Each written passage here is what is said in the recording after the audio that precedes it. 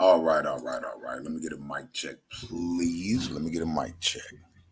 Just make sure this mic is good. All right, all right, all right. Let me get a mic check, please. Let me get a mic check. Oh, where is that coming from? Just make sure this mic is good. All right, all right, all right. Let me get a mic check, please. Let me get a mic check. Oh, where is that coming from? Just make sure this mic is good. All right, all right, all right. Bam. Okay, get that out. Okay, it's good on mine. Sorry about the echo. I had it doubled up. I mistakenly had it doubled up. Let me get a mic check. Get some people in the building. Uh, you know, just thought maybe I'd come and do a very educational, informative live. All right, and especially with all the raffles going on social media, more so YouTube. Um, we will not be mentioning names. It's a lot of people. I'm talking about a lot of people. You got people in the gaming community doing raffles. You have people in the dog community holding raffles. You have people in the car community holding raffles. And you just got random people holding raffles. I just thought I would bring you guys the law, um, and a breakdown of how some of you may be going to jail. Now, I don't have anything against you. I don't have anything against you holding raffles, but the law does. All right.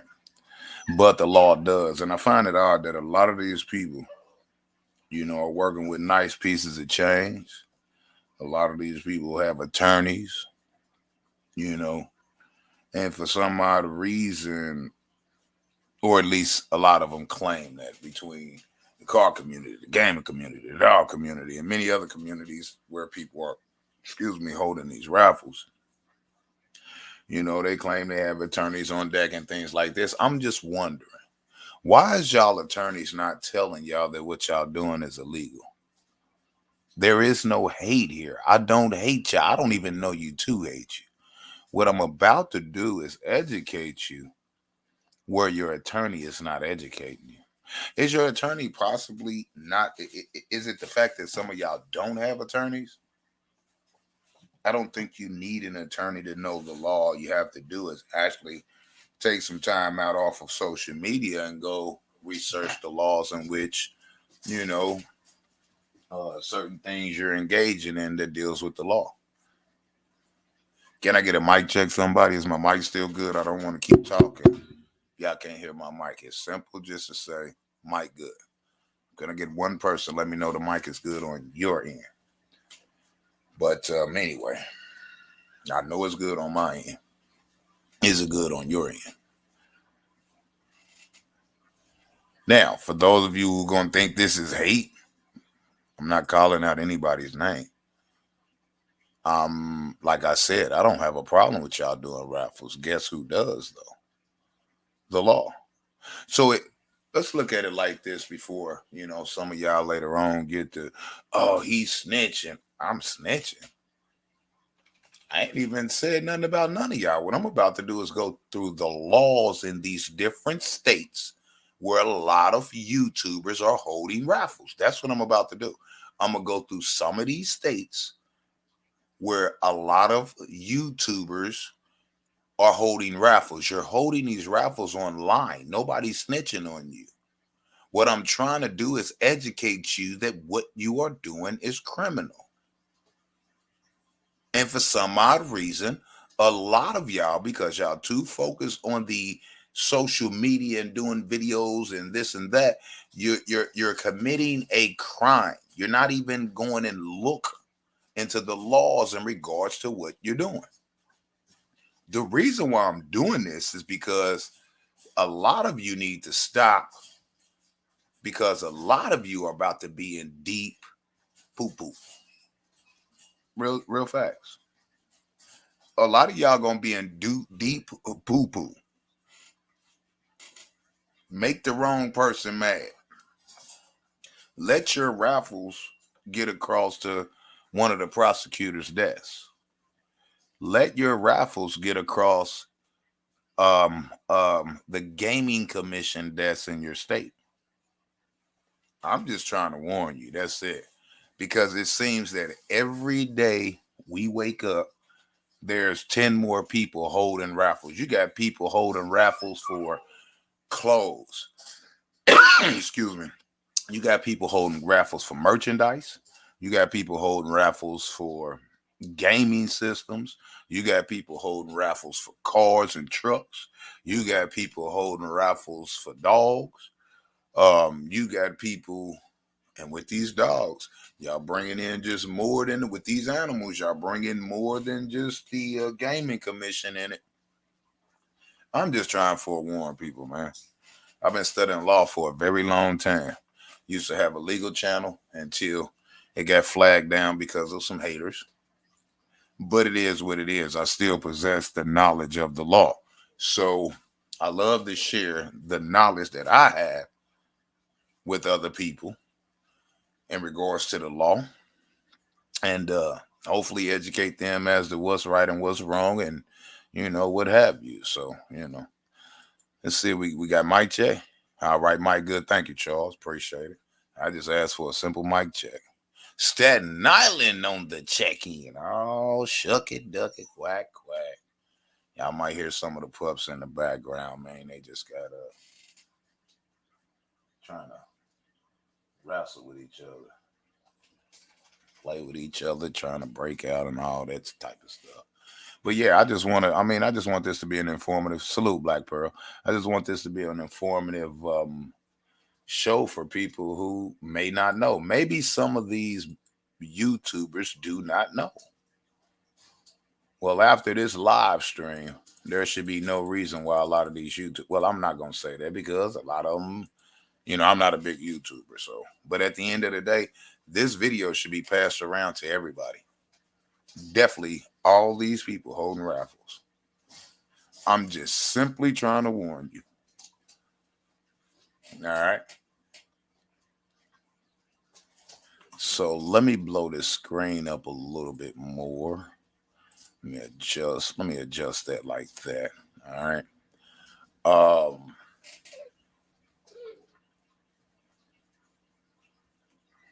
these bad dogs, man, these puppies, man, they something else. Anyway, that's the life that we live. Now, far as these raffles, I have my own opinion as to why people are holding so many raffles, but I don't think it really too much matters what my opinion is. What really matters is what is the law. Again, like I said, I don't have a problem with people holding raffles. Actually, a few years back, was you around, Black Pearl? A few years back when I was uh doing a give quote unquote giveaway. You can call it whatever you want. You can call it a raffle. You can call it a giveaway. You can call it a fundraiser. It doesn't matter. It's all the same. A fundraiser, a giveaway, and a raffle. I see a lot of YouTubers, and I'm subscribed to quite a few of them. I like their content and everything. I don't have any problem with any of these YouTubers. You know what I mean? Um, as far as that goes, but I forgot what it was. Were you around it back then, Black Pearl? It was something that I was like, I was giving away something. And I was like, people who donate get a chance to win. Do you know one of these YouTubers called the Gaming Police to my house? The Gaming Police traveled over 2 hours from Southern Indiana, where they're located, to my house.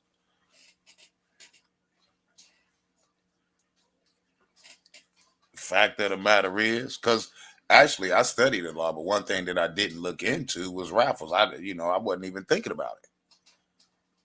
No, I didn't think I was here then. Yeah, it's been like a few years back. Maybe I want to say maybe 3 years back. Oh yeah, that was cool though. It wasn't no trip. I let them in.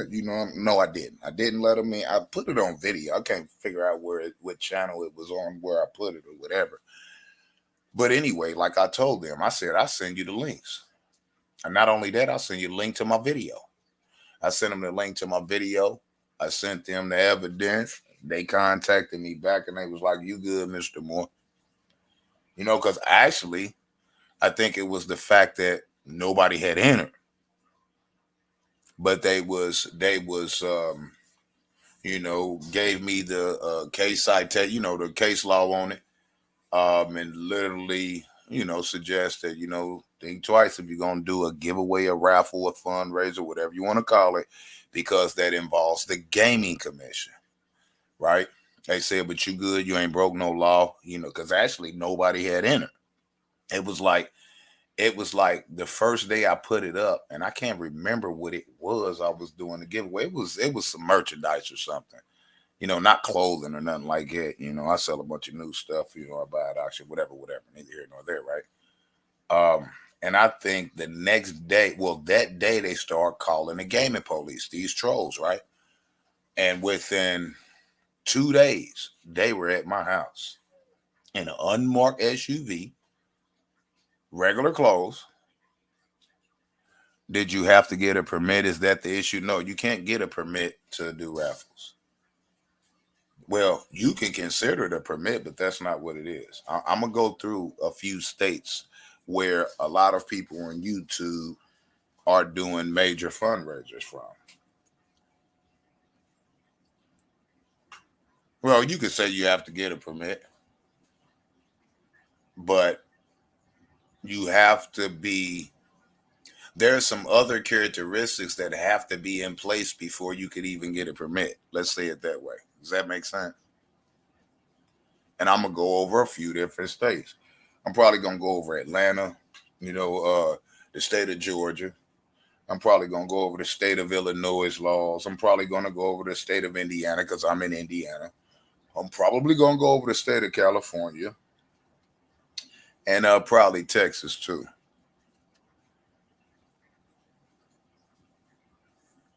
And then if you are attempting to hold a raffle or thinking about holding a raffle, if I don't end up going over your state statutes or laws, right, that could really get you in big trouble. If you engage in any type of raffle or giveaway or quote unquote what you call a fundraiser. A lot of people just are assuming one thing, but it's totally the opposite.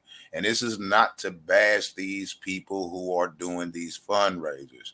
This is to put the information out there because for some reason they choose not to go and research the law in and out before they engage in certain type of activity. Remember, ignorance of the law is no excuse, is what they say, right?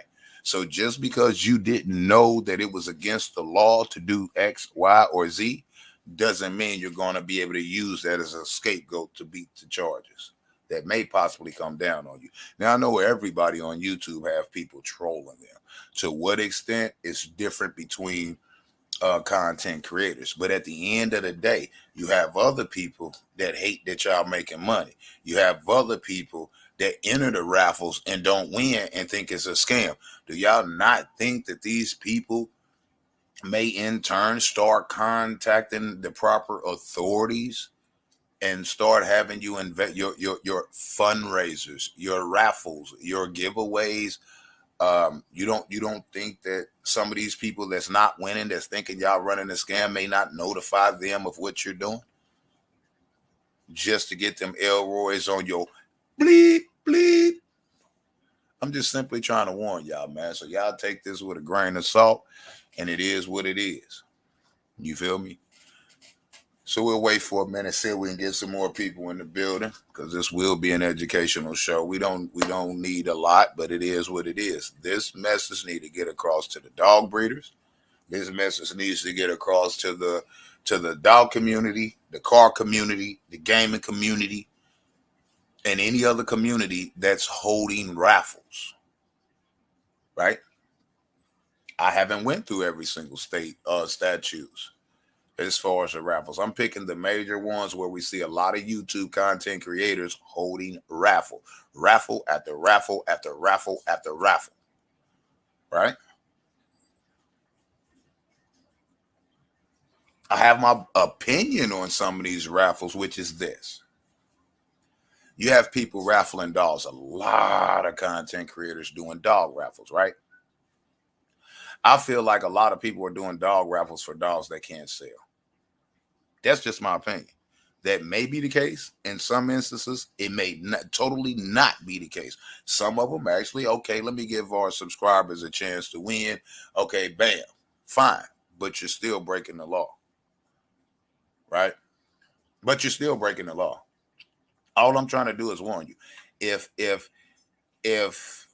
I just um came around the corner from a street where they shooting like crazy and just somebody sniping people down, right?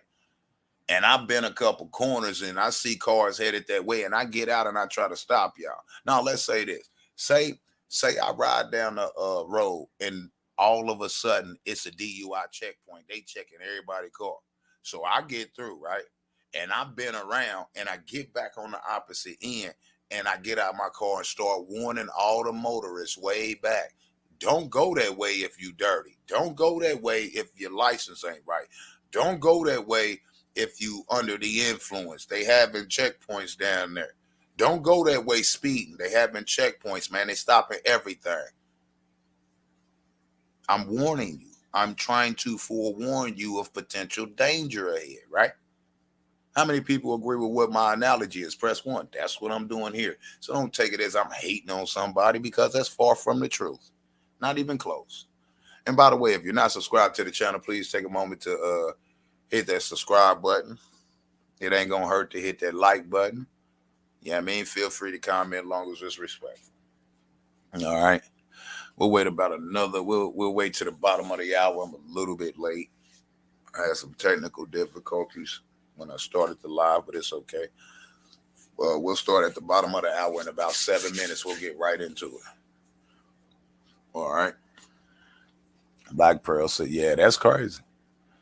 Yeah, nothing came of it. I mean, it is what it is." All right. Now, it ain't just a permit issue either. What's up, Brad? Is that who I think that is? I don't know.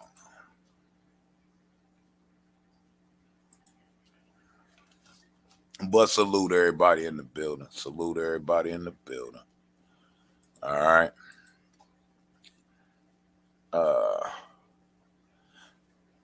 Glad you're touching on this. I was just reading an article about them trying to come down on dog breeders in your state. Come down on dog breeders. What's the title to the article? Come down on dog breeders in our state. I don't know why. Our state ain't the state that's having these issues or big issues with these dogs. It's these other states. But I mean, I guess. If you don't mind, send me that article or give me the title to the article and I'll check that out. And I'll be more than glad to go over it. But this has nothing to do with that. This has everything to do with people holding raffles. And I'm just saying the type of raffles that we see on social media, i.e. YouTube, is dog raffles, is dog raffles, car raffles, gaming raffles, or gaming system raffles and things like that. I have to look up the law in New York City. Okay, yeah, the Charles, definitely do that if you ever intend on holding a raffle. Now, I know that I'm gonna try to get through at least 4 to 5 of them, which Atlanta definitely, Illinois definitely, California definitely, Texas definitely, and Indiana being I'm in Indiana. I'm gonna try to get to all 5 of those. If anybody in any one of these other states, I mean, feel free to hit my Cash App, and I'll take more time out my day to go over your specific state for you. But other than that, I just chose these specific. Only chose Indiana because I live here. But you don't see a lot of from what I've been seeing, you don't see a lot of people in YouTubers in Indiana, in the state of Indiana, holding raffles. You see a lot of YouTubers in Atlanta holding raffles, car raffles, dog raffles. Um, um, you have a lot of people in Illinois holding dog raffles, car raffles. You have a lot of people in California holding dog raffles, car raffles, and other types of raffles. You have a lot of people in Texas holding car raffles, dog raffles, gaming system raffles. And I'm just trying to warn y'all, what y'all doing is totally illegal. And I'm just trying to forewarn you, that's all. It's the one you were reading the other day. You said you would break it down. That wasn't for Indiana. That was out the country. That wasn't for Indiana. But I tell you this, I'm not done with that. I have to do a part maybe 2, 3, 4, 5 on that story. Okay. On that one I did, because that is leading back to the United States, and it's leading back to a lot of different states, and it's about these unethical breeders breeding these unhealthy dogs that can't breathe with heart murmurs, um, um, uh, bad joints. I mean, deformed dogs. That's what they're coming down on. I don't engage in that. I don't breed those type of dogs. You understand what I'm saying, Brad? Yeah, I don't breed those type of dogs. I don't breed micros. I don't breed micro exotics. I don't breed dogs that legs turn backwards. I don't breed dogs that's deformed. I don't breed dogs with health problems. I don't breed dogs, with bone and joint problems where it makes their life miserable to live. So I'm the least bit worried about that. But it is trickling down, from overseas to the United States, because a lot of those dogs that are being shipped over there, right, where this stuff is really going on, where it's major attention is being brought to it, um, a lot of those dogs are coming from the United States, from these big major breeders. Serious business. Down to the fact that the owner of the ABKC is potentially involved, from what's being said. All right. So it's going to get real nasty in the United States. It's already getting nasty overseas. So y'all ready? Hashtag ready, man. Y'all ain't hitting the thumbs up. Y'all ain't subscribing. So, at least give me the thumbs up if y'all ready, man. Which state should I pick first? I'm going to go over. Let me see. I'm going to try to definitely go over Atlanta, Illinois, Indiana, California, and Texas.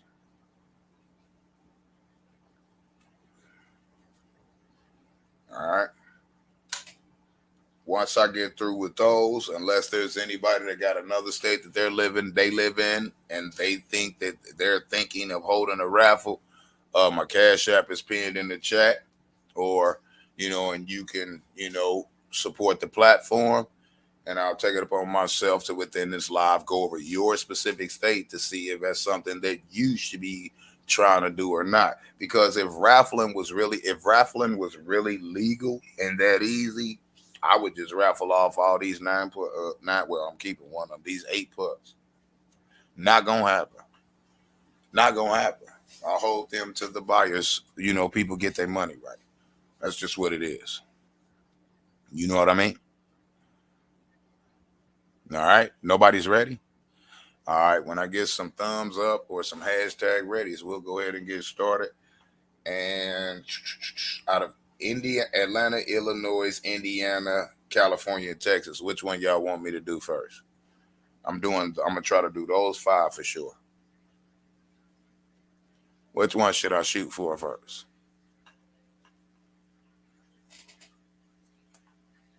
I'm just asking. Excuse me. Atlanta. Okay, let's see what the majority says. What's up, Growing Intellectual Pups LLC? Thank you for the thumbs up, y'all. Dang, they got me with that bad of a delay.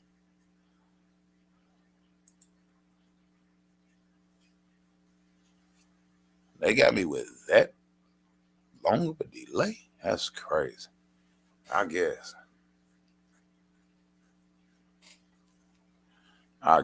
Anybody with crazy usernames, you will be banned from my channel. I'll tell you that. I'm just gonna leave it at that. You will be banned from this channel with disrespectful usernames. One person says Indy, one person says California, another person says Atlanta. Okay, that's 111. I think we should start with a state where y'all think that more people are holding raffles than most other states. I think we should go with a state where it's a lot of YouTubers within said state doing raffle after raffle after raffle after raffle. None of y'all have seen anybody do a raffle in Indiana. I'm only doing Indiana because I live here. And I'm speaking on this subject, so people may say, well, why didn't you sit up here and do your state? That's the only reason I'm doing Indiana.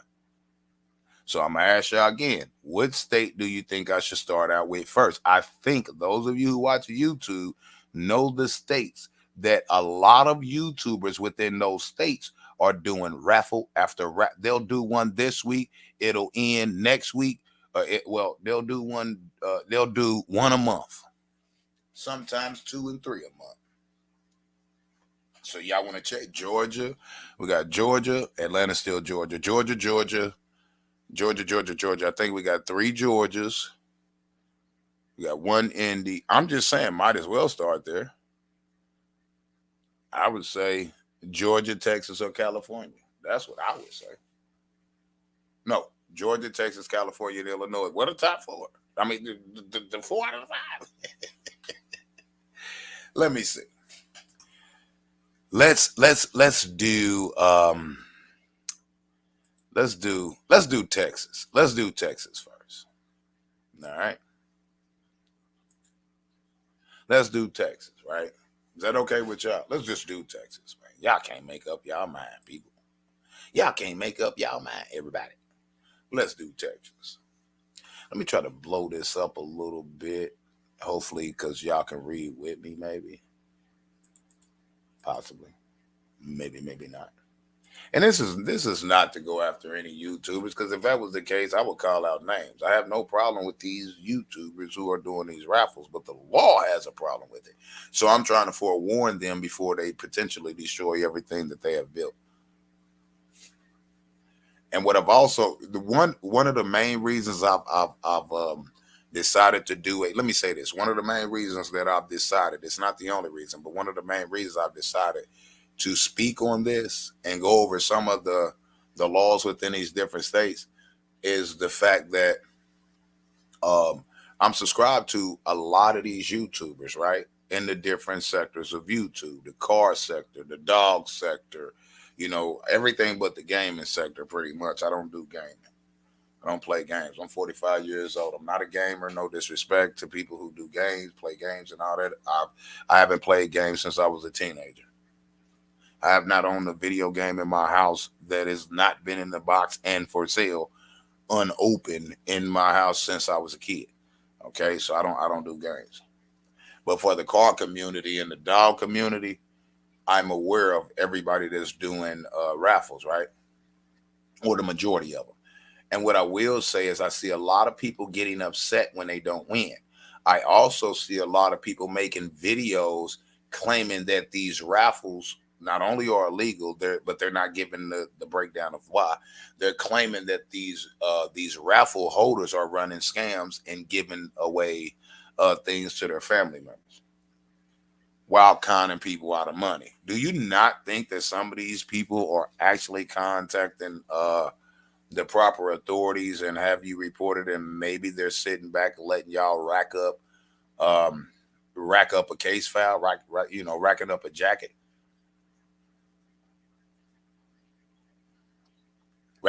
racking up multiple charges to where when they come at you, there's no way you're going to get out of it. You're going to have to take a plea bargain. Do you think that that's possible?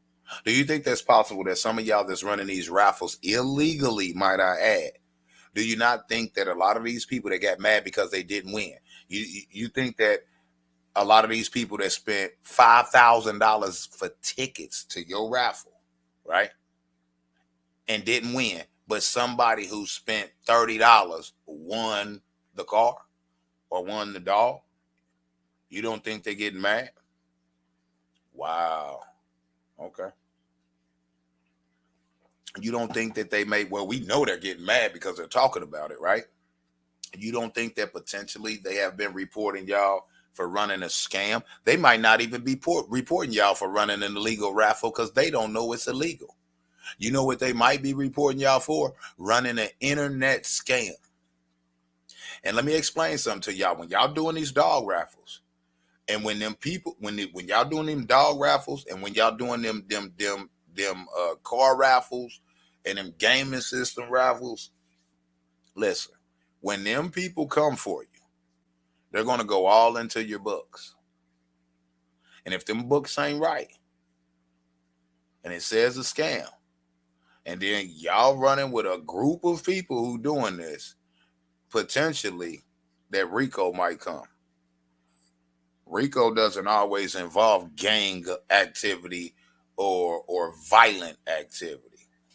It could be a corrupt racketeering organization. You know, white collar crime could be that.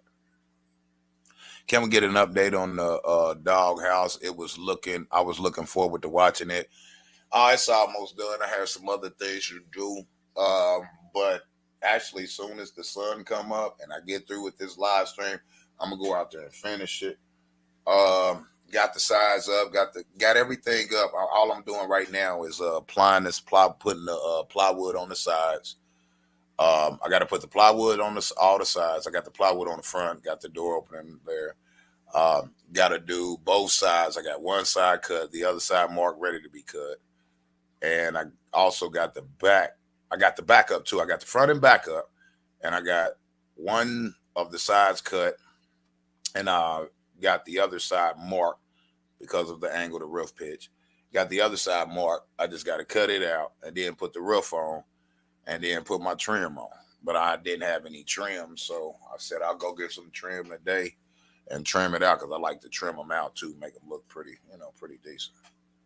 So, like for instance, I'll show you real quick. No, hold up, where are they at? I don't even know where the folder's at. Now I'm not gonna do that just yet because it may reveal some of my customers. So I'll just wait. I'll just wait on that. All right. So I'll give an update. Probably most definitely after this live stream. All right. So we're going to start with, I believe this is Texas, occupational codes, Title 13, sports, amusements, and entertainment. Subsection A is gaming. Chapter 2002 is charitable raffles. Notice how they label what these raffles are to be considered as. How many people catching it? Follow with me, lean with me, rock with me. And the reason why I'm doing this is because I believe some of these YouTubers have actually tried to read the laws in their state pertaining to raffles. Hence why some of them have changed the wording within their raffles, but they're still breaking the law. Right? See, I'm gonna give you an example. Some of these YouTubers that are holding different raffles, whether it's dogs, cars, or gaming equipment, or whatever, T-shirt, whatever it is, right? Some of them think that they can give a portion. Some of them think they can give a portion of the proceeds from a raffle to charity. No, that's not the way it works. You can't collect $30,000 and give $1,000 to the homeless. You can't collect $30,000 in a raffle and give $1,000 to the homeless vet organization. You can't, collect $30,000 in the raffle and turn around and give $1,000 to um, um, some other type of charitable or not for profit organization in regards to a charitable event. You can't hold a raffle and then give a small percentage to charity like it's okay. That's not what these raffles are for.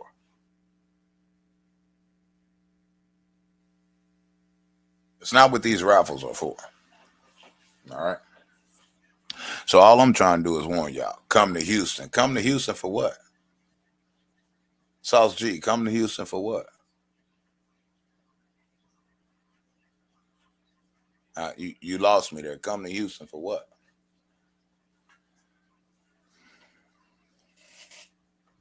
I await your answer. Come to Houston for what, sir?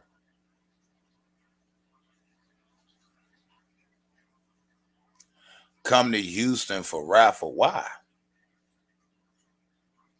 So you are assuming that is. Are you assuming? Let me go here. Let me ask you this question. So, are you assuming that it's perfectly legal to hold these raffles that people in Texas are holding? You know, Houston is a city within the state of Texas. So, the city of Houston has to abide by the laws of Texas. Am I not correct? So, are you trying to tell me that it is legal, perfectly legal, to hold these raffles for these YouTubers that's in Texas to hold these raffles? Is that what you're telling me? No. I'm asking you a question. You can't never mind, bro. It doesn't work that way. You can't say something to me, right? And then it turns into a conversation and then you back out of the conversation. If that's going to be the case, I'm going to back you out my show. We're having a conversation. I just simply asked you a question. I just got her. I ain't know that. You didn't know what? You didn't know what? Like, you lost me, man. We need to figure this out before I continue because I don't need you misspoke on what? See how I keep asking you specific and direct questions and you cannot give me a specific or direct answer? We're not playing ring around the rosy pocket full of posy, bro. This is a major topic that need to be addressed that nobody's addressing with facts and evidence. I'm trying to help people out before they get in trouble. I didn't know we couldn't legally hold raffles in Texas. Well, lo and behold, I brought up Texas first. Can you please be quiet and let me go over the laws in Texas? Is that even possible, sir? No disrespect. Is that possible? I just sit up here and said, I just chose Texas first. And you told me to come to Texas. And I'm like, why? And then you said for raffles. And then I turned around and said, so you think it's perfectly legal to hold raffles in Texas? I'm trying to have a civil conversation with you. If you give me an opportunity to run my show and you listen, maybe you'll understand, brother. No disrespect. No disrespect at all whatsoever. I'm trying to educate you people. My bad. I thought this was your dog channel. Hey, bro, do you want to be blocked, sir? This is my dog channel. But there's a lot of people in the dog community holding raffles, raffling dogs. So please explain to me why you're spamming my chat, sir. I'm literally starting to yeah. You thought this was my dog channel. What? What does that mean? So my dog channel can't educate people on the law? What if I come here and start breaking down the laws that deal with dogs in the state? I'm dealing with raffles that deal with dogs too. Like what's I'm lost here, bruh. Did you get some coffee this morning, famo man? Did you get some coffee, man? You disrupting my platform at this point, sir. With nonsense.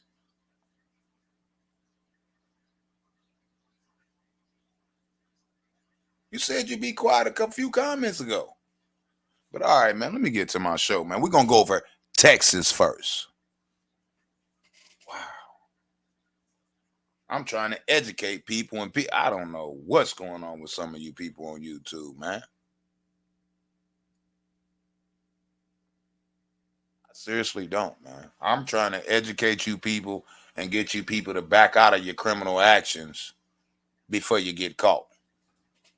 Before too many people get mad and too many calls are made about you, not you specifically, Sauce G, but whoever it is holding these raffles. People get mad for not winning. So be very careful. So I'm literally trying to help people in the dog community. There's more people in the dog community doing raffles than you've ever with livestock at that. They're raffling off livestock. But the raffling doesn't only have to do with people who raffling dolls. You got people in these same states raffling dolls. You got them raffling cars. You got them raffling merchandise. You got them raffling gaming systems. You got them raffling wheels and tires. You got them raffling a lot of stuff, and they're doing it illegally. Well, wait till I'm done. Listen, bro. One more time, my G. One more time, my G. Maybe you want to lay down, man, and let me do my show, man. Lay down and get some sleep, bro. You say you fighting a hangover, yo bad. Maybe you want to lay down and get some sleep, bro, and check the playback, man, and then post comments in the comment section. Because here in a little bit, man, you're gonna be removed from my channel, man. I don't need that bull crap, bro. I'm trying to run a show to educate people. I'm trying to have a live for people to listen. I don't mind people typing in my chat, but this spam in my chat that you're doing is total nonsense. It's literally total nonsense. But I'm going to continue, and I'm not going to keep talking to you, bro. Here in a minute, you will be removed from my platform, brother. That's just the way it goes. I don't know you in real life. I don't know if you troll. I don't know what the situation is, but I don't deal with that type of stuff over here, bro. All right? It's just too much. And when I'm trying to educate the people and run a show, this is class, bro. Listen, bro. I'm gonna put you in timeout. One more outburst like that, and I'm gonna clear you from my chat. I'm gonna clear you from my chat. All right. This ain't the time for questions. When I ask questions, y'all don't answer. This is not the time for questions. This is the time to listen. Now y'all can comment in the chat on what I'm saying and what y'all saying and whatever else, but all that, this is not the time for questions right now. When I ask y'all questions, y'all don't answer them. So, I'm not at liberty to answer yours. Let's continue, man. This is state of Texas, right?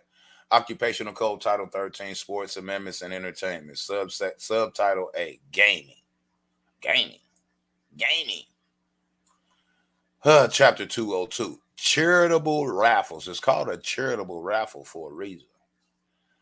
Subchapter A is the general provisions. So let's go on. And I've not pre-read any of these. I just skimmed through some of the 5 ones I picked. I just lightly skimmed through them. Right?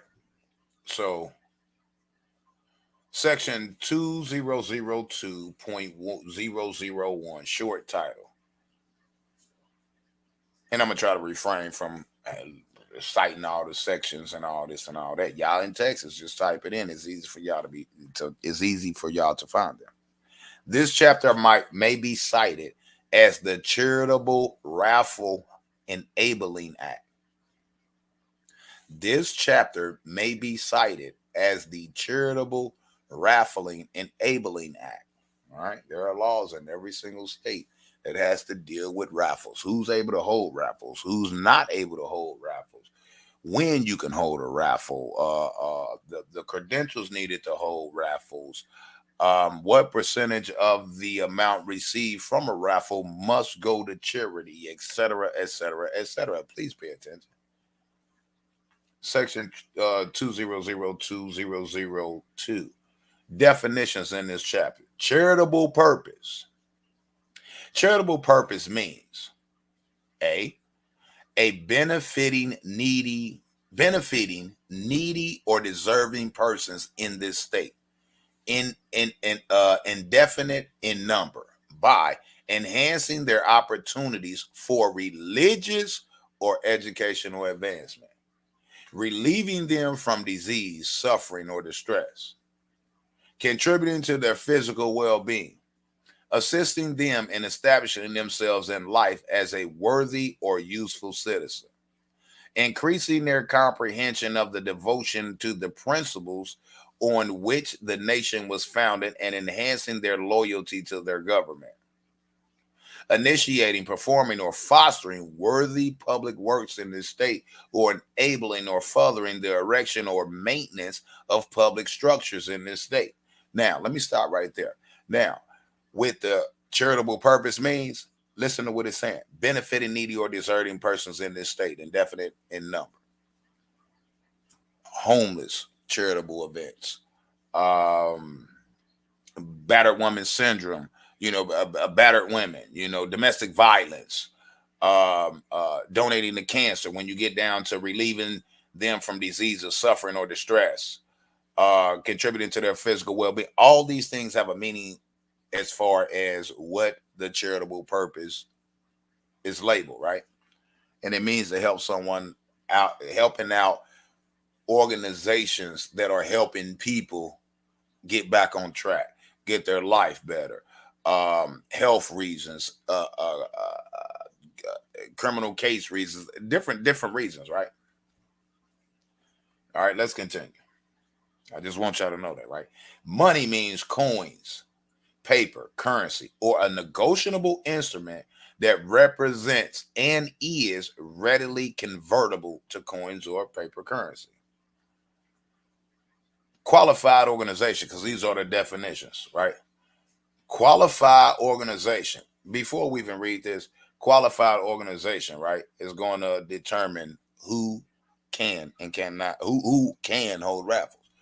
Qualified organization. That means you're an organization that's qualified to hold raffles. I'm trying to educate y'all, but I don't know. Some of y'all just don't want to listen. Anyway, qualified organization means a qualified religious society, qualified volunteer fire department, qualified volunteer emergency medical service, or qualified non-profit organization. Let's stop right there.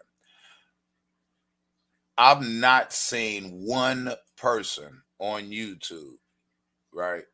And I'm not saying there's not none. I haven't seen one person on YouTube that's holding these dog raffles or car raffles, right? I have not seen one of them produce any evidence that they are a non-profit organization or a not-for-profit organization. Matter of fact, there are some YouTubers within these different states that turned around and created a LLC to start doing raffles because they think having a business allows you to hold raffles. That's totally 100% untrue. You have to be a non-profit, a not-for-profit organization. That means you do not profit off of it. How some of y'all gonna get hit? Y'all for profit. Y'all making money off your YouTube videos. Y'all for profit. You're not donating every dime, or in some states, it's a percent. It may be a percentage. We shall see. It may be a high percentage of the amount of revenue generated from the raffle that you have to actually give away. I don't see none of y'all doing that.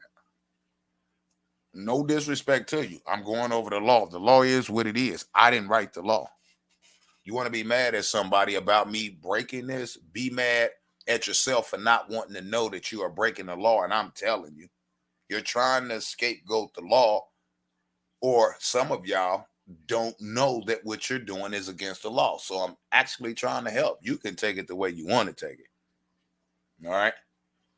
Qualified organization means a qualified religious society, qualified volunteer fire department, qualified volunteer emergency medical service, or qualified non-profit. Notice, you have to qualify to be able to fit. You have to qualify, i.e. meet certain standards before you could even qualify as an organization that can legally hold raffles. Pay attention. 3, qualified religious society means a church, synagogue, or other organization or association organized primarily for religious purposes that has been in existence in the state for at least 10 years. So let me explain something to you, right? If you are a religious organization, right, or a religious society in the state of Texas, you have to have, according to their laws, you have to be a registered not-for-profit religious organization for at least 10 years prior. I'm showing y'all how to read the law. I mean, y'all should, it should be more than 22 people here, but neither here nor there. Does not distribute, right?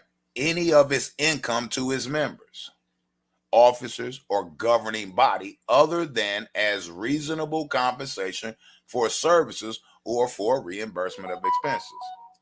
Qualified volunteer emergency medical service means an association that is organized primarily to provide and actively provides emergency medical, rescue, or ambulance service.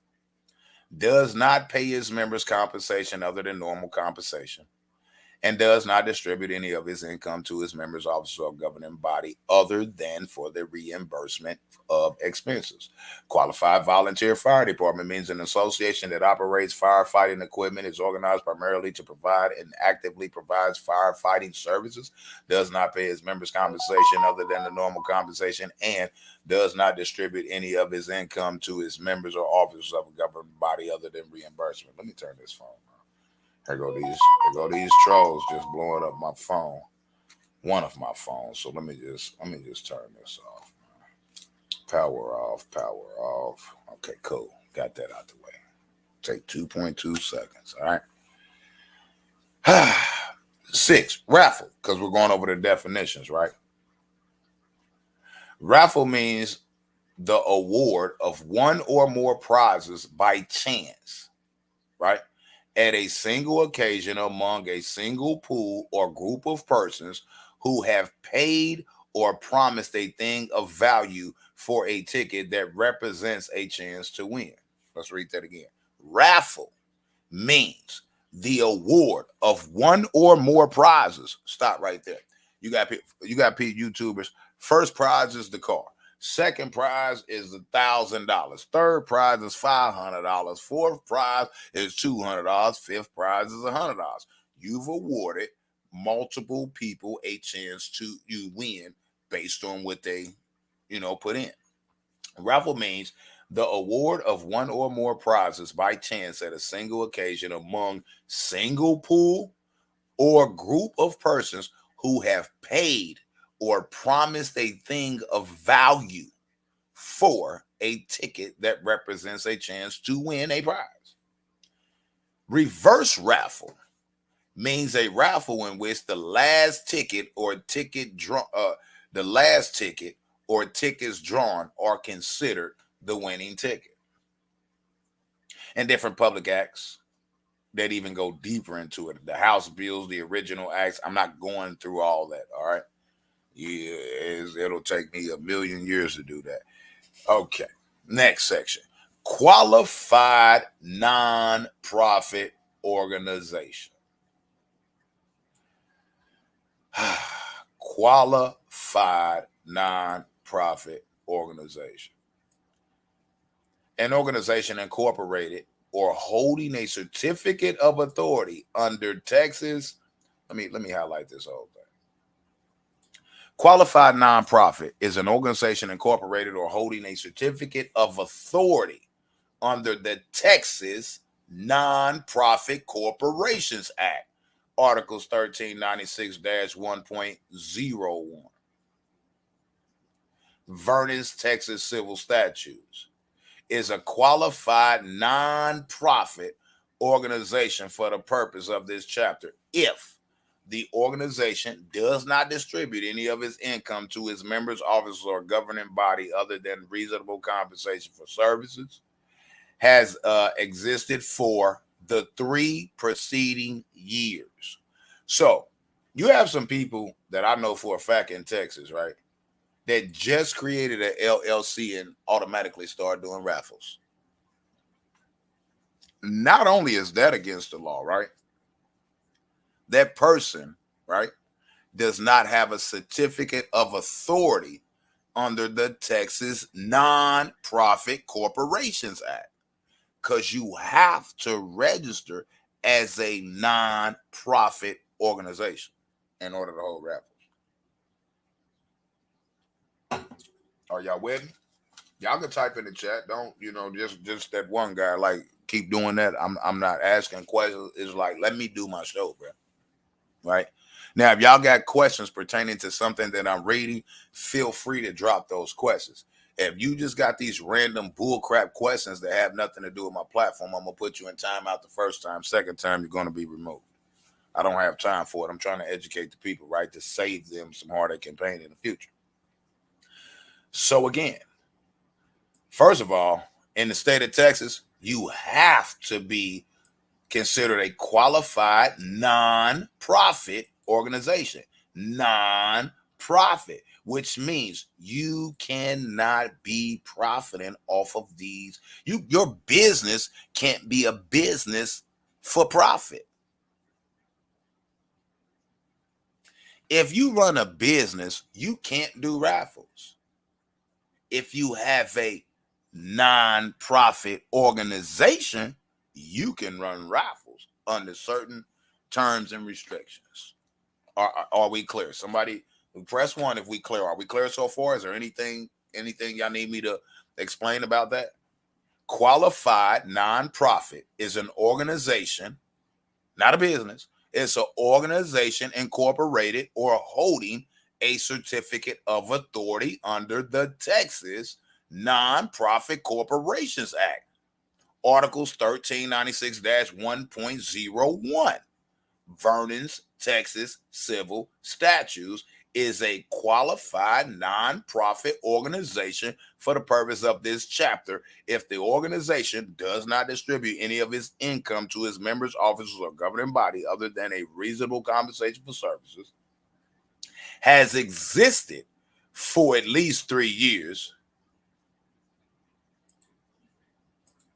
has existed for at least 3 preceding years, does not devote a substantial part of its activities to attempting to influence legislation, and does not participate or intervene in any political campaign on behalf of any candidate for public office in any manner, including by publishing or distributing statements or making campaign contributions.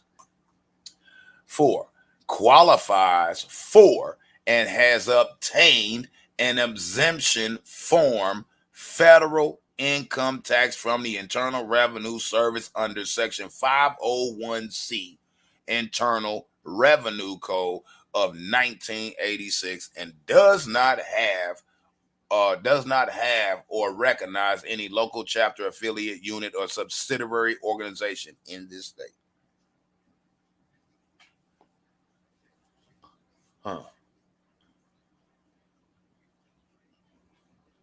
Qualifies for and has obtained an exemption from federal income tax from the Internal Revenue Service under Section 501C Internal Revenue Code of 1986. You know what that is?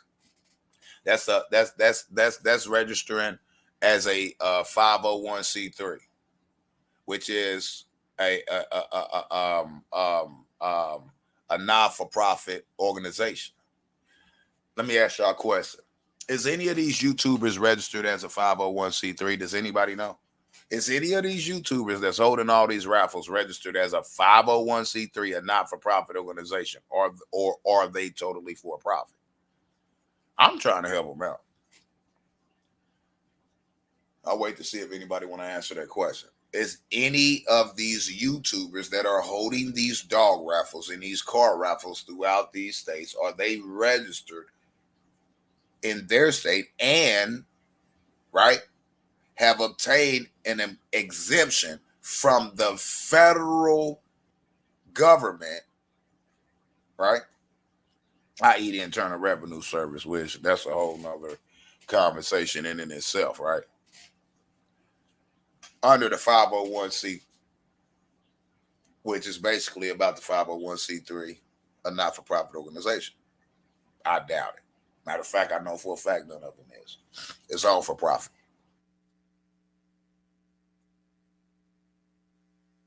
Okay? Hopefully y'all with me. So anybody holding raffles in the state of Texas has to obtain an exemption from the federal government, the IRS, under the 501c. Not-for-profit organization. Have they registered as a not-for-profit organization? No, they haven't.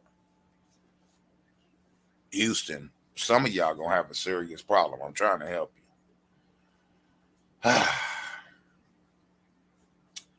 5, does not have or recognize any local chapter, affiliate, unit, or subsidiary organization in this state. It means, basically, you're not affiliated with any of these. It goes back to these political affiliations or organizations, man.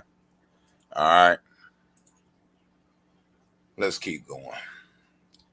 An organization that is formally recognized as and that operates as a local chapter, affiliate, unit, or subsidiary organization of its parent organization, incorporated or holding a certificate of authority under the Texas Nonprofit Corporation Act, Articles 1396-1.01, Vernon's Texas Civil Statutes, is a qualified nonprofit organization if neither the local organization nor the parent organization distributes any of its income to its members, officers, or governing body other than as reasonable compensation for services. The local organization has existed for 3 years preceding, and during those years have been formally recognized as a local chapter, affiliate, unit, or subsidiary organization of the parent organization, right? Neither the local organization nor the parent organization. You have a local organization, you have a parent organization. Local organization is going to be the original one created. Parent organization is going to be the affiliates or people create subsidiaries of their actual business or their actual organization, so to speak. Or you'll have different not-for-profit organizations, affiliates of each other. All right, and working together. Right? Okay. Let's see. Neither the local organization nor parent organization devotes a substantial part of the activities to attempting to influence legislation or participates or intervenes in any political campaign on behalf of any candidate for public office in any manner, including by publishing or distributing statements or making campaign contributions.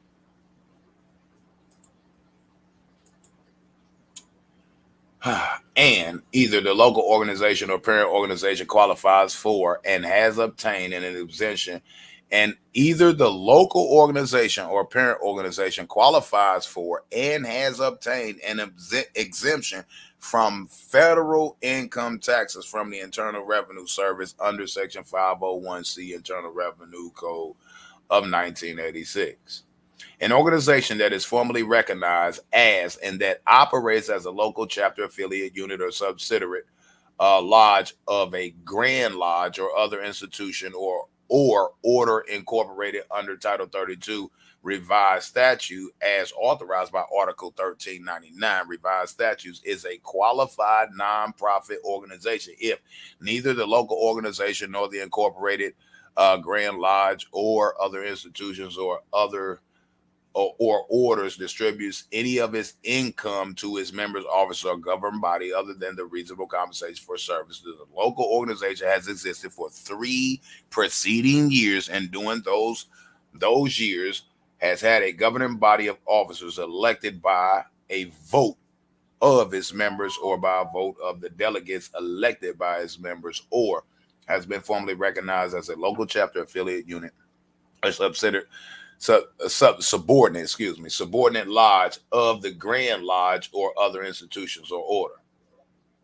Neither the local organization nor the incorporated Grand Lodge or other institutions or order devotes a substantial part of its activities to attempt to influence legislation. That goes into the legislation part, trying to basically it can fall into the realm of like bribery or a conflict of interest, so to speak. All right, so we're gonna skip a lot of this, right? Um, okay, that's the Grand Lodge set, right? That's on the Grand Lodge, right? A nonprofit wildlife conservation association that goes into wildlife organizations, right? Which none of you are. Imputed actions or organizations for purpose of this chapter, right?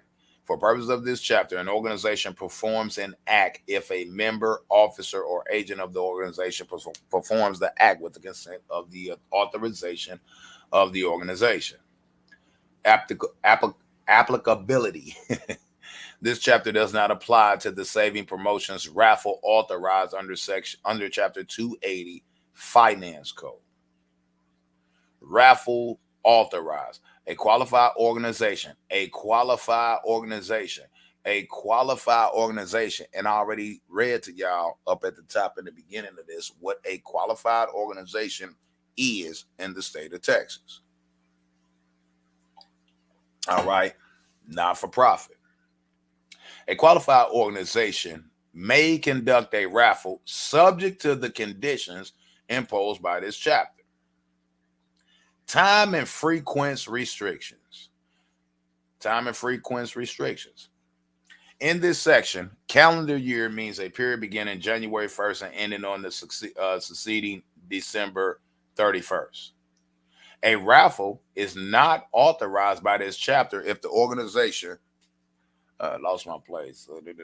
A raffle is not authorized by this chapter if the organization awards prizes in the raffle in a calendar year in which the organization has previously awarded prizes in 4 other raffles. For purposes of this section, a raffle conducted in a preceding calendar year for which a prize or prizes are awarded on a later date set in accordance with this subsection that occurs in a subsequent calendar year is not included in the number of raffles for which prizes are awarded by the organization that's in my way in that subsequent calendar year. Because in Texas, if you're a qualified, by what it's saying, if you're in Texas and it's a qualified organization, or to hold raffles, or if it falls under a qualified organization and has the proper credentials or approval for it, right? You only can hold so many raffles per year, and I want to say previously awarded prizes in 4 other raffles. So I'm assuming it's saying that they can hold up to 4 raffles a year. And then there are some repealed acts, and then it goes to, well, here's the repealed acts, and you have to go look all those up. All right. Before selling or offering to sell tickets for a raffle, all right, let me highlight this. Getting thrown out by it. Before selling or offering to sell tickets for a raffle, a qualified organization shall set a date on which the organization will award the prizes or prizes in the raffle. The organization must award the prizes on that date unless the organization becomes unable to award the prize or prizes on that date. Now, here's another problem with these raffles. A lot of people are holding raffles, right? And they're not bringing in the numbers that they want to bring in, the amount, the financial amount. So what they're doing is they're extending the raffle so more people can buy tickets so they don't lose on the raffle. But it's supposed to be not for profit, right? So let's continue. A qualified organization that is unable to award a prize or prizes on the date set under subsection D may set another date not later than 30 days from the date originally set on which the organization will award the prize or prizes. If the prize or prizes are not awarded within 30 days as required by subsection E, the organization must refund or offer to refund the amount paid by each person who purchases a ticket for the raffle. Use of raffle proceeds. Uh-oh. Uh-oh.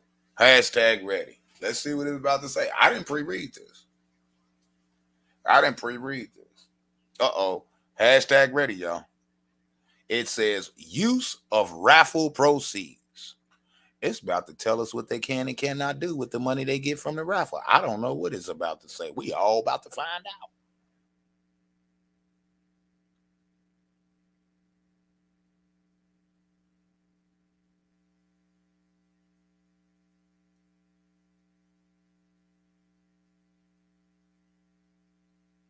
Well, let me just hashtag ready myself because I'm sure ready. Let me hashtag ready, man.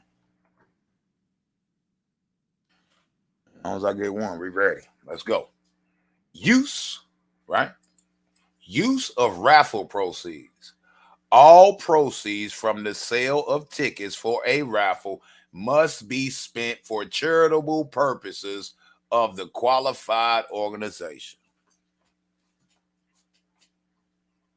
This is the state of Texas. Use of raffle proceeds means what one who holds a raffle can use the money obtained from said sale of raffle tickets can use the money for. Use of raffle proceeds. All proceeds from the sale of tickets for a raffle must be, it says must be spent for the charitable purpose of qualified organizations, not to go buy another dog, not to go to buy a $15,000, $20,000, $30,000 stud, not to go buy another car for your channel to get views. There's no charity in that. I'm trying to help y'all out. I'm trying to help y'all out, man, for them people come knocking. Okay, it clearly says in the state of Texas, you hold raffle. First of all, you have to fit certain qualifications. You have to get a certificate to do so. You have to then you have to get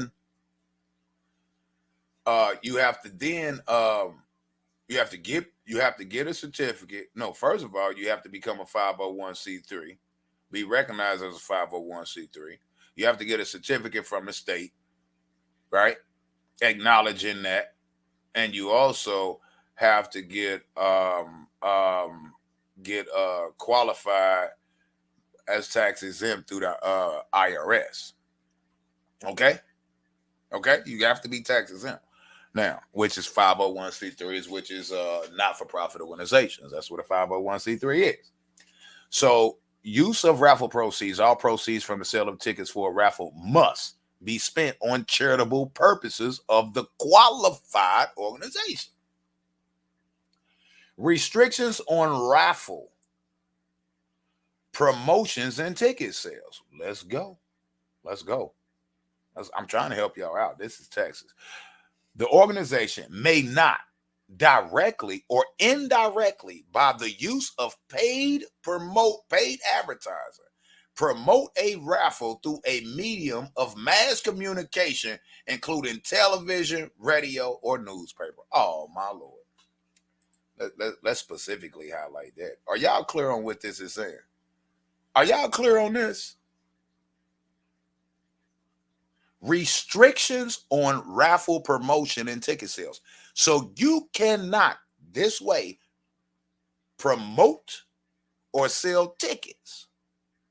The organization may not directly or indirectly, by the use of paid advertisement. You can't pay to advertise the raffle, and you cannot promote the raffle through a medium of mass communication, including television, radio, or newspaper, i.e. the internet. Y'all hear me? Come on, man. Hold on. We got to pause for a second. Y'all with me, man?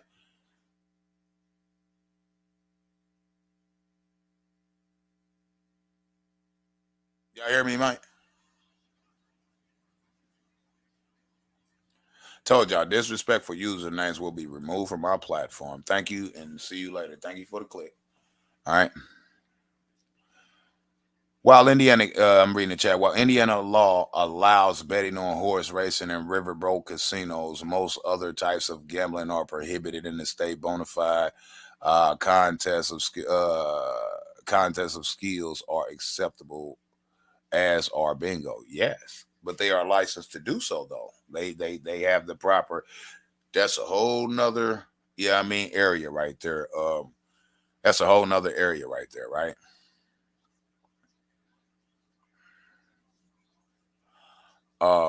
Prince. All right, scapegoat. Salute. True. Did you know that Rolex was a not-for-profit organization? No, I didn't. And how would they become a not-for-profit organization? Have to look into that.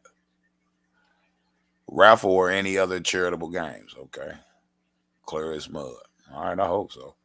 Rolex is a nonprofit company. All right, cool. Cool. Fine. Let's continue. We're not talking about Rolex. All right. Now, we're talking about these YouTubers. Restrictions on raffle promotions and ticket sales. The organization may not directly or indirectly, by the use of paid advertisement, promote a raffle through the medium of mass communication, including television, radio, and newspaper, including YouTube. That falls into television. All right. What's good, Call It Clean? They may not promote. This is what they may not do. They may not promote. Hold on, let me highlight that right there. May not promote or advertise a raffle statewide, other than on the organization's internet website or through a publication or solicitation, including a newspaper, social media, or electronic mail, provided only to previously identified supporters of the organization. Man, there's so many gray areas with this raffle stuff. Oh my God. A lot of people will be in big trouble if them people come a knocking. Because how are you going to know, right? Like, say for on your social media, how are you going to know and be able to prove, right?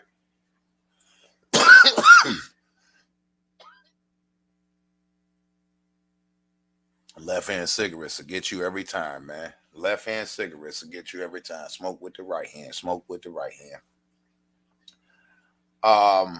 They cannot promote or advertise a raffle statewide.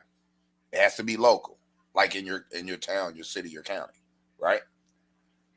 Other than on the organization's internet website or through a publication or solicitation, including a newspaper, social media, or electronic mail, which you can do, right?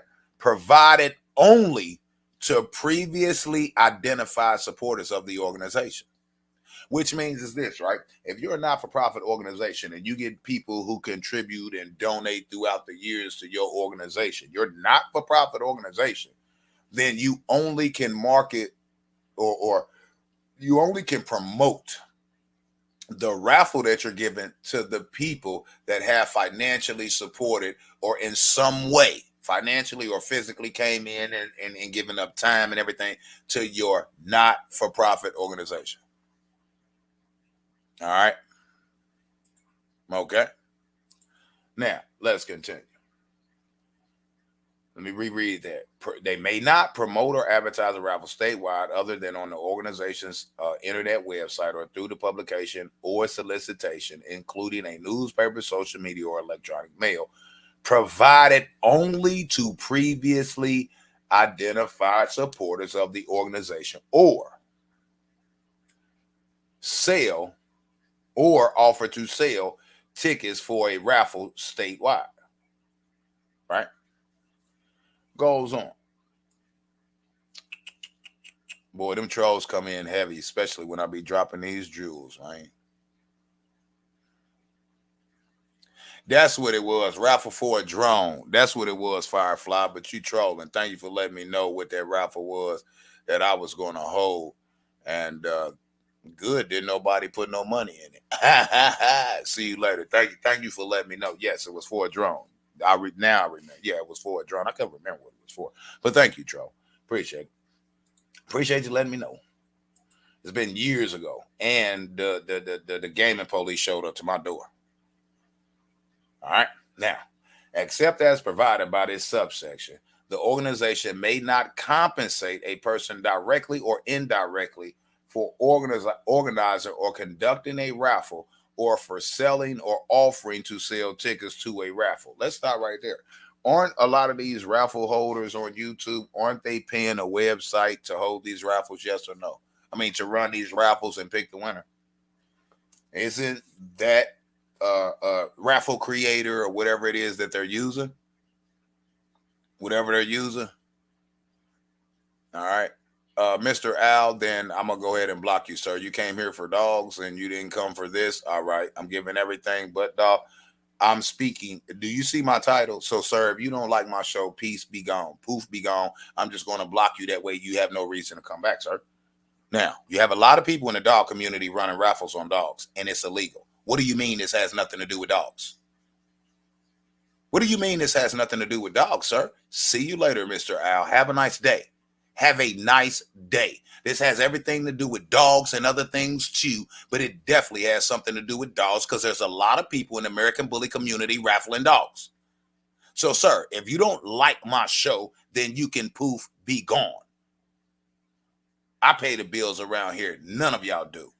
So if you don't like what you're hearing, you can bounce. Oh, I bounced you out of here, sir. I don't have time for the trolling. Like, come on with the jokes.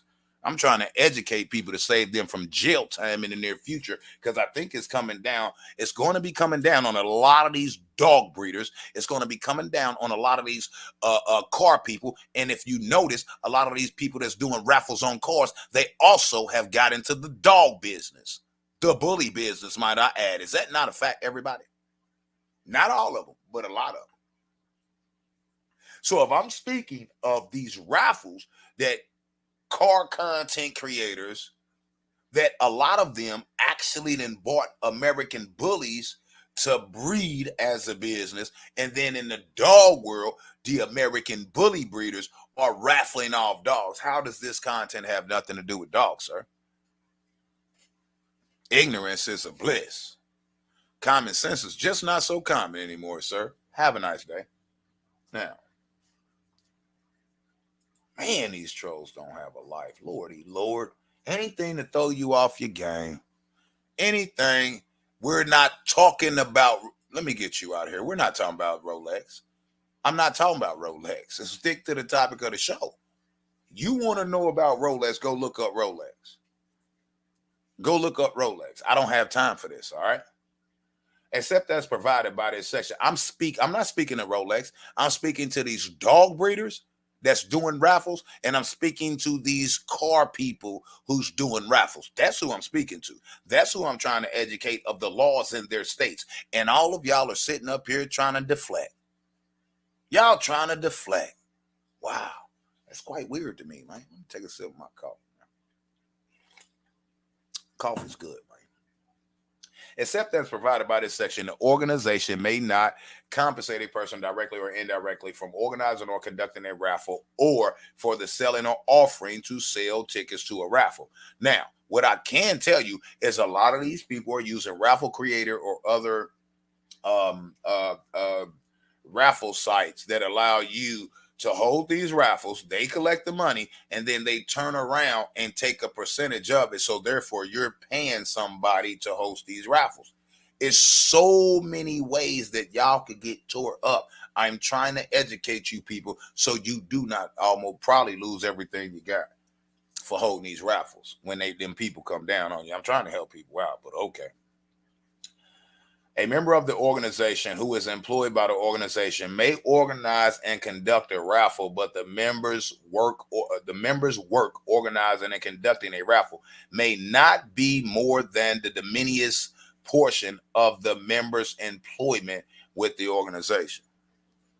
All right, let's continue. Man, I know how to read the law. I'm not, I'm trying to teach other people, man. You know what I mean? How to interpret. They can interpret your criminal history. They can interpret somebody's address to dox them. They can interpret all that, right? But they can't interpret simple verbiage. Except as provided in subsection 2002.0541, the organization may not permit a person who is not authorized by the organization to sell or offer to sell raffle tickets. Self-explanatory. Reverse raffle. A qualified organization. Notice it keeps saying a qualified organization. We went over what a qualified organization was in the beginning. If you're late for class, you can go back when the live stream is over and you can go over that, right? And with a qualified organization. And none of these YouTubers that's holding these raffles are a qualified organization in the state of Texas. We're in the state of Texas right now. All right? Right? Chocolate Prince. I'm going to remove you, sir. I put whatever content I want to put on whatever channel that I created. If you don't like it, sir, bounce. See you later, sir. Shouldn't this be on your legal channel? Wow. Wow. I'm more so trying to bring it to the attention of these dog breeders who are actually illegally raffling off dogs, and yet y'all gonna keep telling me because it's law related that it should be on my legal channel that I haven't recreated yet because it was flagged down years and years ago. So you're telling me that the best way to get people in the dog community to know that the people in the dog community that's doing dog raffles, animal raffles, to know that they are breaking the law, you're telling me the easiest way is put it on a platform that I haven't recreated yet, right? And a platform that they're not going to watch because all they interested in is dog talk or dog channels. Well, this is a dog channel. If they choose not to listen to this live, that's on them when the feds come knocking at their door. It's not me. I'm trying to warn people. So let's continue. Now, where was I at before I was rudely interrupted? Boy, these trolls will try you every time, man. Reverse raffle is a qualified organization may conduct a reverse raffle as provided in this section, notwithstanding subsection 2002.056A. A refund of the purchase price of the ticket may be awarded as a raffle prize in a reverse raffle. Notwithstanding subsection 2002.055, section 3, after drawing of the tickets in a reverse raffle has begun, the qualified organization conducting the raffle may auction off additional tickets to persons who are present at the drawing for a price other than the price printed on the ticket. After the drawing of the tickets in a reverse raffle has begun, the qualified organization may permit a ticket holder present at the drawing to resell the ticket to another person present at the drawing for an amount greater than the original purchase price of the ticket. The sale must be made through a designated representative of the organization, and not less than 10% of the sale proceeds must be retained by the organization. So that means if you were a qualified organization and you were at a actual live raffle and you just wanted to, as the raffle begins, sell your ticket to somebody else, you can sell your ticket to somebody else that's at the location for whatever you want to sell it to them for, but only it has to be done through a representative of the qualified organization, and actually the qualified organization must be able to get at least 10% of the sale price of the ticket for their charity. That's basically exactly what that is. That's exactly what that is. All right. The sale must be made through a designated representative of the organization, and not less than 10% of the sale proceeds must be retained by the organization.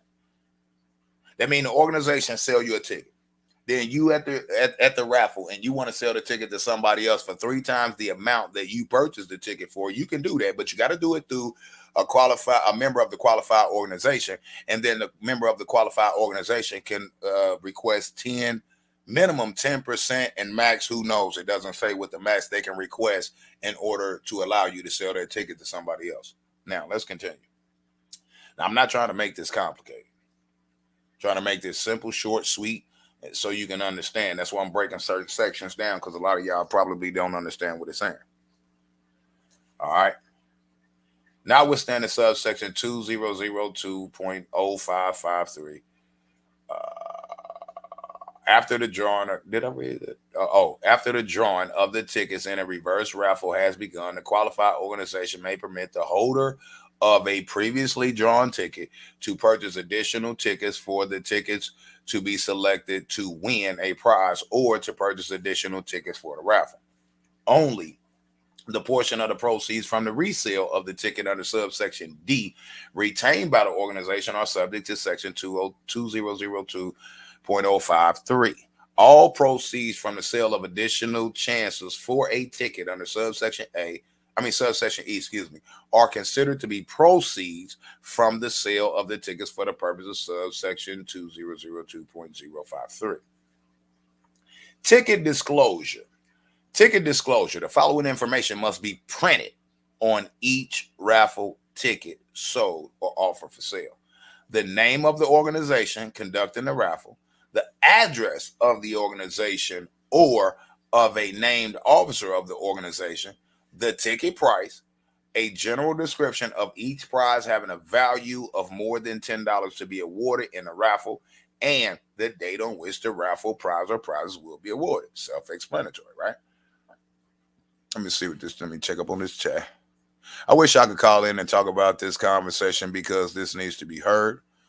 All right, appreciate it. Just can't trust people on this thing, man. And so many people have been trolling me for the last about 7 years, man. You know what I mean? I can't even hold a real show with a panel of people. I have to vet those people first. So, Cox says, preach.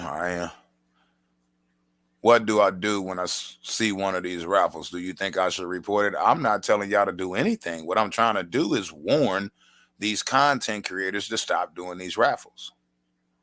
No, I can't tell you what to do.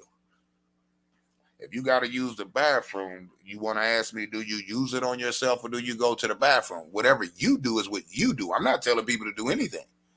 Only thing I'm doing is trying to get this information out to the people within these different states who keep holding these raffles and thinking that what they're doing is legal when it's not, because it could bring them down. I'm not trying to bring none of these people down. I'm trying to get them to realize that they're breaking the law before the law realizes they're breaking the law, because it ain't going to be pretty. It will not be pretty. So, no, I'm not telling you to report these raffles. Absolutely not. Absolutely not. You do whatever you want to do. I ain't got nothing to do with that. What I'm doing is bringing the facts in the law, right? What I'm doing is bringing the facts in the law. And I'm trying to bring it to the people that is actually, you having a hard time understanding? Okay, I don't know what to tell you, bro. I'm breaking it down, so I just don't know what to tell you, Call it clean. But I'm going to continue. What was I at? Okay, I read that one. Restrictions on prizes. We're on restrictions on prizes. Right? There's restrictions on the prizes. A prize offered or awarded at a raffle may not be money. What? What? This is Texas. A prize offered or awarded at a raffle may not be money.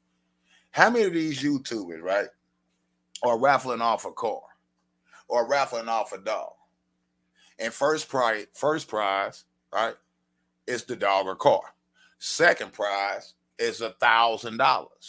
Third prize is $500. Fourth prize is $100. Huh? Okay. But it says right here in the Texas statutes that a prize, these are restrictions on raffles. A prize offered or awarded at a raffle may not be money. It may not be money. You cannot give money in a raffle. Y'all call it giveaway. A giveaway is a giveaway is a giveaway. A giveaway is people don't have to give no money. That's not a raffle. I mean, that's not a giveaway. A giveaway. Hey, look, man. Remove your comment. Remove your comment, or I'm gonna block you. RFY. We don't type names in this place, bro. That is so disrespectful to my platform. You don't type names in here. I'm not calling nobody out. I'm dealing with the facts. Don't type no YouTuber's name in here, because I ain't going at nobody specifically, and I'm not going to allow you to do that in my chat. That is so disrespectful. Do not do that again. We don't name drop over here.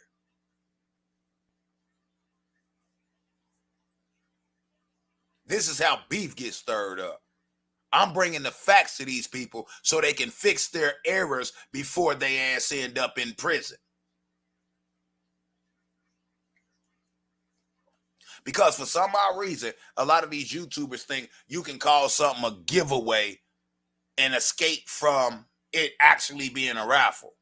You're selling tickets for somebody to win something. That is not a giveaway. A giveaway would be, okay, I'm giving away, I'm gonna do a giveaway to all my subscribers, everybody in my subscriptions. I'm not doing this right now because, for certain reasons. First of all, I don't make money off my channel. There's no reason for me to be doing giveaways, and I don't benefit from it. There's no reason for these people on YouTube to do raffles when they're not benefiting from it, or else they wouldn't do it.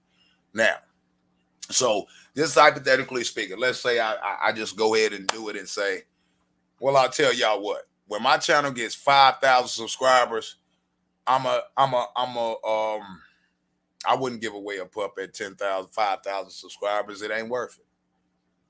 But let's just hypothetically speak. Let's just say at 5,000 subscribers, I'm gonna give away a free stud credit to any of my subscribers that their subscriptions is not hitting, so I can see who subscribed to me and how long they've been subscribed to me. Right? No purchase necessary. I'm not selling anything. I'm not offering anything to you. When I reach 5,000 subscribers, I'll give away, say, a free stud credit to one of my let me get you out of here, boy. Boy, y'all trolls or something else. Can't even run your show. I'm gonna have to shut this chat down in a minute because this is crazy. It's nothing but trolls. I'm trying to run a show. All right, but it's okay though. So that's a giveaway. Oh, okay. Once I get 5,000 to 10,000 subscribers, I'm gonna give away a free stud credit. Or once I get 5,000 subscribers, I'm gonna give away a free stud credit.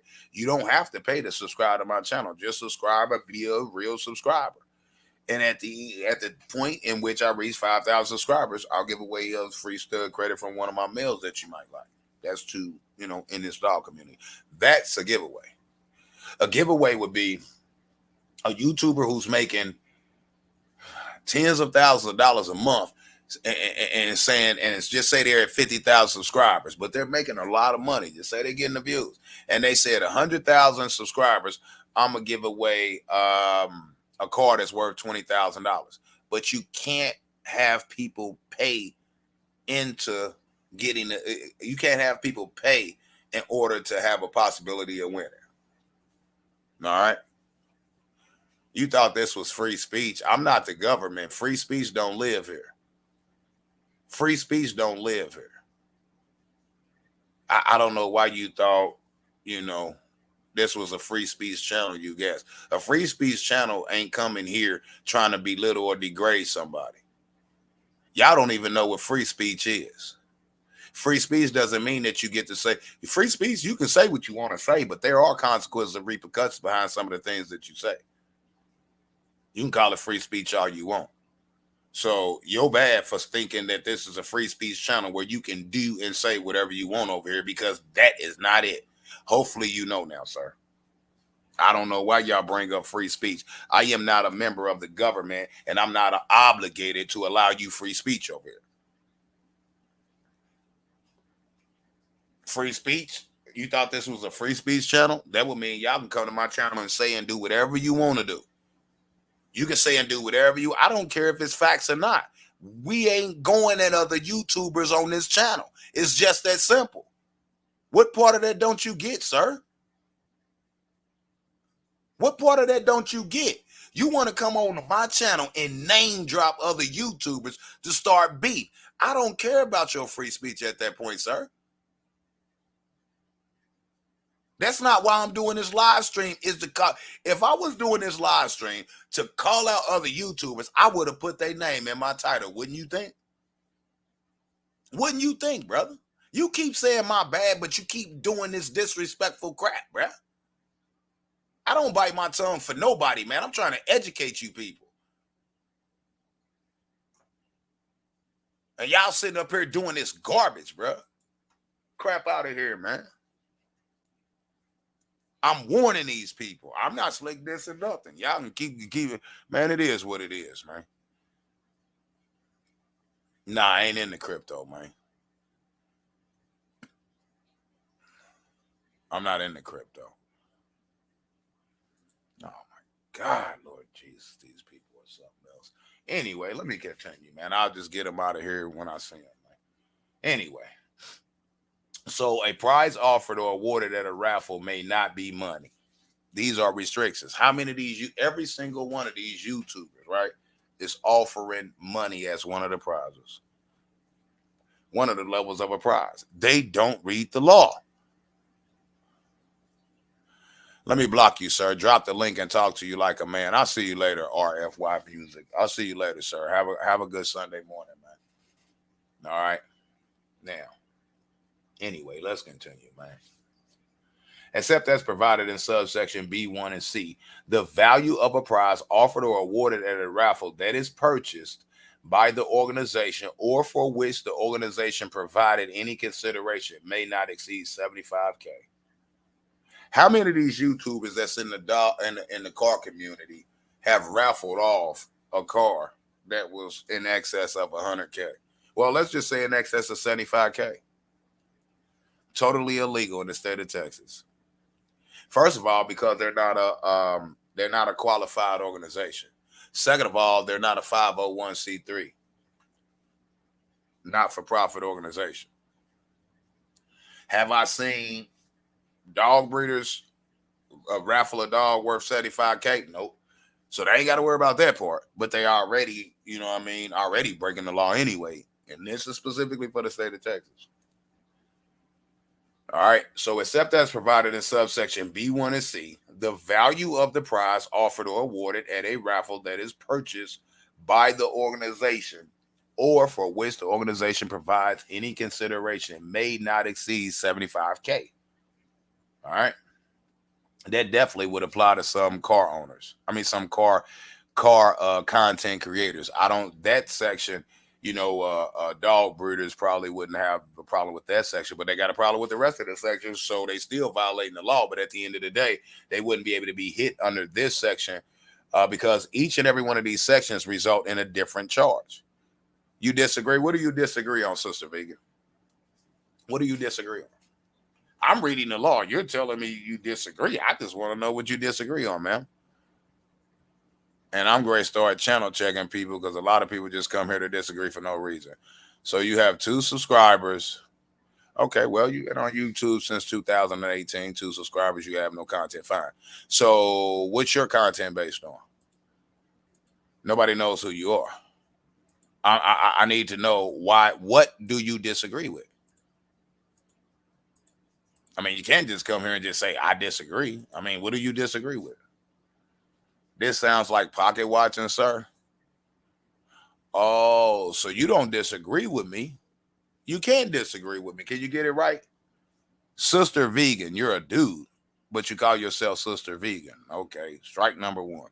Strike number 2, you said you disagree with me. How you disagree with me when I'm reading the law? Do you disagree with me or do you disagree with the law? Because the laws in Texas say this. And then you call me out my name. All righty, Sister Vegan, that's a dude that is being disrespectful. Thank you. All right, we're going to still continue. It doesn't matter. We're still going to continue, and we're still going to get the message out for those who want to hear it and probably save themselves from big trouble here in the future.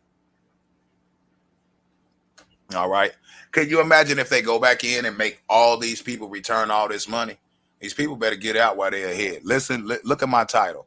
Holding Raffles as an American bully breeder, car raffles, and more. Be careful. You may be going to jail. I'm trying to warn these people. But okay, it is what it is. Y'all take it for what it's worth. I really don't care. Now, the value of residential dwelling or awarded as a prize at a raffle that is purchased by the organization or for which the organization provides any consideration may not exceed $250,000. So if you're going to, first of all, you have to be a approved organization, right? An authorized organization. You have to be a 501c3. You have to be a 501c3, which is a not-for-profit organization. You have to have a certificate within your state that allows you to hold these raffles. You have to be a qualified organization, which leads back to being a registered not-for-profit. You have to also have been granted tax exempt status from the IRS. All right. Now this is Texas, right? Now this is Texas. All right. Now this is Texas.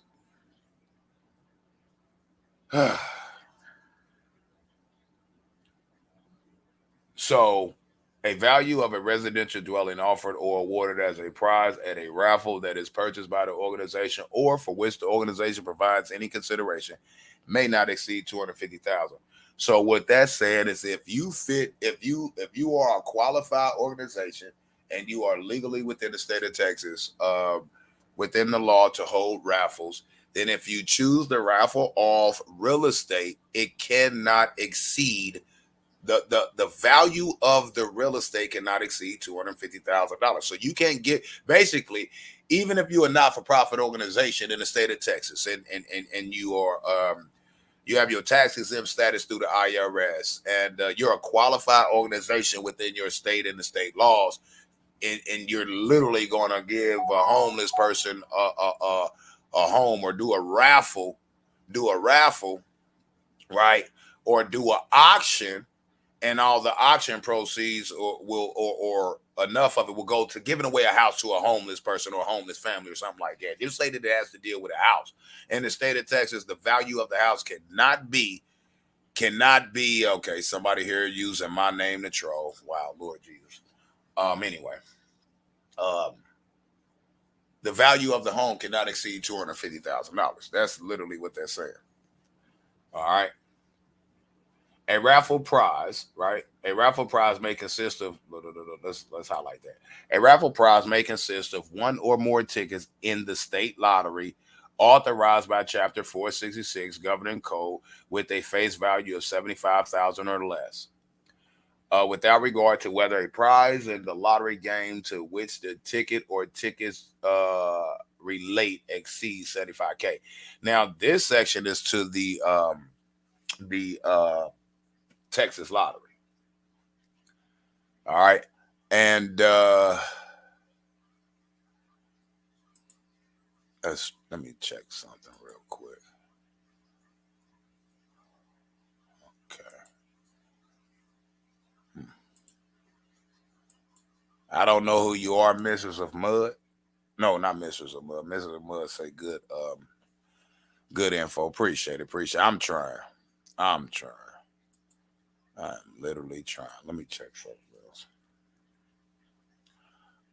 Nicole Weatherspoon tells me to check my Cash App. I don't actually let me make sure because people just troll and try and throw me, y'all. Actually, there is no Cash App. Hopefully, you didn't send it to the wrong person, and hopefully, you're not trolling. All right, I'm just hoping because you didn't send me a Cash App. I didn't get one. Appreciate it though. Appreciate the thought though. My Cash App is in the description box. My Cash App is pinned in the chat. But I appreciate it though. I mean, your channel been up since 2017, no content, but I mean, I guess. But hopefully you're not typing the name in because there's many people who are trolling me and using my name. That's why you click the link in the description box if you want to support my platform. You click the link that's pinned in the chat at the top of the chat. But hey, thanks for trying.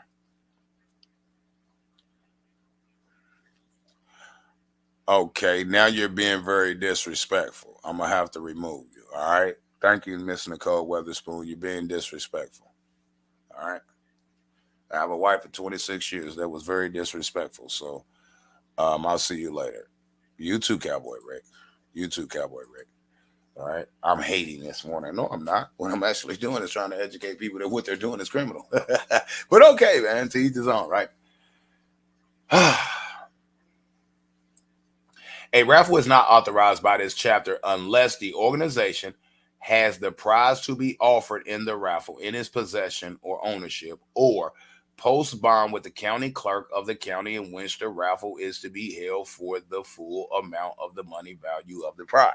Now, here's where the problem comes in with a lot of these card content creators that maybe in your state that it says something like this, right? Some of y'all are raffling off cars that y'all don't even own. And what y'all are doing is y'all turning around and y'all taking the money from the raffle to pay off the car in order to give the car away. That's criminal. That's criminal. That's actually illegal, but neither here nor there. You can't sell something that you actually do not own, but people are doing it. People are actually doing it, but it's okay. Keep breaking the law because look, let me stop right here for a second. What you mean? What happened? Did nothing happen? I'm trying to educate people. All right, salute. Ralph, my guy. But anyway, remove names from my channel, bro. Matter of fact, I'm gonna put you in timeout. Don't type no name in my chat, man. Period. I don't care who it is. This is my dog channel. You don't type names in my chat. All right. So I'm gonna put you in timeout, sir, which removes your comment. Don't do that again, sir. It's one and only warning. Appreciate it though. Thank you. Make sure you sub too, because I didn't see the subscriptions come up. Now, anyway, what was I saying? Oh, Miss Wilder says what happened. What do you mean what happened? I'm trying to educate these content creators who are holding these raffles in these states, right? Of that they are publicly violating the law, and it may be a problem soon. Now, and I said in the beginning of this live, for whoever was not here, for those who come here saying I'm hating this morning and all this and all that, this has nothing to do with hate. I don't hate none of these car content creators. I actually like their content. I don't hate none of these dog breeders. I actually like a lot of them's content. I may not like a lot of them's dogs, but they may not like my dogs either. We some of us just like different types of dogs. Fine. But I ain't gonna say almost every single one of these people that I know of that I'm not saying names here. It's a lot, it's hundreds and hundreds and possibly even thousands of people running these raffles, right? What I have seen with the ones that I am subscribed to and watch their content respectfully, right? What I have seen is a lot of people get mad. A lot of people get mad, right?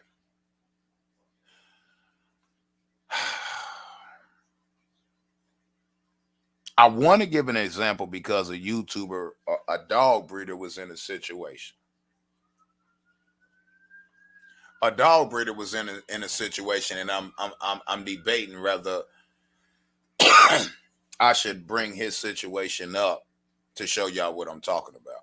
Because when I seen that, I was like, man, it's about to get nasty. She about to make drama for him. Well, I'm gonna leave the name out. That's what I'm gonna do. I'm gonna say this, and some of y'all may know who it is, right? And I don't have nothing against the YouTuber whatsoever at all. But the YouTuber ran a raffle on a dog. There was a woman who won the dog in the raffle. And there was a huge problem to where there was some going back and forth. And it became a serious issue. I think it got ironed out. It appears that it got ironed out, but we not, I'm not totally for sure if it truly got ironed out, really, because it got quite nasty. It got quite nasty, if you ask me.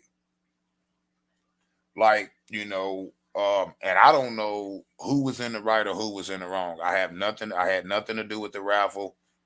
I didn't know nothing about the raffle except that the person was holding the raffle, and I don't trip off of it. I don't go click on it because I don't pay in the raffles. I don't pay to try to win. I mean, I play lottery. You know what I mean? I play the lottery. And I win here and there. Not big money, but I mean fair amount. You know what I mean? A little bit. You know what I mean? I play the same numbers all the time when I play. I've been doing it for years since I was 18 when I started playing lottery. Don't play every single day, but I play. Usually pay my birthday. I didn't play the lottery yesterday. My birthday fell out, so I missed some money yesterday. So, okay. All right. Let's get you out of here too, Miss Wilder. All right. So is Miss Wilder the one that asked me that question? Yes. So I'm gonna skip the question. Now she trolling. So now she's a troll. So let's go. Some of her fellow officers are watching me. I don't give two dog droppings, right? Or mice droppings either. Now, ticket sale on university property. I'm not gonna go over there because this has to do with schools, universities, colleges. All right. Injunctions against unauthorized raffle. Let's see what this is. Injunction against unauthorized raffle. A county attorney, district attorney, criminal district attorney, or the attorney general may bring action in the county or district court for a permanent or temporary injunction, or or permanent or temporary injunction, or a temporary restraining order prohibiting conduct involving a raffle or specific no raffle or similar procedure that violates or threatens to violate law relating to gambling and is not authorized by this chapter of law. Venue for the action under this section is in the county in which the conduct occurs or in which the defendant in the action resides. Now, in order for it to get to that point where the district attorney asks for an injunctive relief, barring you from doing any raffles in the state, they're first going to bring criminal charges against you. Now, that's a short breakdown, and it goes way deeper too. That's a short breakdown, right, of Texas laws regarding raffles. So a lot of people, it looks like, are going to Texas to do raffles because they see a lot of YouTubers coming out of Texas doing raffles, right? Do you notice a lot of YouTubers are going to Texas doing raffles because they see other YouTubers in Texas doing raffles and doing a thistle, right? That's no different than like I equate that to this, right? Say you was a legal drug dealer, right, or a drug dealer, right, and which is illegal, and you move into a community where, you know what I mean, ain't nobody really in nobody business and everything else, and you set up a little shop and you doing your little thing. Everybody wondering, but it's like it ain't our business. They, they keep to themselves. They do their thing, whatever. But you the only one on the block. You the only one in the community. And then all of a sudden people see it's money being made over there, right? And then all these people start flooding that neighborhood, and then you got crack house after crack house after crack house after crack house. Then you got the dope fiends stealing, breaking in people's cars, which brings the police. You got crackheads breaking in people's houses because they got to get that work, and it brings a lot of police. All of a sudden, all the crack houses are in jeopardy, right? All the drug houses are in jeopardy of being raided because now the attention is being brought to them. So y'all don't think that all these people going to Texas and moving to Texas to do raffles is actually bringing more attention? Huh? Huh? You don't think so? And you don't think once the attention goes, hits one person, once one of these YouTubers get hit in the state, ain't no telling what they might do. Oh, but oh boy, doing it. I thought it was legal because Jimmy Crack Corner's doing it. He got a YouTube channel and he doing. Watch what happens. I'm telling y'all, here's what y'all should do. Y'all should consult with y'all attorneys before proceeding to do any more raffles. This is all y'all in all these states. Y'all should actually consult with a qualified attorney. Since y'all don't want to listen to my live stream, give y'all the facts, law, and evidence, right? I think y'all should consult with your attorney and see if I'm lying. And see if I'm giving you sound advice or not. That's what I think y'all should do.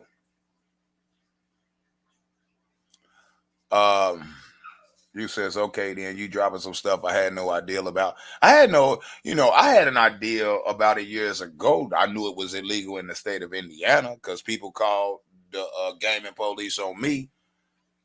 And the only reason it didn't result, probably one of the reasons it didn't result to a charge, I was raffling off a drone.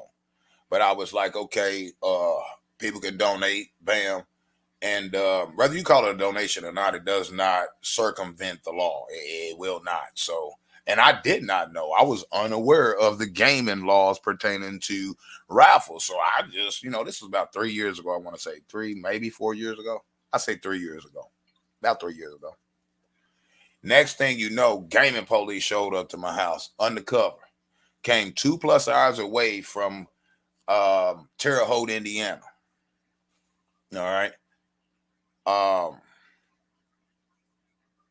And people on YouTube had called the gaming police on me, these trolls. So once I showed them everything, and the fact that not one person had entered the Raffle at that time because I set it up, and within 2 to 3 days, the police was at my house because of YouTubers, right? The same YouTubers in my chat talking about I'm hating on somebody. I'm trying to warn y'all. I'm trying to warn you YouTubers that's doing these raffles. Most of y'all in specific states. If y'all call that hate, man, call it what you want to. I am warning you that there is drama around the corner. And if y'all don't want to listen, hey, so be it. Anyway, we're going to move on here in a second to the next state. We got Texas out the way. You know what I mean? We got Texas out the way. Let's mark that off for our list. Probably going to go to Cali next or something. Who knows? Let me see. Do you think this conversation should happen on the back end? With who? Let you explain. Explain what? Go ahead and elaborate. Call it clean service. I'm not speaking of no YouTuber specifically. I'm speaking on anybody doing raffles. How is this conversation to be had on the back end when I don't talk to none of these content creators? Who am I supposed to have this conversation with on the back end? Most of these content creators don't even respond to y'all that are bona fide subscribers and supporters of their platform. How am I supposed to talk to all these YouTubers across the United States on YouTube doing raffles illegally? How am I supposed to talk to all them on the back end? Go ahead and elaborate. Call it clean service. Go ahead, sir. I'll wait. I'm throwing this out there. When all y'all got to do is take my live stream and tag all these YouTubers in it. Handle what on the back end? Have what conversation on the back end with who? Who is it to have a conversation with on the back end? I don't associate with these people on the back end. I don't associate with these people even on YouTube. I just subscribe to their channel. I like their content. A lot of these YouTubers, I subscribe to their channel. I like their content. I don't even type in their comment section, right? The few that I did, they act like they don't even see me, so I just keep on moving. I still listen to their content. I just don't type no more. If I pull up to somebody live stream and I say, what's up, what's going on, keep up the good content, whatever, and they reading everybody comment but mine, I'll never post another comment in that comment section. I'll still like their content and stuff. I just won't, you know what I mean? Okay, I comment, I say, what's up, salute to you and your blah, blah, school. I don't get a reply back. I don't type in that chat no more. That's just what it is. Especially for those I know who read their chats, right? There's a reason why they're not responding. So, okay, it is what it is, right? So go ahead, call it clean service. Mr. Pickleworth, salute, famo. He said, I have bought tickets at functions for raffles and never won. But you probably bought legitimate tickets from qualified organizations that are able to hold raffles, i.e. not-for-profit organizations. All right. Okay. Let me block you, sir. Let me put you in timeout. Stop calling me true. Stop calling me by that name over here. Stop it. It's W.A.W.G. or We Kennels. One or the other. Outside of that, you will be removed. Like, cut it out. Cut it out. Is it possible that said content creators that live in these states could take this as you telling people to call the gaming commission? They can take it how they want to. Let me ask you a question. Call it clean service. Did you hear me once say call the gaming commission on these people? Did you hear me didn't you hear me? Somebody else ask me, are you telling us we should call, we should report it if we see it? I said, absolutely not. I'm not telling you to do anything. I said, what I'm doing is trying to inform these content creators that they are breaking the law. So where are you getting, call it clean service, that they may take? I don't care what they take it as. I'm trying to warn them that what they're doing. But let me explain something to y'all first and foremost. First and foremost, the feds and the law enforcement is watching almost all of us on YouTube. The IRS is definitely watching these big content creators to make sure they paying their taxes. Because the IRS wants their cut. So what do you mean I'm telling on them? I'm trying to get these people to get out while they still ahead and stop doing these raffles. Now, if they take it a whole nother way, ain't nothing I can do about that. I frankly don't care. I ain't told nobody to call nobody on nothing. What I am doing is bringing the law into this, the law aspect, the legal aspect into what they are doing publicly that's criminal. They're telling on their self. You hear half of them sit up here and say, well, yeah, we about to have a raffle. I mean, giveaway.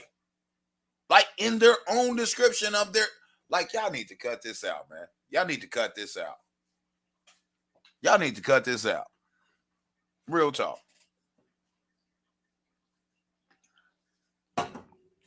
So me trying to warn people, now they're doing something criminal publicly, which everybody that knows about this knows that they're doing it criminal. Matter of fact, many other YouTubers, they just generically said, well, they're holding raffles illegally because they're supposed to be a not-for-profit organization. They never went into the law to show it.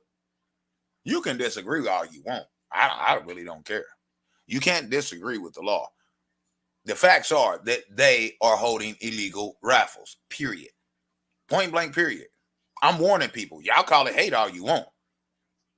Hate would be me not hate, jealous, and envy may be me knowing that potentially these people about to get hit and not warning them because, ooh, I want them to go down. No, I'm warning these people. Get out, leave it alone. Do you notice that the majority of these YouTubers that are doing these raffles, people who purchase tickets are mad and angry and have a problem because they didn't win and they keep saying these raffles are rigged? Do y'all not know that a lot of people within these raffles that have purchased tickets have already called these people on these people? They literally have been saying it. They've been saying it in their comment sections, and then their comments are being removed. Some people have even went to the extent of doing videos talking about they're reporting them because they're running a scam. They're giving away, they're raffling cards and taking money from the people and giving the cards to their family members or their friends. They've already been saying this. Is that not true? What are y'all talking about? I'm warning people. Y'all people, man, some of y'all people, man, are sad, bro. Some of y'all people are really sad, man. Y'all way of thinking is all, man, off balance. You feel me?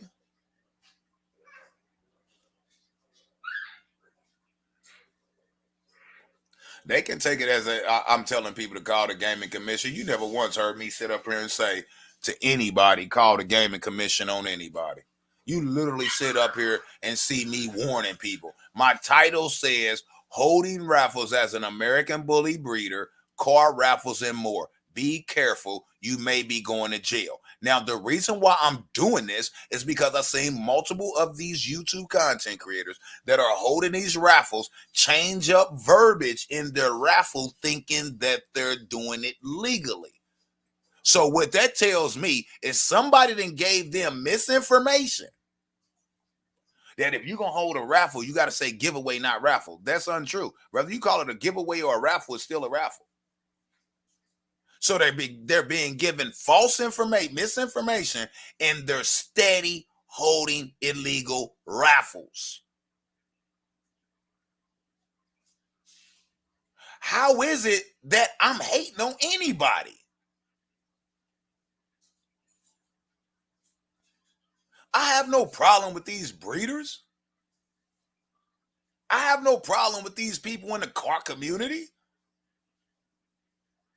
For some odd reason, they don't have lawyers like they say they do. Or for some odd reason, they're getting bad information from other people who are holding raffles trying to tell them, well, this is how you do it. Well, people get away with doing illegal stuff all the time. But if you do it, if you're getting away with it and you keep doing it, some of y'all getting away with it and know it's illegal and you keep doing it. I don't scapegoat. If you mention Rolex, if one of y'all next, remove your comment of scapegoat. Stop mentioning Rolex. I'm not talking about Rolex, bruh. What is wrong with you people? Does my title have Rolex in here? We not talking about Rolex. I find it odd, right? Everybody keep coming here talking about Rolex is a 501c3. Rolex is a registered charitable organization. Well, why don't y'all realize the fact that if what you're saying is, I don't care about Rolex. I don't buy Rolex. I never would. Number one. Number two, if Rolex is a legally registered, let's nip this in the bud, because about 10-15 of y'all that came here talking about Rolex is a not-for-profit organization. Rolex is a 501c3. Well, you find out why Rolex was granted 501c3 status in order to be a charitable organization. Y'all find out why. That ain't my job. Number one. Number two, if Rolex, I haven't seen Rolex holding raffles, but let's just say, if y'all saying that Rolex is registered as a not-for-profit organization, then Rolex can legally hold raffles. So why do y'all keep bringing up Rolex is a not-for-profit organization? Why do y'all keep, like, this does not make any doggone sense. We're talking about people who are not registered as not-for-profit organizations, people who are don't have the proper credentials to hold raffles, right? And y'all want to bring up Rolex instead of paying attention to the content. What does Rolex have to do with this? And if Rolex is a not-for-profit organization, a 501c3, which I find it hard to believe, I'm not saying it's not true, but if Rolex is a 501c3 not-for-profit organization and federally tax exempt, then long as they fit the other qualifications within the state that they are in and the state rules and regulations, then Rolex would be legally allowed to hold raffles. Not these dog breeders, not these car content creators. So why do y'all keep bringing up Rolex, man? Y'all deflecting. Why do y'all keep bringing up Rolex? Rolex has nothing. Rolex being a charity, being a not-for-profit organization has nothing to do with this conversation. So why? And I'm gonna ask again. And since you brought it up again, a scapegoat, if you don't tell me what they have to do with this conversation, I'm gonna have to remove you, sir, because I'm not understanding why y'all keep bringing up Rolex being a not-for-profit organization. In order to run raffles in the state of Texas, you have to be a not-for-profit organization. If Rolex is that, where's Rolex located there? Since y'all know so much about Rolex, what state is Rolex located in? I'm going to show y'all how y'all don't pay attention and y'all deflect. What state is Rolex, the company, the not-for-profit organization y'all claim that it is? Where is it registered to do business at?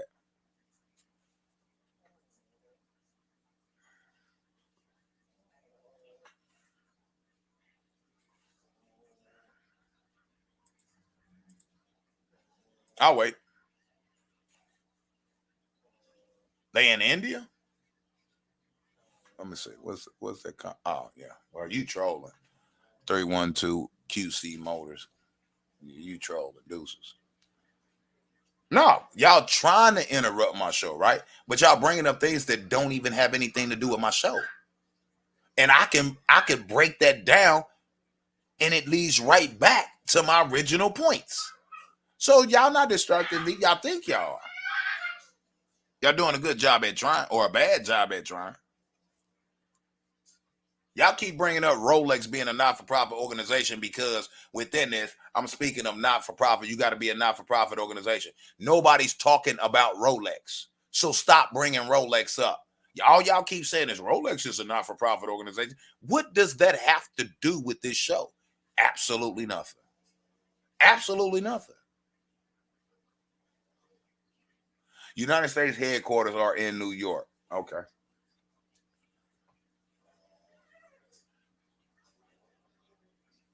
And they have affiliates and subsidiaries probably across the whole United States. Fine. But at the end of the day, if Rolex has a base in Texas, guess what Rolex probably would be able to do? Hold raffles. Do you actually think the whole of Rolex is a not-for-profit? A lot of y'all don't know what y'all talking about. But let's continue, man. We're going to go on to we probably only do a couple here. Got to finish this doghouse, which ain't going to take me long at all. And the sun, I mean, not the sun, but it didn't lit up outside. We getting rain today, but I'm going to have to work through the rain. But, on and off or whatever, but we'll get it. right? So at the end of the day, and I'm probably going to go through one or two more, and I might not even go over the whole of it, right? But I just clearly went over, before I moved to the next state, right? I just clearly and precisely went over some of the laws in Texas regarding holding raffles in the state of Texas. That means any city or county or town within the state of Texas. Not one of these individuals, YouTubers, are registered as not-for-profit organizations, tax exempt by the IRS, and so on and so forth. Have a certificate through the state, you know what I mean, to actually hold raffles. So that is against the law. Ignorance of the law is no excuse. So for those who see this, you now know that you're breaking the law. And I'm not hating. I'm telling you, because if them people come for y'all, right? If them people come for y'all, they not going to let you use not knowing as an excuse to beat the charges. I'm just trying to tell you. All right, for those of you who don't understand that, it is what it is. I frankly don't care. I'm trying to help people not catch these criminal charges that may be coming down on a lot of people. Right? Let me ask y'all a question. Do y'all think all these people holding these raffles are paying the IRS? Do y'all think a lot of these people who are holding these raffles are actually reporting this to the IRS?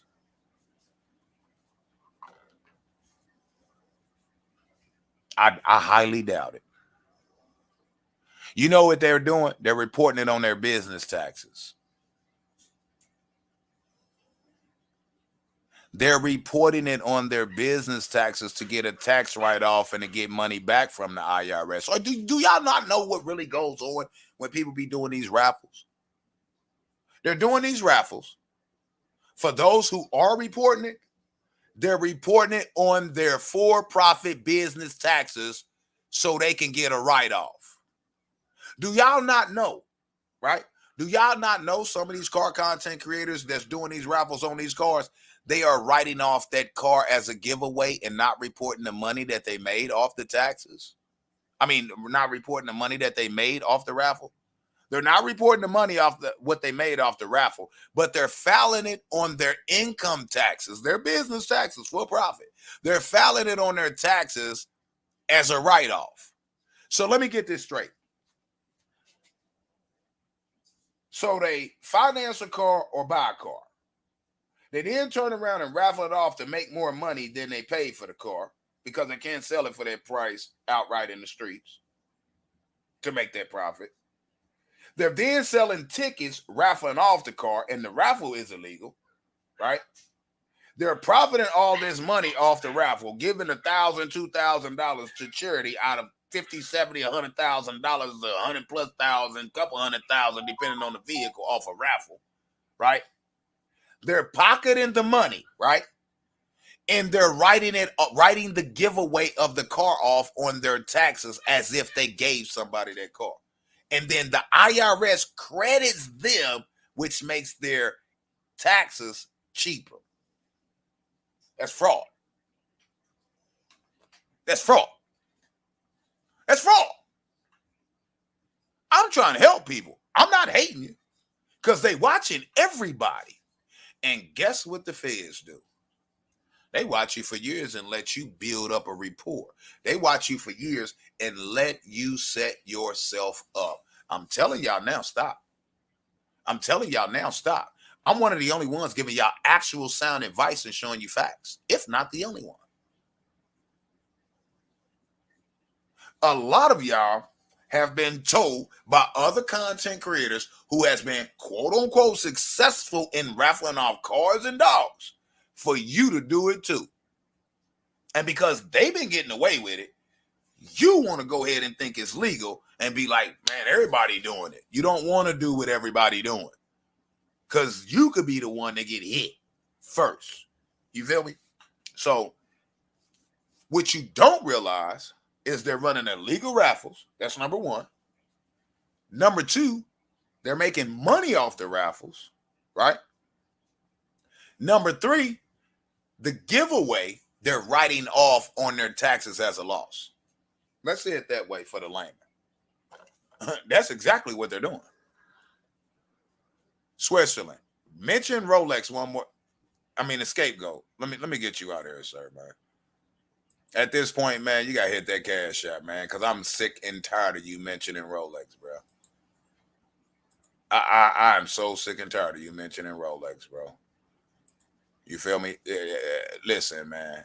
Been through it's over. It's over. All right. Anybody mentioning Rolex, you out of here. Point blank. Period. I'm not gonna give you a warning. I'm not gonna ask you again. Right. So now,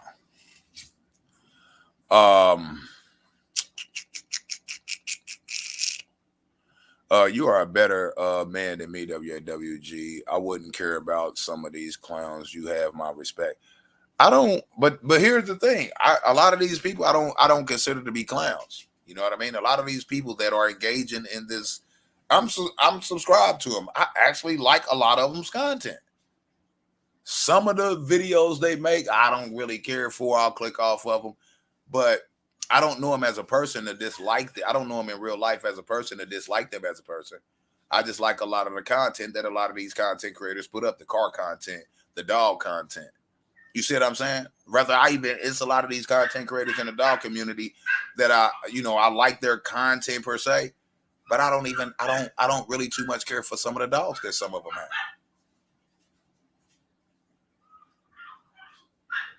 I'm just saying, but I don't have a problem with none of them. You feel what I'm saying? So, far as considering them clowns, I don't think so. I don't consider them that, right? And a lot of these YouTubers that's doing these fundraisers do not know that what they are doing is against the law. They're following other bigger name YouTubers because they're doing it. They want to do it. This is why you don't want to be doing what everybody else is doing. Do you? Don't start holding raffles because everybody else is holding raffles and being successful. I just heard another content creator that I actually, watch and like, right? Saying no names. We don't do names over here, right? And this person doing a dog raffle. And that raffle within days, this is per his video, his video he uploaded. That raffle for that dog, within days superseded what he could imagine as an expectation of what he would receive. So he turned around and added a bunch more prizes to the raffle. I think he got a good conscience and everything else, but he doesn't know that holding them raffles is illegal. And he's a good, respectful content creator, but I think he just didn't think to go research the law. I'm not for sure even what state he's in. I don't even remember. Hopefully I'll go over one of the states at a certain point in time, some point in time, and he sees it and notices that he probably want to stop and never do a raffle again. All right? Because the proceeds of the raffles has to go to towards the not-for-profit organization. It can't go into your pocket. It can't go into your private banking account. It can't go into your business banking account. You can't buy another dog with it. You can't buy another car with it for your channel. You can't buy your mom a house with it. You can't pay your light bill, gas bill, water. You can't do that with this money off these raffles. I'm trying to tell people, and people are following a lot of these big name YouTubers who started doing the raffles first. And because they've been doing it for so long, a lot of YouTubers are just doing it without knowing the consequences and repercussions. So I think I'm being a productive citizen in the United States to forewarn my fellow brothers and sisters as to the criminal aspect or the criminal element of holding these raffles. Anybody agree? I mean, you can disagree. I really don't care. The truth is the truth, whether you believe it or not. And again, I'll repeat. I want to reiterate this. The majority of these YouTubers who are hosting these raffles and collecting this money for the raffles, they are pocketing the money. Some of them are giving a few dollars here and there to charitable organizations. That does not excuse you from breaking the law, number one. And so a lot of them, right, they're collecting the money, but they're writing off the car that they gave away on their taxes. And then the IRS is crediting them. And in some of these YouTubers, with some of these LLCs not telling you, is that when they file their taxes, if their expenses outweigh their income in their real LLC business or whatever it is, that they actually could get money back from the IRS. They're not telling y'all that either. So what a lot of them are doing is doing these giveaways, right? Or doing these raffles, right? They're selling all these tickets. They're making the money off the raffle. Then they're turning around and on their taxes, they're labeling it as a giveaway. They're labeling it as a loss. So the IRS then credits them and it brings their taxes down. And in some cases, they get a nice fat check back from the IRS. So the car got paid for, you made a bunch of extra, and then you turn around and wrote off the car on your taxes to get more money back from the IRS. And y'all think they ain't coming. Okay, all right. Don't listen to me. Say it's hate. You can say whatever you want to say. I frankly don't care. I'm just trying to educate you people, man. That's it. I don't want to see y'all go down, especially some of these YouTubers actually like their content. And I like how a lot of them, present themselves. Everybody got people trolling them and they sometimes get out of character. But, you know what I mean? If you actually sit and listen to people without having a preconceived notion about them, you'll actually get to see the person for who they really are.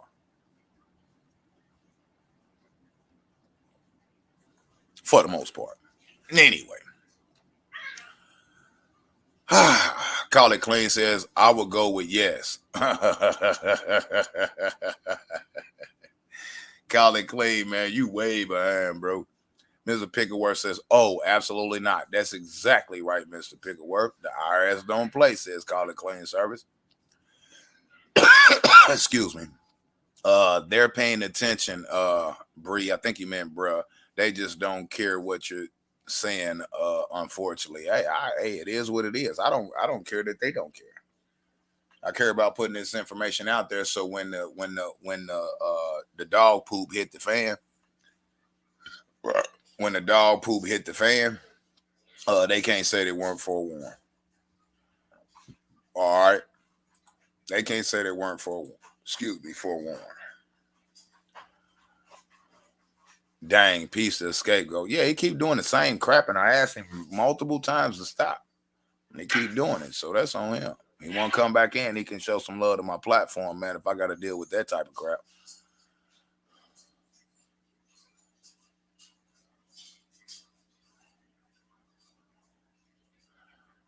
What do you call it clean? You want to be removed? What does a boomerang loan have to do with these raffles I'm talking about?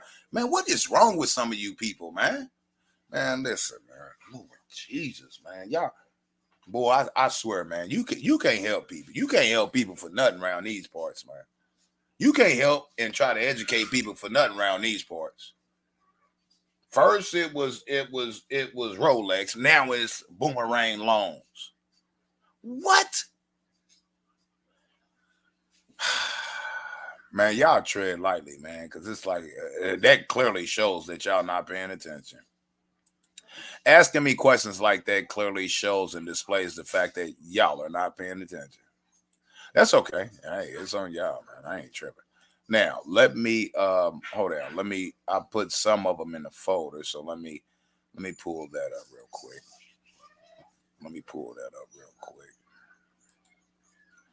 Let's go to which one we're gonna. I don't know how that got in there. Let's go to. Let's briefly go over the state of Georgia. All right.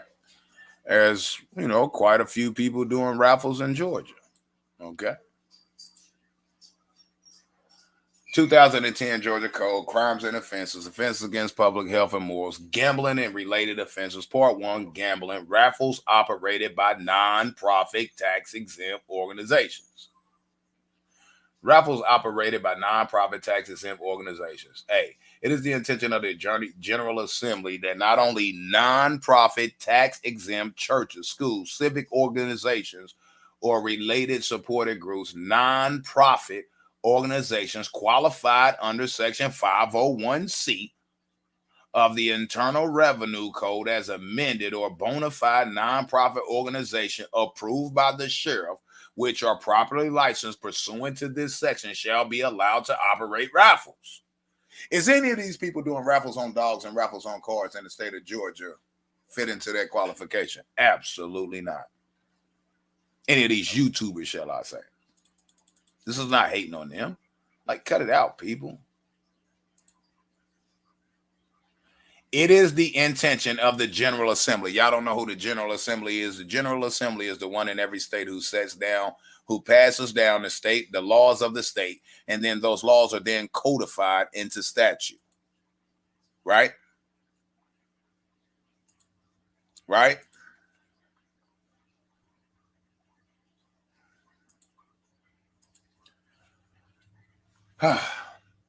It is the intention of the General Assembly that only nonprofit, tax-exempt churches, schools, civic organizations, right, or related support groups, nonprofit organizations that are qualified under Section 501c of the Internal Revenue Code, as amended, or a bona fide nonprofit organization that is approved by the sheriff, which are properly licensed pursuant to this code section, shall be allowed to operate raffles. 100% not one of these YouTubers or individuals in the state of Georgia fits those qualifications or that criteria, right? Operate it, or operating means the direction, supervision, management, operation, control, or guidance of activity. Raffle means any scheme or procedure whereby one or more prizes are distributed by chance among a person who have paid or promised consideration for a chance to win such prize. Such terms shall also include door prizes, which are awarded to persons attending meetings or activities, provided that the cost of the admission to such meetings or activities does not exceed the usual cost of similar activities where such prizes are not allowed. Sheriff means the sheriff of the county in which the nonprofit tax organization is located. Any other law to the contrary, notwithstanding nonprofit tax-exempt organizations, shall be permitted to operate a raffle until the sheriff issues a license to the organization authorizing it to do so. It says any other law to the contrary, notwithstanding nonprofit tax-exempt organizations, they shall be permitted to operate a raffle until the sheriff issues a license to the organization authorized to do so. So the these not-for-profit, what it's saying is these not-for-profit organizations that is authorized because they're not-for-profit organizations. They are registered, you know what I mean, as such. They are licensed as such, and they're waiting on, say, permission from the state sheriff, the county sheriff. They will be permitted to continue to go ahead and hold raffles within that county until the sheriff issues them their certificate or license or permission to do so. That's what they're saying. All right. The license described in subsection in this subsection is in addition to and not in lieu of any other licenses which may be required by this state or any political subdivision thereof, and no raffles shall be operated until such time as all requisite license have been obtained. In the event of nonprofit tax-exempt organization desires to conduct in more than one county, such organization shall not be required to obtain a license under this code in each county in which such raffles is to be conducted, and shall only be required to obtain a license from the sheriff of the county in which the state headquarters of such organization is located. What that section is actually saying that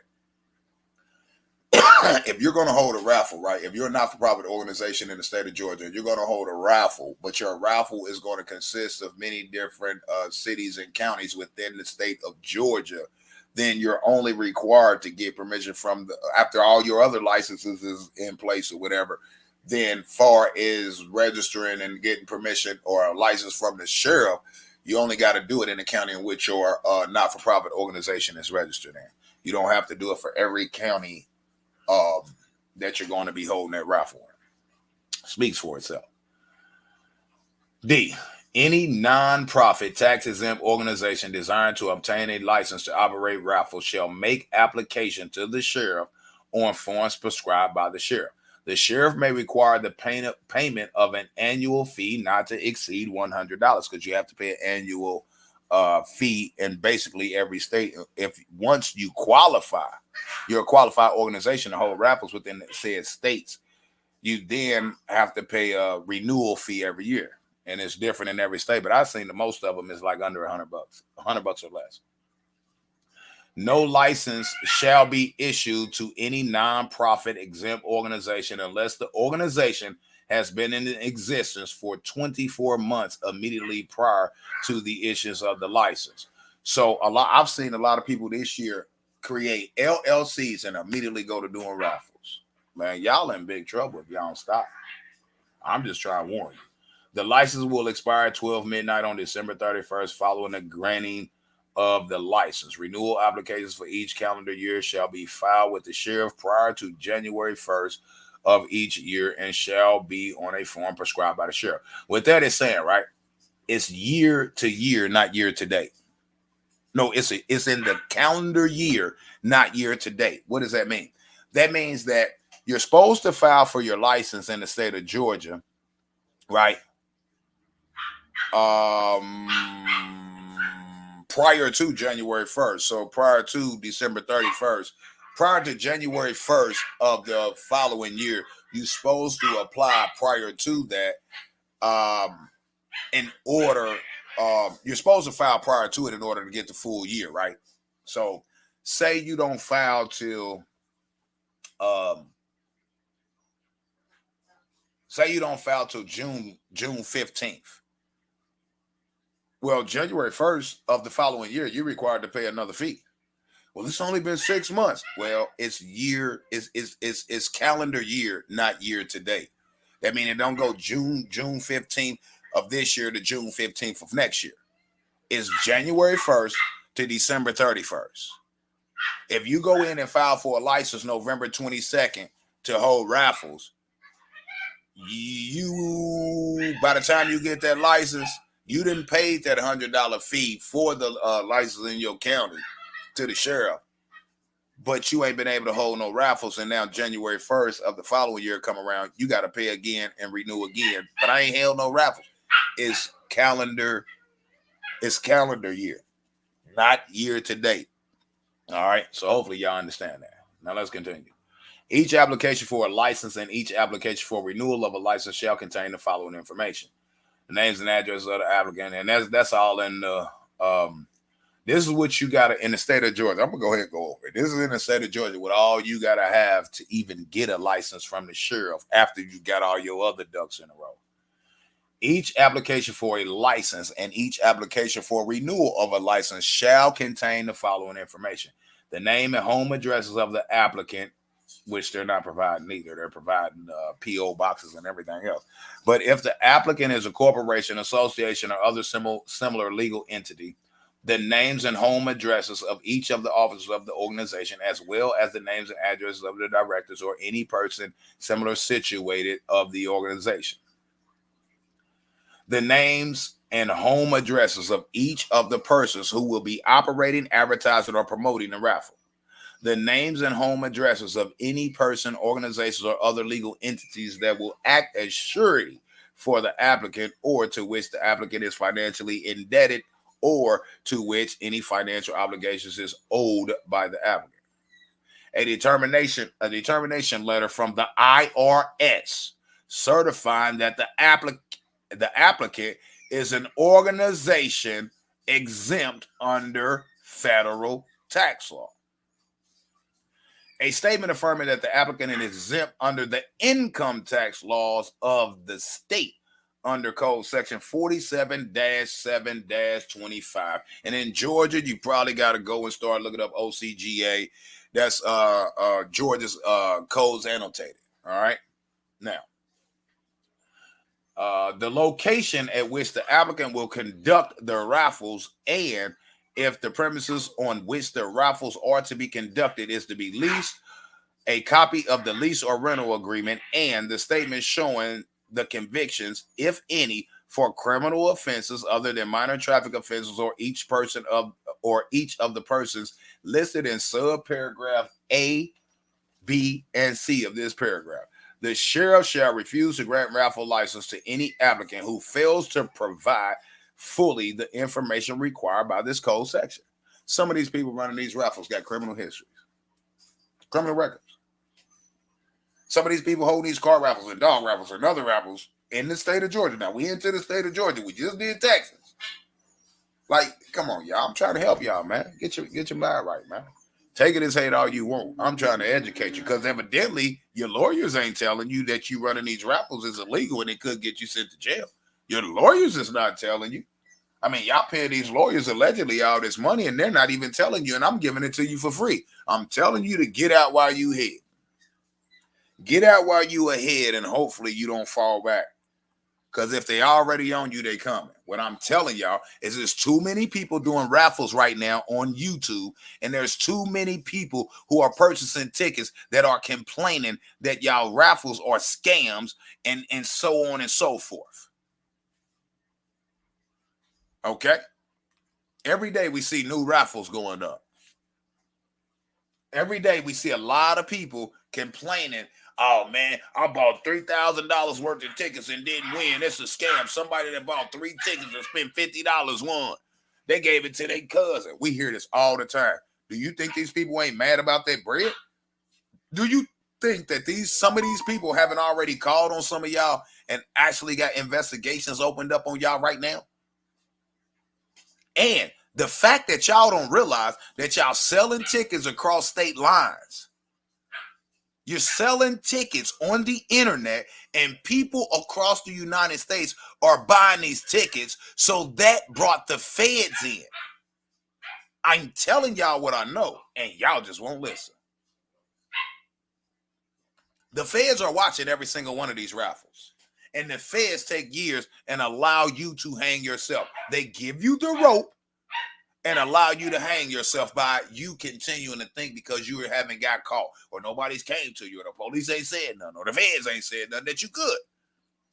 What the feds do is allow you to build a case against yourself. And everybody that's selling these raffle tickets to car raffles, dog raffles, gaming console raffles, and everything else, y'all selling. Not only the people in y'all selling tickets, not only the people in y'all state, y'all selling tickets to people in every state in the United States. That brings in the feds. I'm just trying to educate y'all, man. That's it.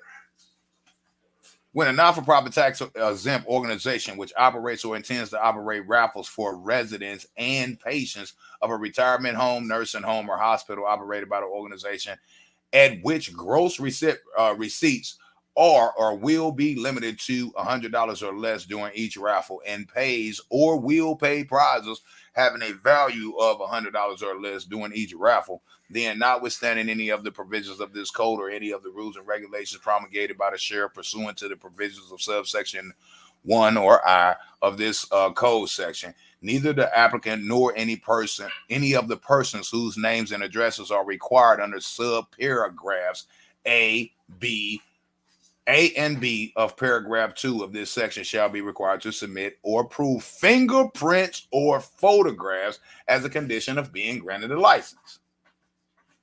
The sheriff shall have the specific authority to suspend or revoke any license for any violation of this code section. Any licensee accused of violating any provision of this code section shall be entitled unless waived to a hearing on the matter of the alleged violations conducted in accordance with Chapter 13 of this type of Title 50, the Georgia Administrative Procedures Act.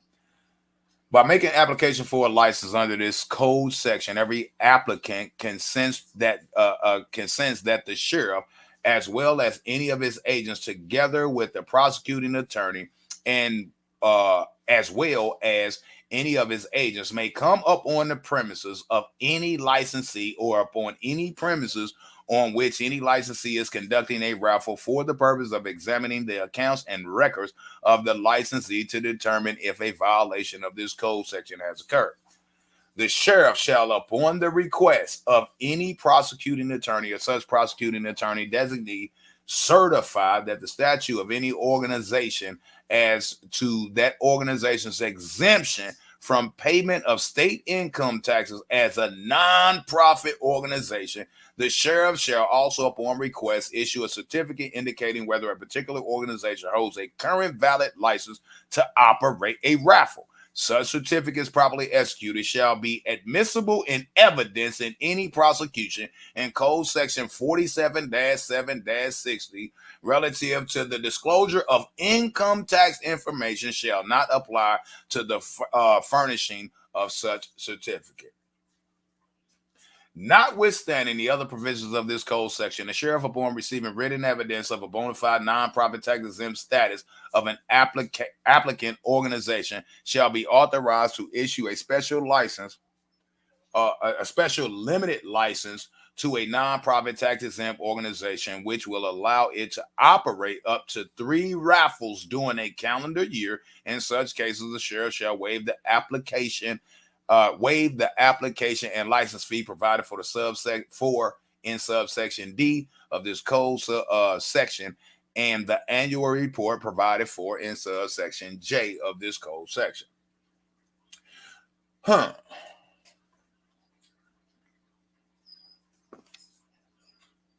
Raffles shall be operated only on the premises owned by the nonprofit tax-exempt organization operating a raffle.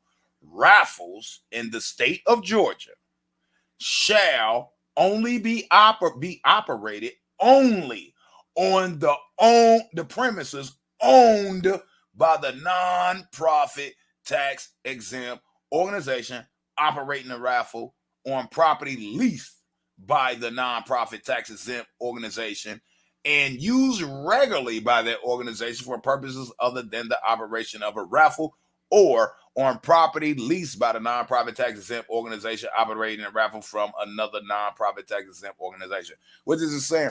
All of y'all in the state of Georgia holding raffles, you must first be a nonprofit tax-exempt organization, tax-exempt with the feds and the state. That's number one. Number two, you have to get approved by the sheriff of your county.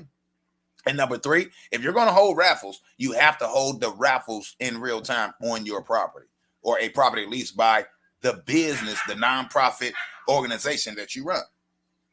Is that not clear, y'all? Is that not clear? Raffles shall be operated only on the premises owned by the nonprofit tax-exempt organization operating the raffle, on property leased by the nonprofit tax-exempt organization and used regularly by that organization for purposes other than the operation of the raffle, or on property leased by the nonprofit tax-exempt organization operating the raffle from another nonprofit tax-exempt organization. Is that not clear? I'll say this. Everybody in Georgia that I've seen running raffles on the internet, you're doing it illegally. And the potential for you to go to jail is there. I'm trying to warn y'all. Stop doing these raffles. Stop doing these raffles. Y'all are not tax-exempt nonprofit organizations. Stop doing these raffles. Now, wouldn't y'all get mad if one of these YouTubers go and become a tax-exempt organization, not for profit, but then they take all the money and they ain't doing nothing but buying their asset, buying them property and this, that, their other. They're still going to jail. They can create a tax-exempt organization, but tax-exempt means just that. They ain't gonna make no money. They ain't gonna be able to, be doing it big. So you definitely don't want to go that way. I suggest stop doing the raffles and find another way. Y'all doing very good, a lot of y'all, with y'all YouTube channel. A lot of y'all are getting greedy. A lot of y'all literally are getting greedy, and y'all already getting big bread. Y'all getting greedy. And greed is what's gonna bring a lot of y'all down.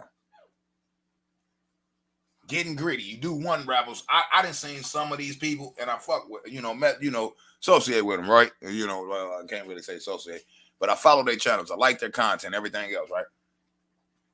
A lot of them I like the cars that they have on the channel. A lot of them I like the dogs that they have on the channel. A lot of them I like the conversations that they have on their channel and their videos and things like that. But at the end of the day, man, some of y'all about to be in some deep hot water. Because some of y'all doing raffles, and that raffle over with, and y'all made so much money off the raffle that you turn around and go buy another car and raffle it again. Or you got multiple litters going back to back. So you done one raffle and it was very successful. You only won $4,500 for the dog. You got like 15 bands in the raffle. Fine, cool. You getting greedy. Like, man, I might as well just raffle all my dogs. That's getting greedy. And that's what's going to bring some of y'all people down. I'm trying to warn y'all, man. I'm trying to warn y'all. That's all I'm trying to do. All right. Now, I'll repeat that paragraph again. Raffles shall be operated only on the premises owned by the nonprofit tax-exempt organization operating the raffle, or property leased by the nonprofit tax-exempt organization and used regularly by that organization for purposes of, other than the operation of a raffle, or on a property leased by the nonprofit tax-exempt organization operating a raffle from another nonprofit tax-exempt organization. Let's continue. No person under the age of 18 shall be permitted to place any raffle conducted pursuant to any license issued under this code section unless accompanied by an adult. So no person under 18 can enter the raffle. All right. Do y'all literally know that there's been some kids that has bought tickets for these raffles? But that's neither here nor there. On or before April 15th of each calendar year, every nonprofit tax-exempt organization engaged in operating raffles shall file with the sheriff a report disclosing all receipts and expenditures relating to the operation of the raffles in the previous year. The report shall be in addition to all other reports required by law. The report shall be prepared and signed by a certified public accountant competent to prepare such a report and shall be deemed a public record subject to public inspection. Wow.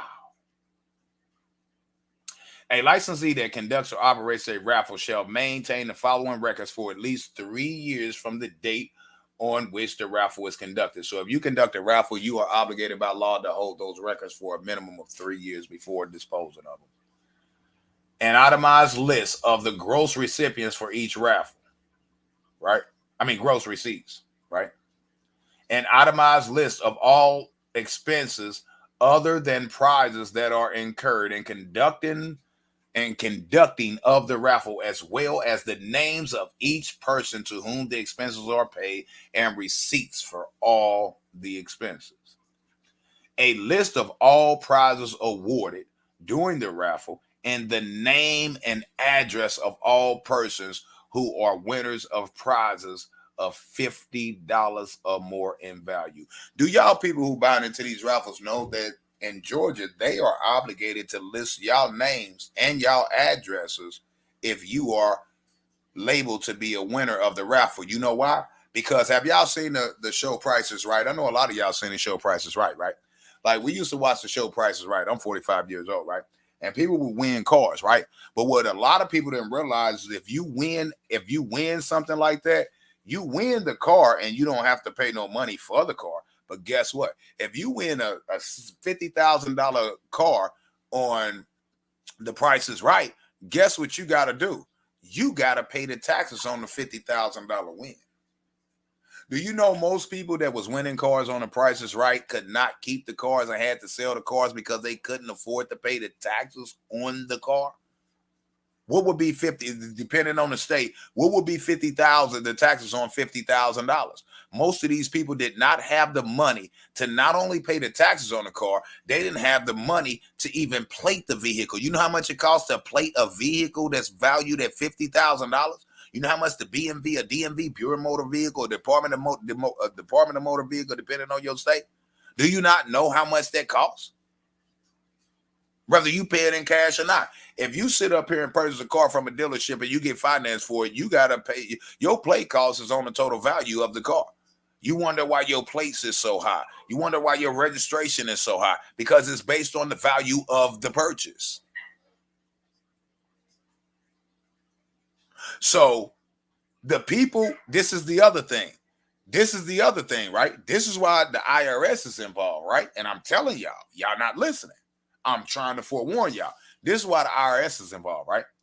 Let's go to the people who giving away these, who not giving away, who are doing these raffles. Let me make sure I'm still being heard. I don't hear nobody responding to my chat. It's giving away these. Cool. Now, let's deal with the IRS aspect of this, right? Let's deal with the car content creators, right? That are raffling off these 70, 80, 100, 150, $200,000 cars. First of all, they got to pay taxes on the IRS is requiring them to pay taxes on the profit from the sale of that vehicle, because it's considered a sale, not a raffle. That's where some of y'all great get in trouble. I'm trying to tell you, stop while you're ahead and just leave it alone. But if y'all want to take this as hate, hey, don't listen and go on about your merry old way. And if they come a knocking, don't say I told you so later. Now, not only do you have to pay taxes on the sale of that vehicle, the people whoever won that vehicle, right? Whoever won that $100,000 car, that $125,000 car, that $70,000 car, right? They have to report that, and they have to pay taxes on that because it was a win.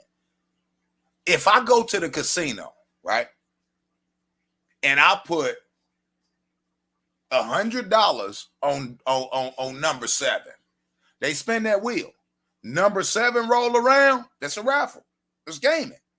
And number 7 comes around. Boop, boop, boop, boop, boop, boop, boop, boop, boop, boop, boop, boop, boop, 7. That's $3,500. At the casino, it's 35 to 1. So if I put $100 on the number 7, I get 35 to 1. So for every 100 I put up, right, I get 35 back. So I put for every dollar I put up, I get $35 back. So if I put $100 on the number 7 at the casino on the roulette table, and that boop boop boop, and it hit number 7, that's $3,500 win. That's a $3,500 payout. Guess what? They can't pay me out in chips. They got to call over the people. They call over the people. The people get my ID, driver's license, information, go back, run taxes, make sure you don't owe nothing. If you do, they keep the money, right? And they give it to the people you owe. If you don't owe nothing, they tax you on that, or they ask you, do you want us to take out taxes, or do you want to be paid in full and take out the taxes, report the taxes on your tax files. That's a fact how that works. And it's the same exact way when you do giveaways, quote unquote raffles, quote unquote giveaways. Right? Right? Same way. If somebody gives you, right? If you get a $20, $30, $40, $50,000 car as a winning, right? It's not a gift. You paid into it. It was a raffle. It was a giveaway. You bought something like that. You have to pay taxes on the purchase of the car or the value of the property. Let's just call it property, because it could be anything. It could be a car. It could be a dog. It could be money. It could be whatever. I'm just trying to educate y'all, man. I know how to read the law, man. Real facts, man.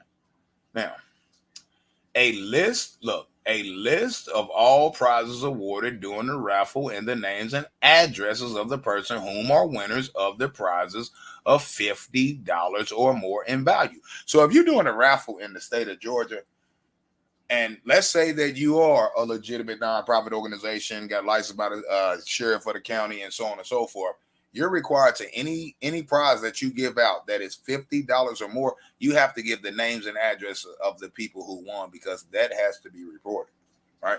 This is where they're going to get y'all at. D, an itemized list of the recipients other than the licensee of the proceeds of a raffle, including the names and addresses of each recipient to whom such funds are distributed, and a record of the number of persons who participated in any raffle conducted by the licensee.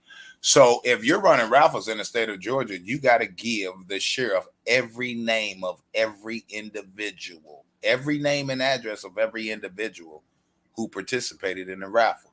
Do you think a lot of these people would participate in these raffles if they knew that y'all had to give by law their names to law enforcement? I don't think a lot of them would. A licensee shall, right? Licensee would be those of you who are holding these raffles if you have a legit license, which none of you do. I'm telling you to stop. I'm asking you, well, you do what you want to do. I'm warning you that you might want to rethink what you're doing. You might want to rethink doing these raffles.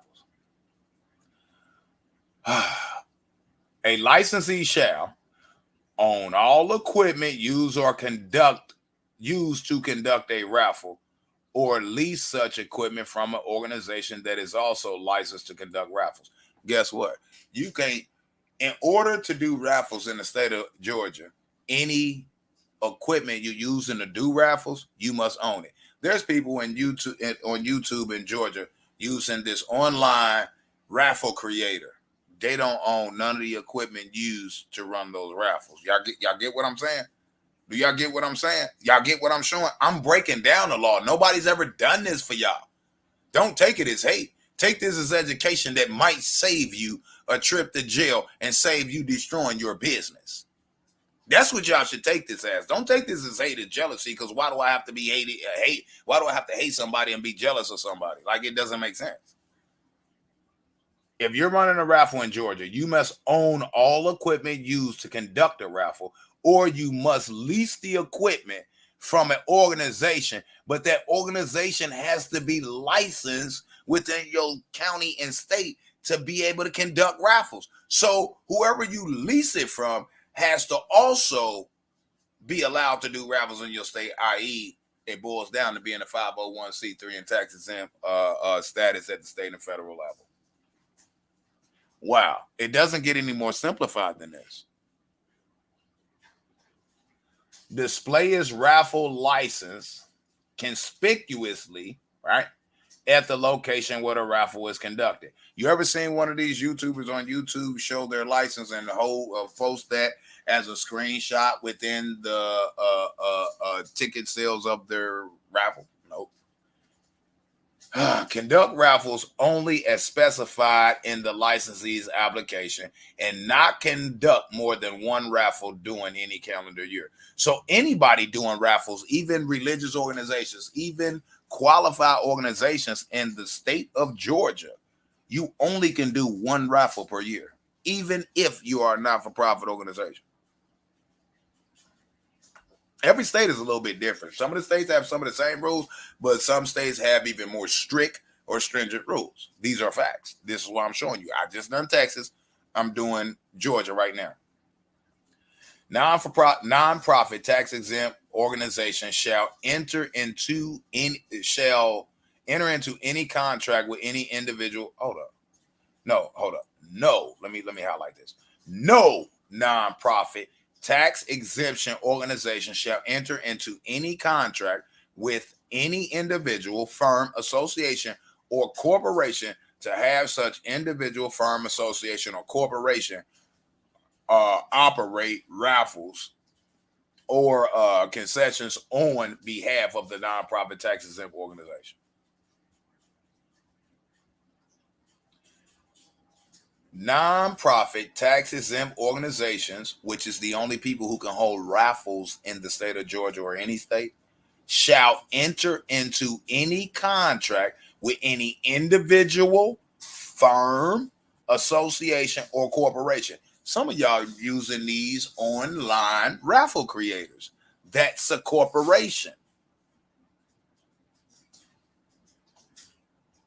To have such individual, firm, association, or corporation operate raffles or concessions on behalf of the nonprofit tax exempt organization. Wow. The nonprofit tax exempt organization shall not lend its name nor allow its identity to be used by any individual, firm, association, or corporation in the operation or advertising of a raffle, in which said nonprofit tax exempt organization is directly and solely operating the raffle. No person shall pay consultant fees to any person for any services performed in retaliation for the operation. In relation to the operation or conduct of a raffle. A person who is a member of more than one nonprofit tax exempt organization shall be permitted to participate in raffle operations of only two organizations of which such person is a member, provided, however, that such person shall not receive more than $30 per day for assisting in the conduct of raffles, regardless of whether such persons assist both organizations in the same day. So if you have somebody that's helping you out in raffles, you're a not-for-profit organization, and you have somebody that's helping you out in the raffles, and they are helping out two people that day because they're connected to two nonprofit organizations, right?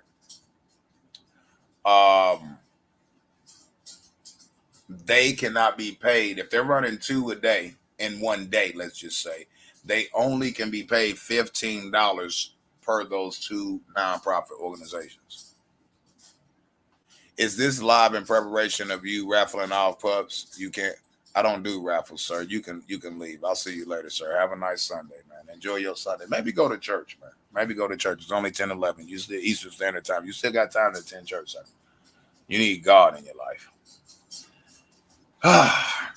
Any person who operates a raffle without a valid license issued by the sheriff as provided in this code section commits the offense of commercial gambling as defined in code section 16-12-22, and upon conviction thereof shall be punished accordingly. Any person who knowingly aids, abets, or otherwise assists in the operation of a raffle for which a license has not been obtained as provided in this code section similarly commits the offense of commercial gambling. A person who violates any other provisions of this code section shall be guilty of a misdemeanor of a high and aggravated nature.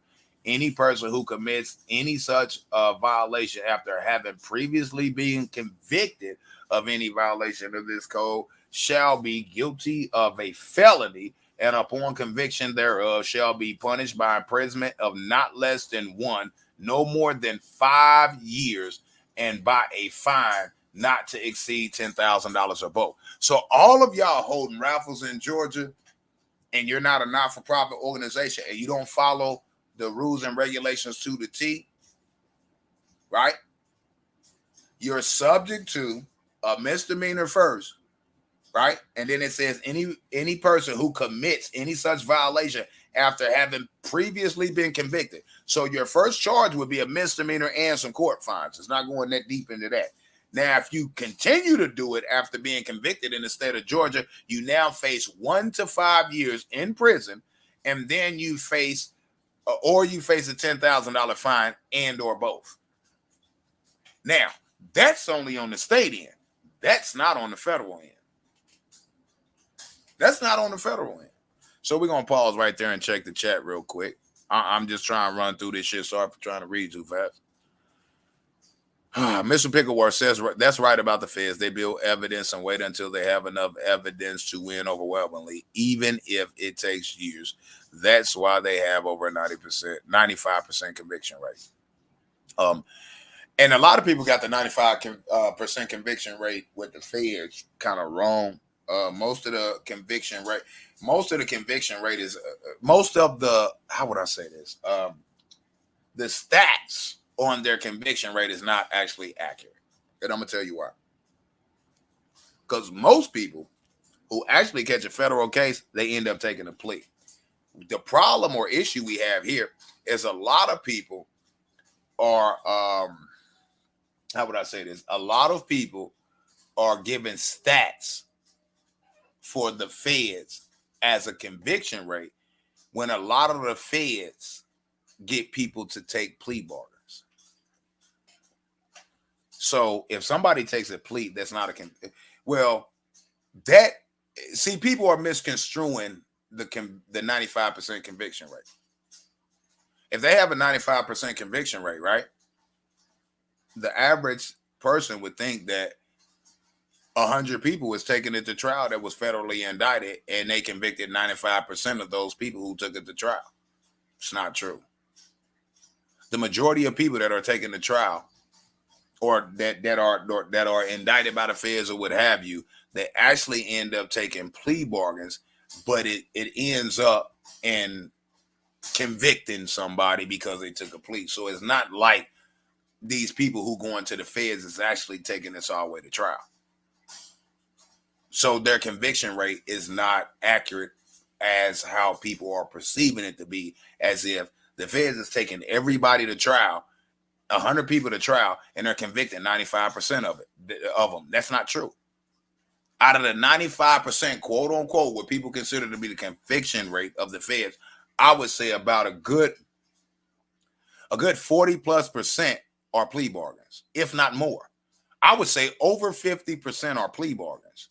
It still results in a conviction because somebody pled, but it wasn't like they went to trial and tried their hand. You know what I mean? So please understand that when y'all giving those quote unquote what I would consider a slight inaccurate stats on the conviction rate with the feds, because the feds are known for getting people to take plea bargains. Real facts. Most of the convictions that the federal government gets when indicting someone is by way of a plea bargain. It's not by way of trial and a person being convicted by a federal jury. It's not. There's a misconception as to what the facts are, but let's continue.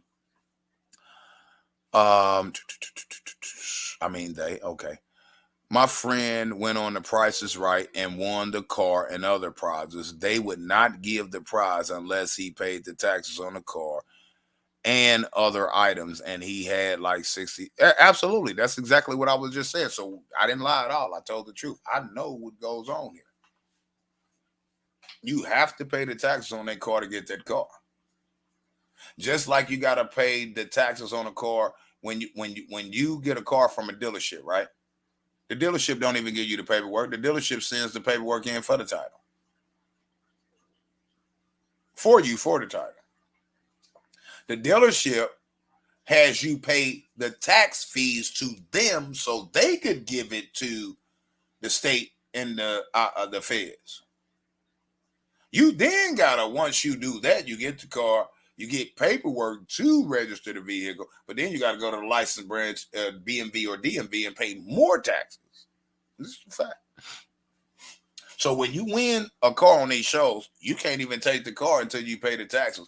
This is why what a lot of people do is they get the money from somebody else. They pay they'll just say they win a $50,000 car on The Price is Right, and they can't pay excuse my language, they can't pay the taxes on the car. You know what they'll do? A lot of them have sold the car to somebody else. And how do they do it? Here's what they do. They say, okay, it's a $50,000 car. I can't, just for the sake of argument, because every state is different for its taxes, right? So let's just say there's a 10% tax, or it can be anywhere from 6% to who knows within these different states. So let's say out of a $50,000 car, just say,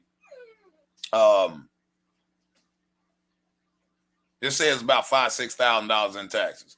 But this person is dead broke. This person randomly got on The Price is Right. You know what I mean? And actually literally won. And they won a $50,000 car. It's less than $10,000. It's, around 5 bands or something like that. Taxes on it that got to be paid before they take the car, but they don't have the money. They don't have $5,000, $6,000, $7,000. You know what I mean? To pay the taxes on this car, right? So what they'll do is somebody else looking for a car. It's a $50,000 car. I'd rather offer somebody the car at $40,000. If they got the cash, they get ready to go buy a cash car, maybe the same car, and it's $50,000 plus the tax on the $50,000. So it's almost it's around about 55 bands, 57 bands. Just depends on the tax rate in your state. And they can get it for 40 bands. They can get it for 12, 14, 15, 17,000 less. A brand spanking new car, 0 miles, less than what they was about to go, buy it for, less than the fair market rate of it. And you pay the tax. So say it's like $7,000, and it's a $50,000 car. it's going to be like 57,000, right? The value of that car, if they went to the store, the dealership and bought it, it would be like 57,000. 50,000 plus just say 7 bands in tax, 57,000. And they about to go buy that car. So they cash. They're going to be out of 57 bands. But you win this at Price is Right. And then you let them know. And they're like, what? You got this? How much you want? You selling it? What you want? Man, look, that car is 50,000 plus tax. You're going to be out about 57 based on our tax rate. I'll let you get it for 40,000, man, cash. I got to pay the taxes on it to pick it up. Taxes about 7 bands. Give me the 7 bands. Give me the tax rate on the car. What I got to pay on taxes to pick it up. I'm going to go pick it up. Pay the taxes on it. I'm going to get the vehicle. I'm going to get the title. We'll have an agreement. And then I come back and I'm going to sell it to you for 40. So give me my other 33. Give me my 33,000 when I pull back up with this car. That's what a lot of people doing. That's what a lot of people doing who can't pay the taxes on it. They're not giving it back. You remember? Hey, babies. Chill out, babies. Hey, look. Y'all remember when Oprah gave all them cars away? Y'all didn't really see what happened.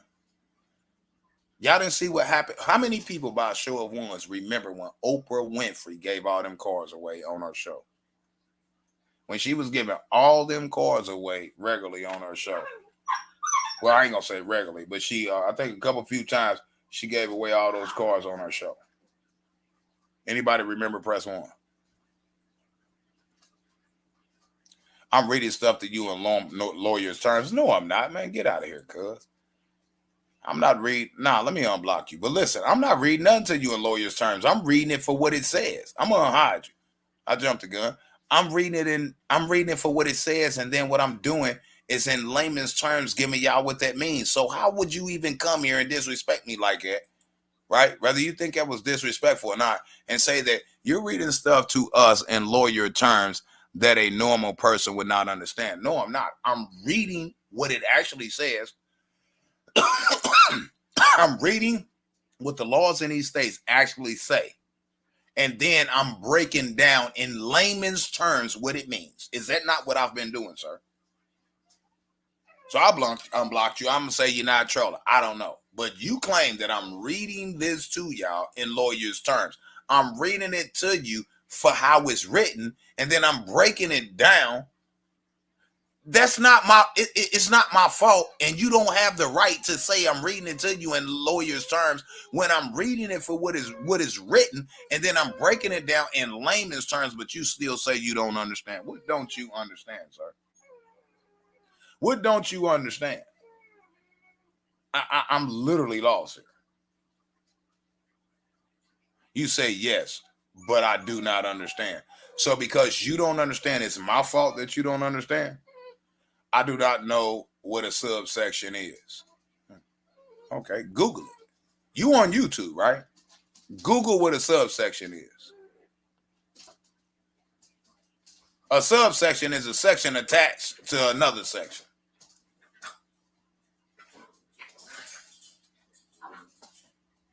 Google it. I mean, you have the internet you're typing here. If you don't know what a subsection is a section that actually goes into more detail. A section, like when dealing with law, a subsection is another section of the law. It's a subsection, a subsequent section to the section you're reading. All you got to do is Google it. I mean, I'm for sure you Google everything else. Like Google subsection. You saying you don't understand because you don't understand what a subsection is.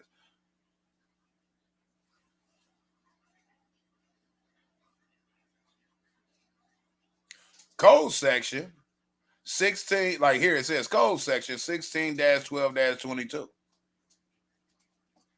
It could say code section 16-12-22 A subsection 2C. All you gotta do is go up under it. A sub is under, right? Right? I don't care. I'm not here to teach y'all how to read law. That's not what I'm doing. How old are you, Dutch? I know you trolling now. How old are you, Dutch? You mean to tell me you never took English in school?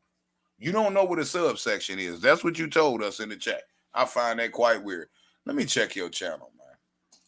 Let me go check your channel because this stuff is weird, man. No content.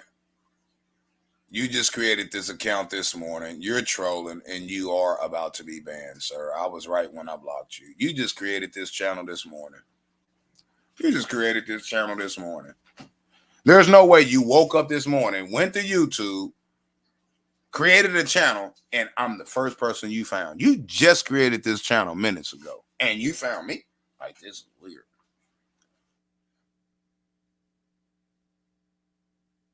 You're trolling is what you're doing. I was right to block you. I don't know what a subsection is. You're confusing. You're reading it in lawyers' terms. And okay, sir, whatever. Let's continue, y'all. That's it. That's the gist of Georgia, right? So, right, what I'm telling y'all, right, I just now proved, right, that in Texas, all these YouTubers are not supposed to be holding raffles. I'm not hating on them holding raffles. I'm, for some reason, now I'll say this. I think that a few of the let me make sure I be clear on this. I think that a few of these YouTubers across the United States actually know what they're doing is illegal. Right? I say a few, a handful. But I'm gonna say 5%. I think like about 5% of all these people on YouTube holding raffles, they know it's illegal what they're doing. They're hoping they don't get caught. Those are the big head honchos, right? Now, the other 95%, and give or take a percentage, it could be 10, 90, it could be 15, you know what I mean, 85, you know, however y'all want to like lightly split that up, right? I'm gonna say 5 to 10% of these, all 5 to 10% of 100% of YouTubers on YouTube doing raffles, 5 to 10% of them know for a fact what they're doing is illegal. I know for a fact these brothers are too intelligent not to have read the laws pertaining to what they are engaging in. All right. Now, a lot of people break the law because they're getting away with it. Right. But here's the thing. A lot of other YouTubers have been enticed to do raffles by seeing y'all do them successfully without the law, the arms of the law coming down on you. So I'm going to say 5 to 10% of these YouTubers on the internet doing raffles know for a fact what they're doing is illegal in their state. I would say the other 90 to 95% of people doing raffles, they're only doing it because they see other people doing it and getting away with it. They only see other people doing it successfully. They're not even thinking of them getting away with it because they have no knowledge that what they are doing is against the law. So they're only, the other 90 to 95% is only doing it because they see you bigger YouTubers doing it. They have no idea that what they're doing is against the law. And this is where I come in at. I want to see them thrive. I want to see these dog kennels thrive. I want to see these car content creators thrive. I don't want to see y'all being brought down by copying somebody else, man. Real talk. After all, some of y'all car content and the dog content, you know, gets me away from this trolling crap. Sitting back and listening to some of y'all videos, is, you know what I mean, while I'm working or doing something or whatever, and feeling the energy and different things. But like this, it's a lot of people about to get in trouble about this crap. There's too many people doing it now. It's too many people doing it now. It's too many people doing it. Y'all remember back in the Craigslist days where people was running scams through Craigslist and everybody was getting got. Then a whole bunch of people start trying to run, tens and tens of thousands of people start trying to run them same scams through Craigslist and was getting people and get people. And sooner or later, people just said, the heck with Craigslist. Now they doing it with Marketplace and everything else, everything that's out there. Hoobly, everything. Scammers are coming in every single shape, fashion, or form. And the people who start the scamming is the ones who really make the biggest profits. And then the people, and get over on a lot of people, but people start realizing that you can't trust people. That's why in a lot of cases, it's hard to even sell dolls or cars now. It's hard to sell dolls and cars to people and have them send you some money because so many people are scamming people. And I understand that. You feel me? I really Call It Clean Service says I'm really having a hard time following you, brother. I do not want to disrupt your show by asking questions, so I'll wait. I'll tell you what you can do. You want to ask me questions and come on my panel, then you significantly financially support my platform by hitting that cash app. You don't want to do that. Here's what I suggest you do. Let me finish my show. I'm just going to do one more. I was going to do 5. We're going to do multiple parts because I want to go over some of these major states where people are holding raffles, and I'm going to prove to y'all that it's illegal, and there's no hate on them at all. It's trying to forewarn people to get the heck out and stop. And it's to warn all the other. Do you know how many breeders? You know how many dog breeders it is in these states that I'm going over these laws where it's illegal? These raffle laws where it's illegal. Do you know how many potential car content creators? You know how many YouTubers that's about people who's creating YouTube accounts to start a car channel?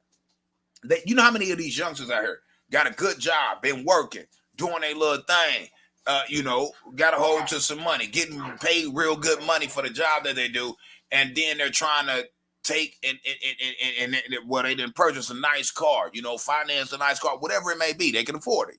Allegedly, I think it kind of snap. But and then they want to say, well, dang, I could take, I'm buying this SRT, I'm buying this Scat Pack.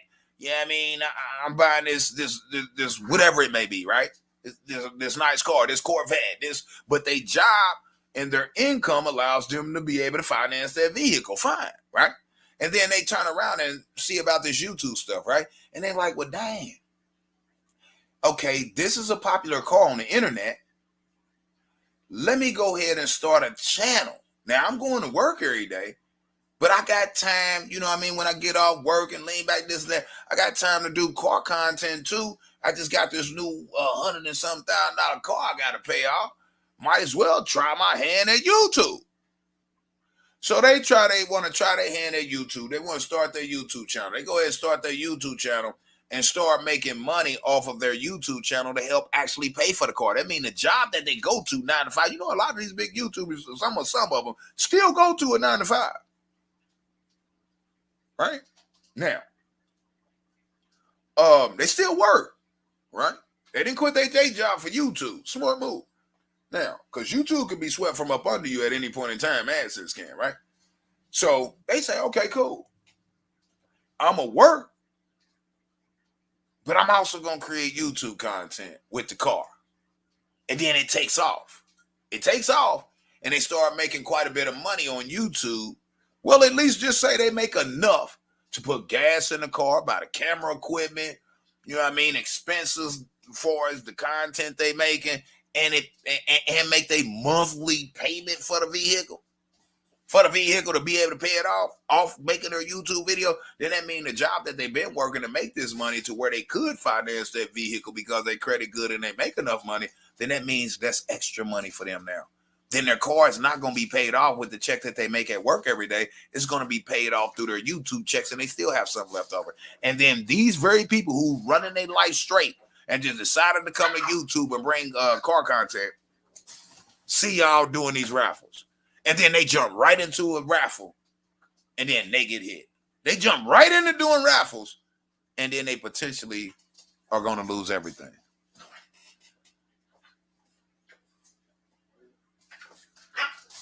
Do y'all think that's fair? Because a lot of upcoming YouTubers are learning from other YouTubers. And if you notice, a lot of YouTubers, so many YouTubers right now are going into this raffle. I'm going to tell you something. I guarantee you I ain't even going to throw a number. Watch how many raffles you see in this year, 2023. Watch how many raffles throughout YouTube. Matter of fact, I'm going to start Googling raffles, and matter of fact, you know what I'm going to do? I'm going to probably do a video or a live, and I'm going to go live and see how many people done raffles in 2022. Now watch that number double or quadruple for 2023. And you know what would be the ironic part about it? That the people that's been doing it for years and getting away with it probably won't be the ones who immediately hit. It'll be some of you newcomers that just jumps right into it, and you're a youngster, and then all of a sudden you making big money off your YouTube channel. You got nice cars, and then one of these trolls that don't like you because they can't live like you or they don't have the money you got or the cars you got, then they start reporting you for certain things. Now that's hate. Now that's hate. Salute to the 21 people still listening, man. You know, people won't come here. I thought this was about dog content. Listen, this is content that deals with dogs because there's a lot of dog breeders running. Shut up. Cut it out. There's a lot of dog breeders out here running raffles. That is a fact. So how does this not have anything to do with dog breeders? How does this not have anything to do with dog breeding?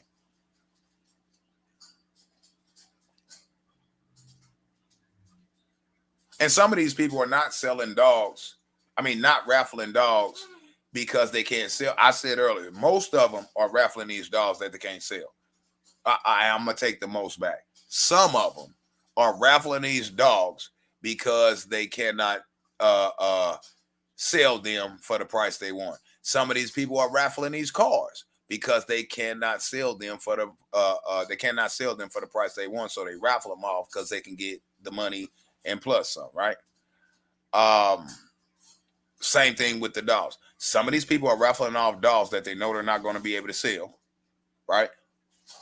And some of these people are raffling off these dogs that they could sell, but they know, sell. They just know they can make more money doing a raffle. It's all about money now. It's all about the bottom line. Real talk. It's all about the bottom line. And I'm not knocking nobody that's getting rid of their dogs or getting rid of their cars. I'm telling y'all what y'all are doing is illegal. The law says it. And instead of me sitting up here doing hate videos on y'all, or what y'all perceive to be hate videos, which is said, 1, 2, 3, 4, itty bitty, big old committee, on YouTube. Yeah, that channel. That channel doing illegal raffles. It's illegal to raffle. You got to be a not-for-profit business. They sitting up here scamming you people and this, that, the other. You know what I'm going to do? I'm going to go to each and every individual state that I choose to where I see a lot of raffles being held by YouTube content creators, and I'm going to bring up the law that deals with raffles in your state, and I'm going to prove how what you're doing is illegal. I don't have no hate for you. I'm going to show you. Because guess what? If I was to do videos, right, this is how I see it. Y'all may not see it this way. This is how I see it, right? I don't feed off other people. I feed off self. This is how I see it. If I do live stream videos or YouTube videos going after certain YouTubers for doing raffles because they're breaking the law, it's going to appear to be hate. Me bringing the law to them is, with these trolls, is appearing to be hate. I really don't care.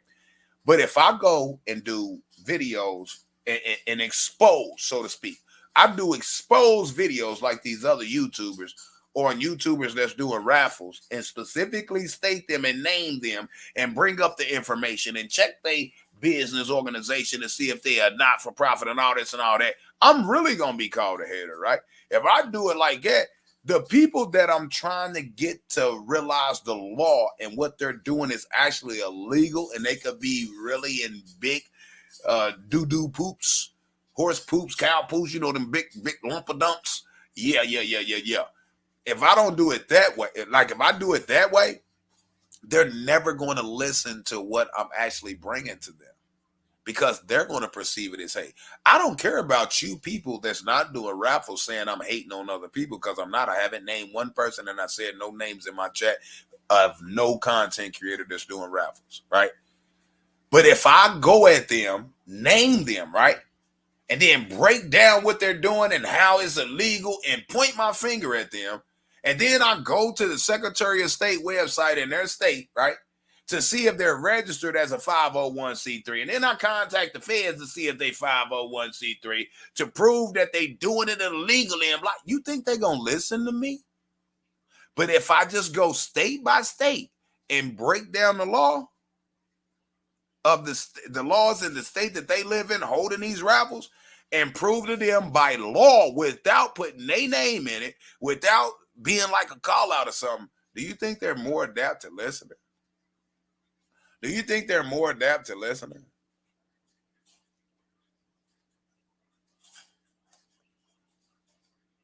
Hey, this is also, I'll tell y'all something else, man. That was a plan when I did this too. I'm talking about dog content creators and more so.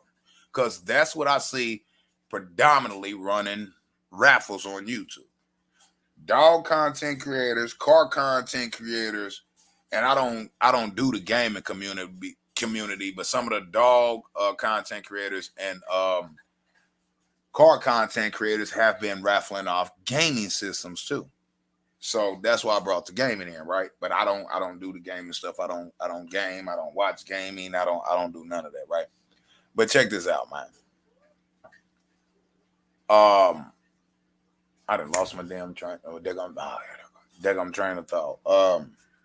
I was going somewhere with that. I'm off the top of the dome with what I do.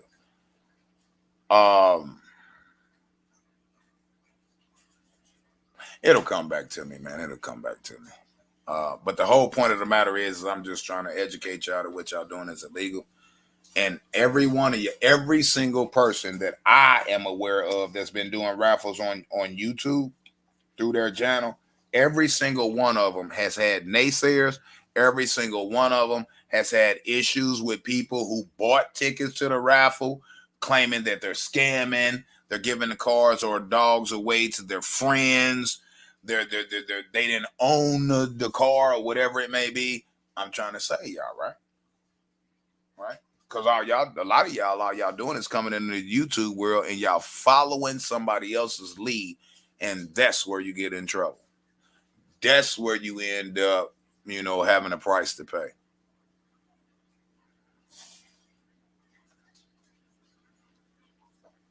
We had a bike raffle at our school. We had to sell the most candy bars. Hey, Timmy, look, that's I bet you, a school is a not-for-profit, don't you? All schools, right, except private. I don't know how they address private schools. I have to look it up. But all private schools are not for profit, right? So schools can hold raffles. And guess what? By the school being a not-for-profit organization, right? Because it's not for profit. There's a lot of us who went to public school and didn't have to pay to go to school. There's a lot of us who went to public school and didn't have to pay for public lunch, free lunch. We got free lunch. We didn't have to pay for our lunch. You understand what I'm saying? So a school is a not-for-profit. A school can actually run raffles. A school organization can actually, a public school organization can actually run raffles, and the students of the school, because I sold candy when I was in school, so I remember, Timmy, what you referring to. I sold candy bars in school too, for certain prizes. Whoever sell the most, candy bars, blase, scoop, this and that. You know what I mean? Whatever. Let me block you, sir. Anyway. But yeah, so schools can run raffles, so that's fine. Right? None of the customers that we went out selling candy to were in the raffle. Only the children who were going out and performing the sales were able to be in the raffle at no cost. Oh, you remember the Bill Brooks story? Didn't I just block you, Sauce G? I think I blocked you, bro. You back again? Yeah, I did block you. Yeah, I met Bill Brooks in real life, but that had nothing to do with the school, sir. So if you heard the story, it had nothing to do with the school. But anyway, let's continue. So Georgia's done. So I've done. I've broke down Texas and I've broke down Georgia. All right, I broke down Texas and I broke down Georgia. Anybody here from Texas or Georgia thinking of holding a raffle? Any questions? I mean, it should be self-explanatory. And if not, here's what I suggest people do that didn't understand certain things that I've said and broke down within the law here. Go back and watch it 2, 3, 4 times over and over again until you get it. It's there. It's there. Hold on for a second.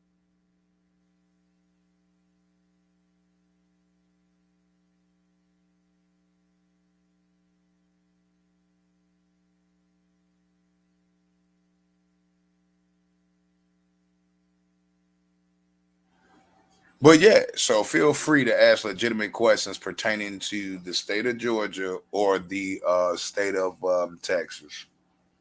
I'm gonna go ahead and do one more. I'm gonna do one more today. For this live stream, shall I say? And I'm gonna go ahead and think the little sprinkling and rain, and then slowed up, slacked up. So I'm gonna go out here and put these sides on, this top on, rough this out, and I gotta run the Menards and get some Menards Home Depot loads. Who knows where I'm going? Trolls like to stalk me where I go to, part stores and things like that. And I gotta get some trim, because I like to trim out the dog houses I build too. So this is a build for a customer. Paid me late evening. What's today? Sunday. Late evening Friday. Paid me about. What was it about? I don't know. It was mid evening somewhere. So 48 hours. They came and paid me in full. Within 48 hours, they're gonna have it at their doorstep. All right. So let me block you, sir. I stay hating. I'm educating. I think you got the words confused, sir. So you mad? Basically, let me block you, sir. I don't. I don't know what you. I ain't even gonna finish reading. I ain't mad about nothing. You can hate all you want. Now that's what you call hate. I'm educating. Y'all confusing it. Here's what it is. Those of you who holding Raffles, stop. I suggest. Or keep going. It's up to you. It's up to you. Right? And if you can, if for those of you coming in here and saying I'm hating because I can't sell my dogs or whatever you're saying, I'm not tripping. You don't see me doing no raffles. Why? Because I know it's illegal. The first thing y'all gonna do is report me. If I was to do a raffle, I'm gonna be the first person to be reported, because I'm one of the first people that was reported years ago when I was raffling off a drone. And I was unaware of the raffle laws in the state of Indiana. You'll never catch me doing a raffle.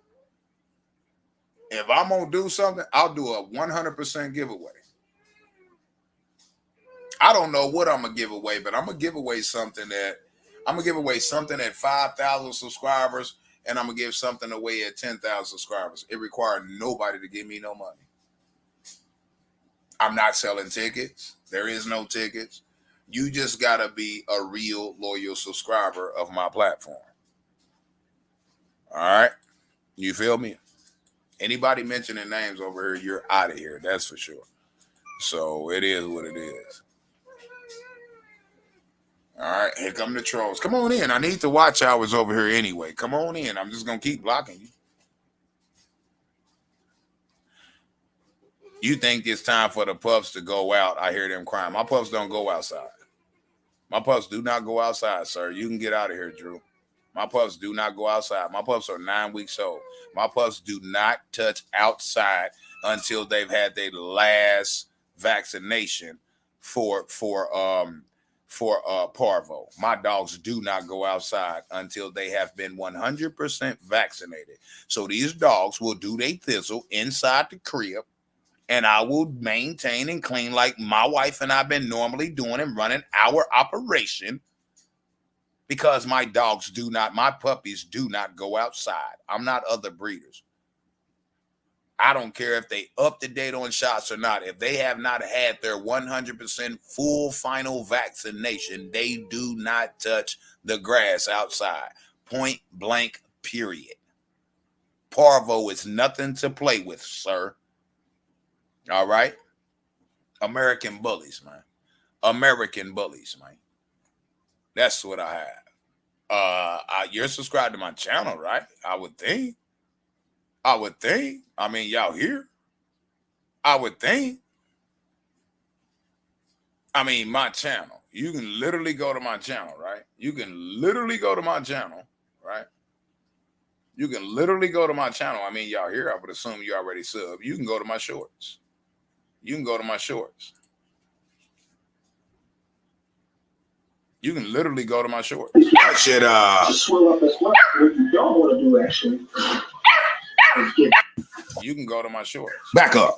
Get it back. Get it. You can go to my shorts. These are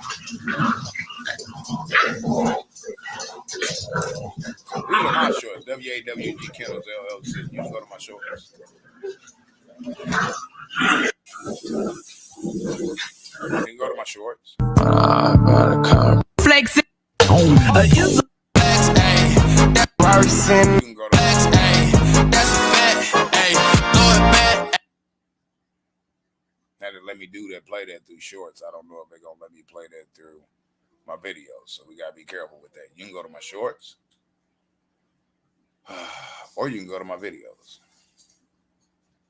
or you can go to my videos, or you can go to my videos. American Bullies, bro. All right, okay. All right, you got it. All right, thank you, thank you. All right, let's see what this chat said, man. All right, Timmy. No disrespect. I'm just saying. My opinion, Raffles draw too much attention. The dog world is different. I deal with in-house. My bully yard, I never do raffles. It's considered culling because it doesn't fit your breeding program. I kind of disagree with that 3C because I don't think everybody in the dog community that's doing raffles is raffling dogs that need to be called. You feel what I'm saying? So with that point, I kind of disagree. I think they're doing it. Just a lot of them are doing it. I mean, a lot of them are doing it to make the most money they can off the dogs. Some of them are doing it because some of them are doing it to make the most. Well, all of them are doing it to make the most money off the dogs. Some of them are doing it to make the most money off the dogs and trying to get rid of a dog that they know is going to be hard to sell for the price that they want. And if they raffle it, they can get 3, 4, 5 times the amount that they wanted or sold any other dog for. And some content creators are doing it for the money and allegedly to give somebody that support them or support their channel a chance to win. But if somebody that supports you or supports your channel a chance to win, why do they have to buy into it? If I was a YouTube channel that had, just say, a lot of subscribers or enough subscribers, and then I was getting the views to where I'm making $5, $10, $15,000 a month, I'll at least do one puppy giveaway. I ain't gonna say. I'll tell you what. I would minimum do. I would try to do one major giveaway a year. Minimum. I probably would do more giveaways, but it'd be for like little smaller items. But nobody would have to pay into it. If people watching my channel, this is my thought process, right? This is my thought process. My thought process is this, right? If I create a YouTube channel, right? And all of a sudden people take to my YouTube channel and my content, right? And it allows me to be monetized, right? And I'm making anywhere from $3, $4, $5, $7, $10, $20,000 a month. I think I should give back to the people that got me there, because if y'all not watching my videos, if y'all not sharing my videos, if y'all not liking my videos and getting them in the algorithm, I wouldn't be making $5, $10, $15, $20,000 a month. Why would I then set up a raffle and make y'all people who make me money every month then turn around and have to pay me to have a chance at winning something? You already get me paid by watching my videos and subscribing to my channel, because I got 50,000 subscribers, 20,000 subscribers, and I'm monetized, and I'm pulling in on a bad month $5 a month out just for making YouTube videos that I love to do, and upwards of 10, 20 bands a month times 12. Why would I charge y'all that making me all this money every month, which I'm not making none? Let's let that be known. I'm saying hypothetically, if I was one of them, why would I charge y'all to win something? Why would I make y'all pay even $5 to get to enter to win something? When you watch every video I post, you watch every live stream I do, even if you don't catch it live, you listen to every single minute of that live to get me the watch time, and keep me in the algorithm, why would I then charge you to win something from me? When if it wasn't for y'all, I would be making 10, 15, 20 bands a month, but I don't make nothing off YouTube. Fine. If it ever gets to a point to where that happens, I'll show you what a giveaway is. There's another big YouTuber out here, right? He's doing giveaways where you don't have to put in any money for the giveaway, but you already put money in because you got to be a member. That's illegal too. I'm just saying. Because in order to be in the giveaway, you got to be a paid member to the channel. That's illegal. I'm trying to help people. I'm not hating on nobody. If I was hating, I'll let y'all continue to do what y'all doing without breaking down the facts. Unlike any other YouTuber on here that then talked about y'all in the car community and dog community doing rappers, doing raffles, no other YouTube content creator has actually brought up the law and broke down the law for y'all specific state, showing that what y'all doing is illegal. But I'm hating. Wow. The haters is the ones that just sit up there and make claims and say, you doing this illegally, you doing this and doing that. You know what I did? I brought up the laws in your state to prove to you that what you're doing, your state says that you can't do it. That's hating, right? No, that's information. That's information. It's giving people knowledge as to what not to do. Oh, I forgot one. We're going to do Florida too. I just thought about something else. We got to put Florida on there. There's a lot of people in Florida doing raffles too. Of all kinds. Dogs, cars, all that stuff. So what we're going to do is go over some of the major states where people are doing raffles, you know, for whatever it is. It doesn't matter whatever it is. You could do a raffle for a rubber band. A gold rubber band. It doesn't matter. You people are not the average citizen or regular person or YouTuber is not supposed to be doing raffles. It brings in the gaming commission. It brings in the federal government. It brings in the state and the county government as to what you're doing. And then y'all got to realize it's a lot of people that go to the casino and get mad, right?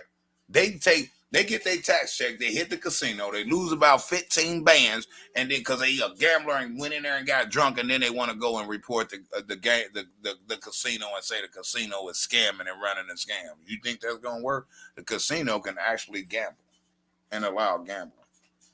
Now, do y'all not think that these YouTubers are not being reported by people who's not winning and think they are being scammed?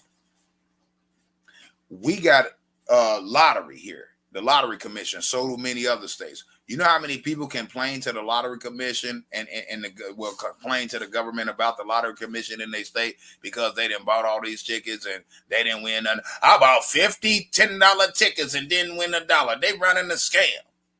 Okay. They go and report them to the gaming commission. Okay.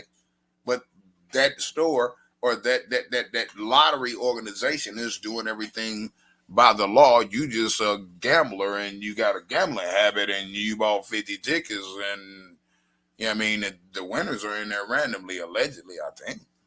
It's supposed to be. But how you gonna prove that they're not? You feel what I'm saying? So my point is this, right? With saying that, my point is this. A lot of people that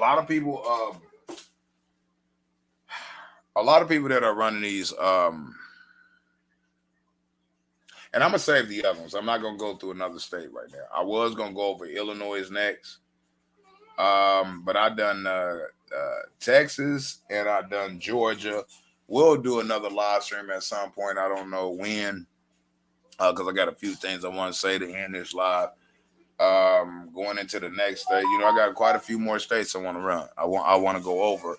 And it's states that I see a lot of people doing raffles in, and the fact of the matter is y'all should not be doing raffles. That's the point, right? It is no hate. It is against the law. So never mind. I'm not even gonna go there, man. It's like, you know, Man, it just, man, trying to educate people, man, it's not even worth it sometimes, man.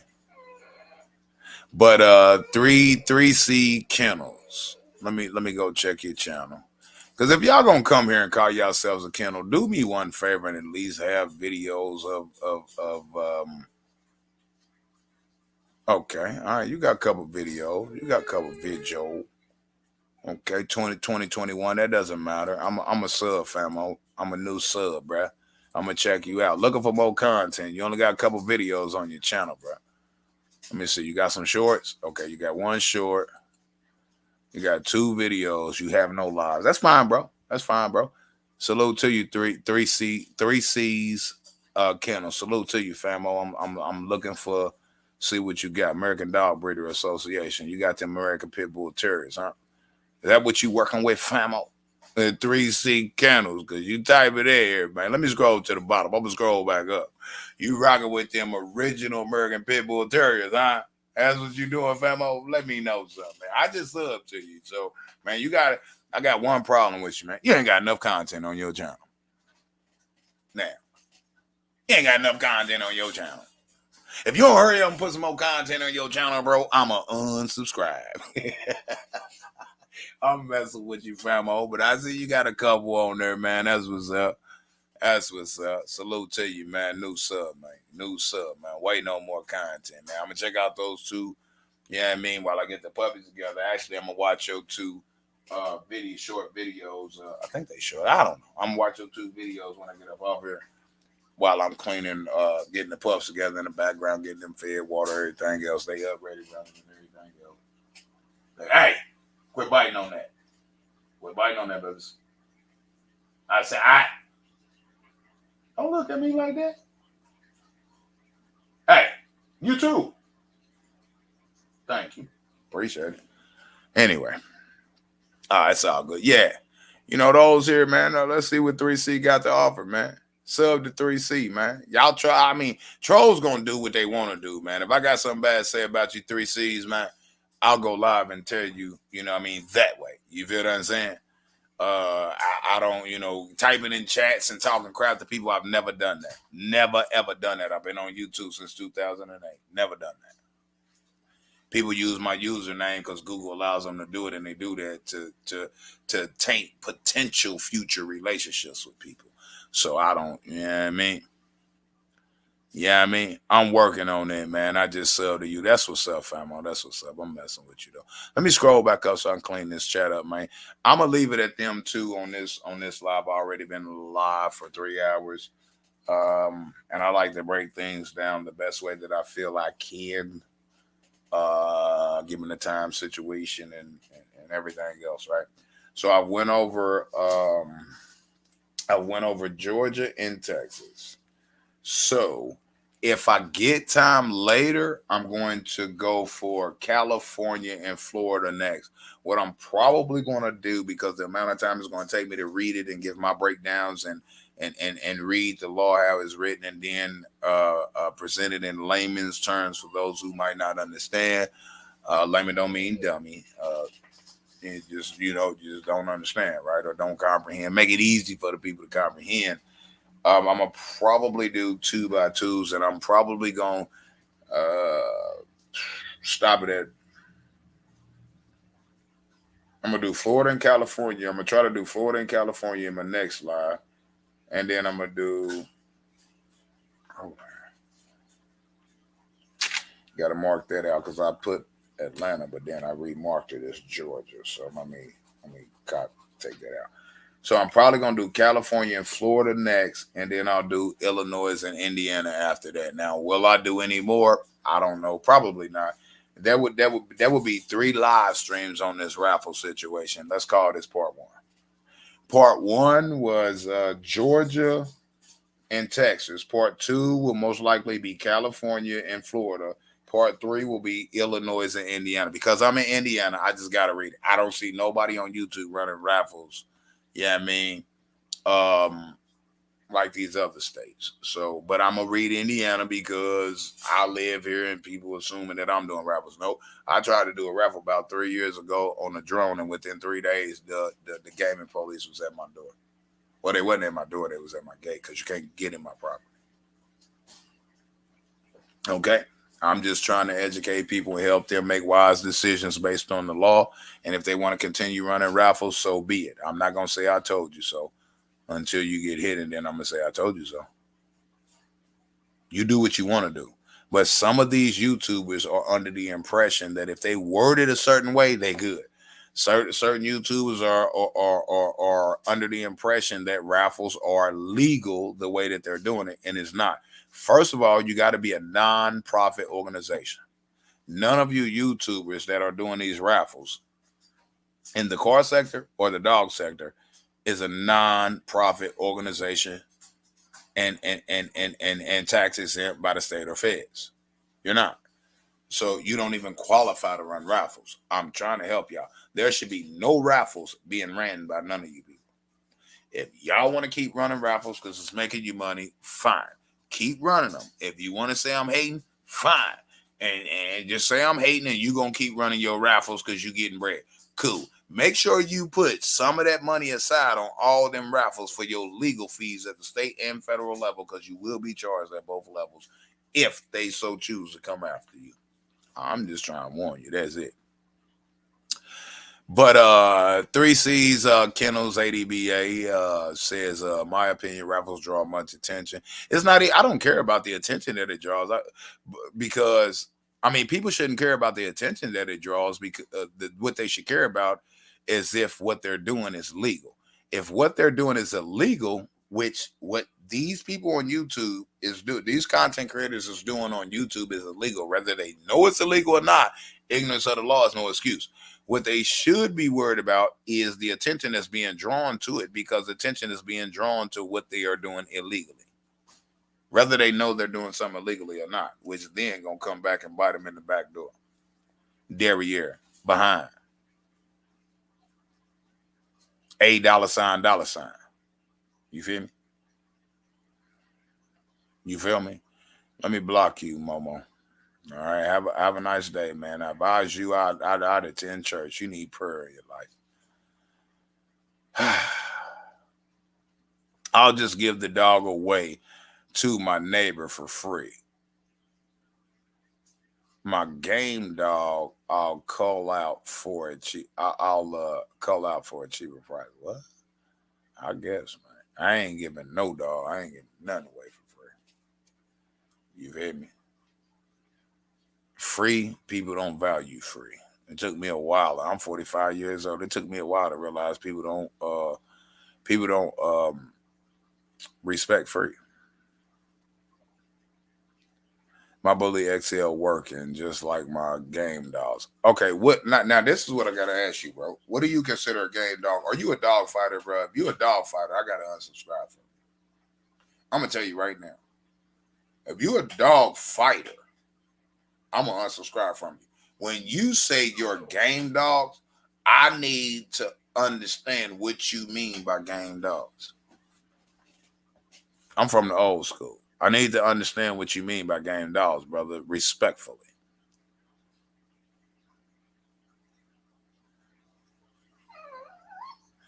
What is the legal ramifications for me to do a raffle to hurt someone on live? All I can tell you, troll, let me block you. All I can tell you is try it. All I can tell you is try it. It might be legal for you to do a raffle online and make people pay to win a ticket for you to go physically harm somebody. And you had to ask me that question. You're blocked. Poof, be gone. You answered your own question. You're asking me, what is the legal ramifications for you raffling off criminal activity? That doesn't make sense to me, sir. Y'all can try that with somebody else, man. I'm the coldest at this, bro. Let's get you out of here.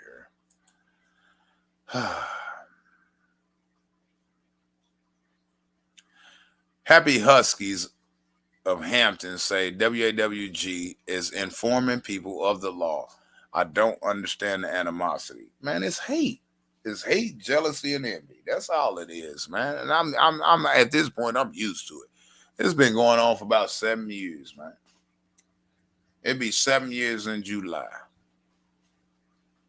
You feel me? So that is what I'm used to it, man. The organization is backed by law, is backed by bylaws. I agree. People get mad when they don't win. I know. People get mad when they don't win and they report.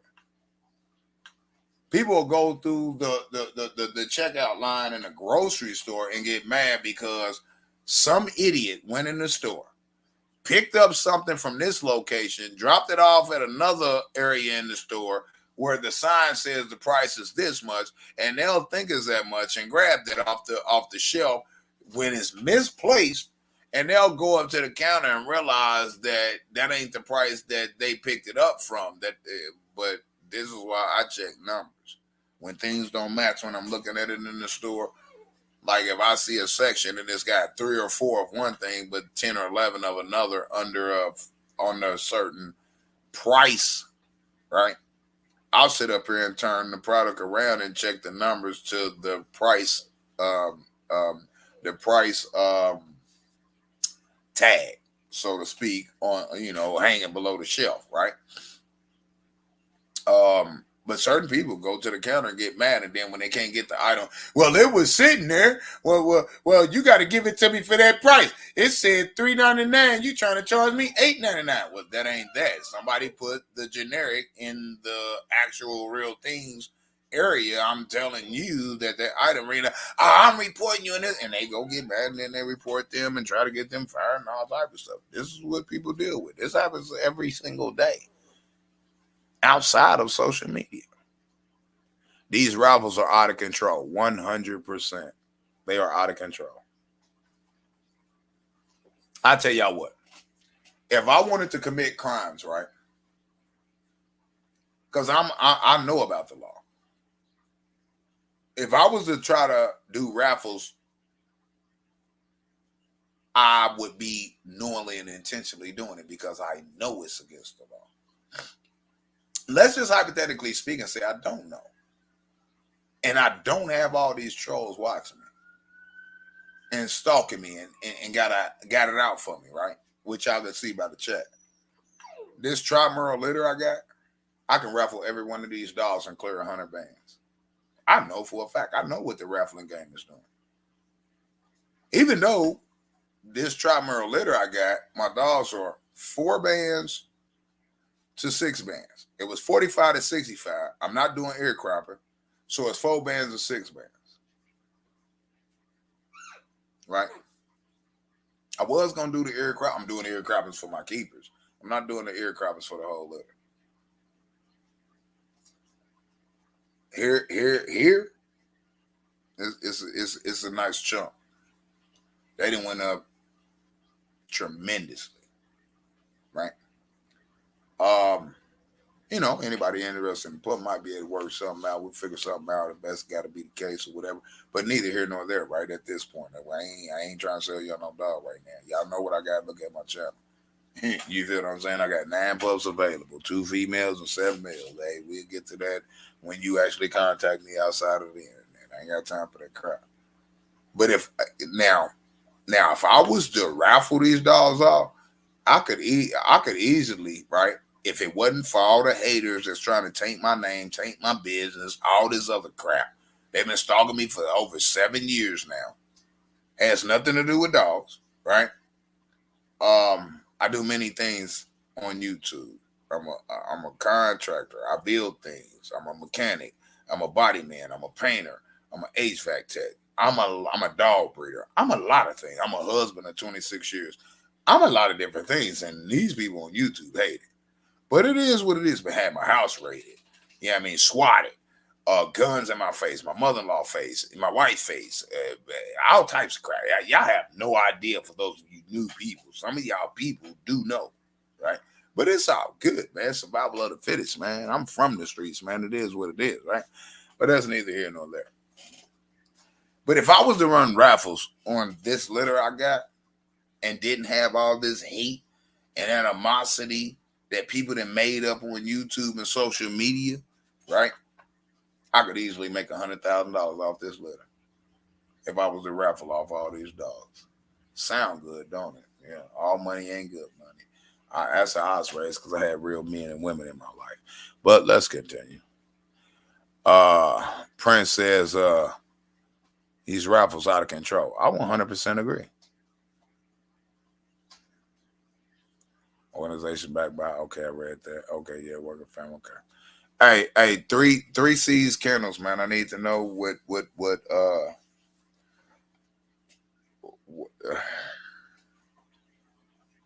do you mean by game dogs, man? I don't support no type of dog fighting. And I'm not asking you to incriminate yourself, but hopefully your because there's different breakdowns of what people consider to be a game dog. Now I'm from the old school, so I would like to know that if you can let me know, right? What do you mean by your game dogs? All right, let's block that person. That person trolling heavy. I mean, heavy Chevy. No scratching with my dogs, bro. All my dogs are deer dogs. Oh, okay, those type of game dogs. See, this is why I asked you. You got working dogs. Well, people can call their fighting dogs working dogs. I've never, engaged in that. Never will. And anybody who's engaged in dog fighting needs to, have their back door put on their lips. You figure deal me? Their derriere, their hind end. You know what I mean? I got more cleaning and building videos on deck, still trying to figure out this YouTube stuff. Yeah, people don't watch real positive stuff on YouTube. That's what I'll tell you. Keep it clean service. You could be. This is what's crazy, right? Keep it clean service, right? You could be a person who actually could save homeowners money, right? Car owners money. I don't know what all type of stuff you clean. I think you told me before, but it's been a while. I don't remember. But let's just say you do all type. You provide all types of cleaning services for people. House cleaning, car cleaning, detailing of this, detailing of that, this, that, the other. You provide them with videos of ways to do it themselves to save them money, although that's your business, right? But these people still don't support your channel. You run it. Just say you're running a business, a cleaning service business of just say all aspects of cleaning. You as a cleaner, right, that don't want potential customers to know that they could actually clean themselves, and you show them how in your videos, they don't even respect you to follow your channel and respect your channel because you're giving them information for free. It took me a while to realize this, right? And I still do it to this day. I still give people, I've been up here live all day and I got one cash app. I've been live for 4 hours now. I ain't got one cash app.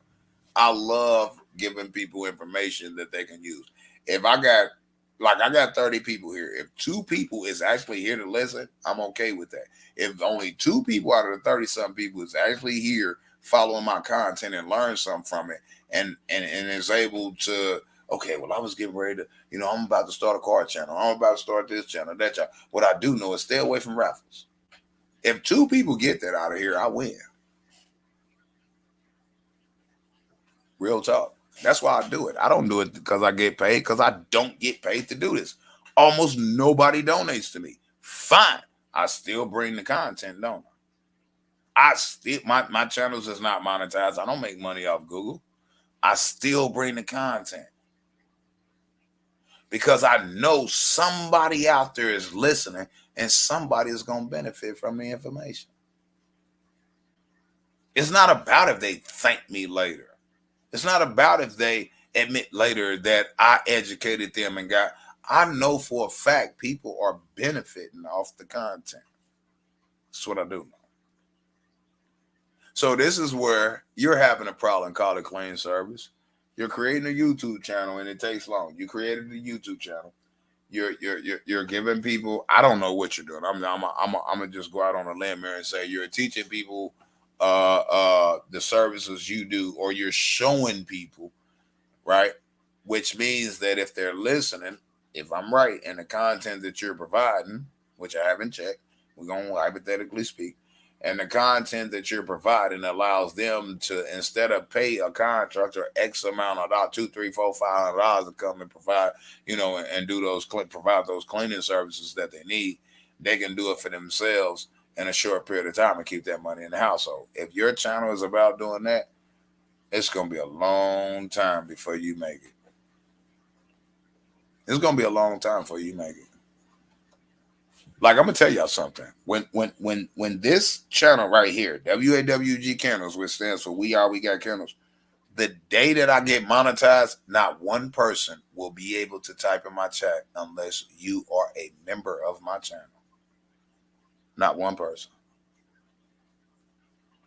I'm gonna do like I ain't gonna really do like everybody else was doing, but I'm gonna show y'all how. If you don't really support me or rock with me, I don't even want you around me. If you all you do is got your hand out, palms up, I don't want nothing to do with you.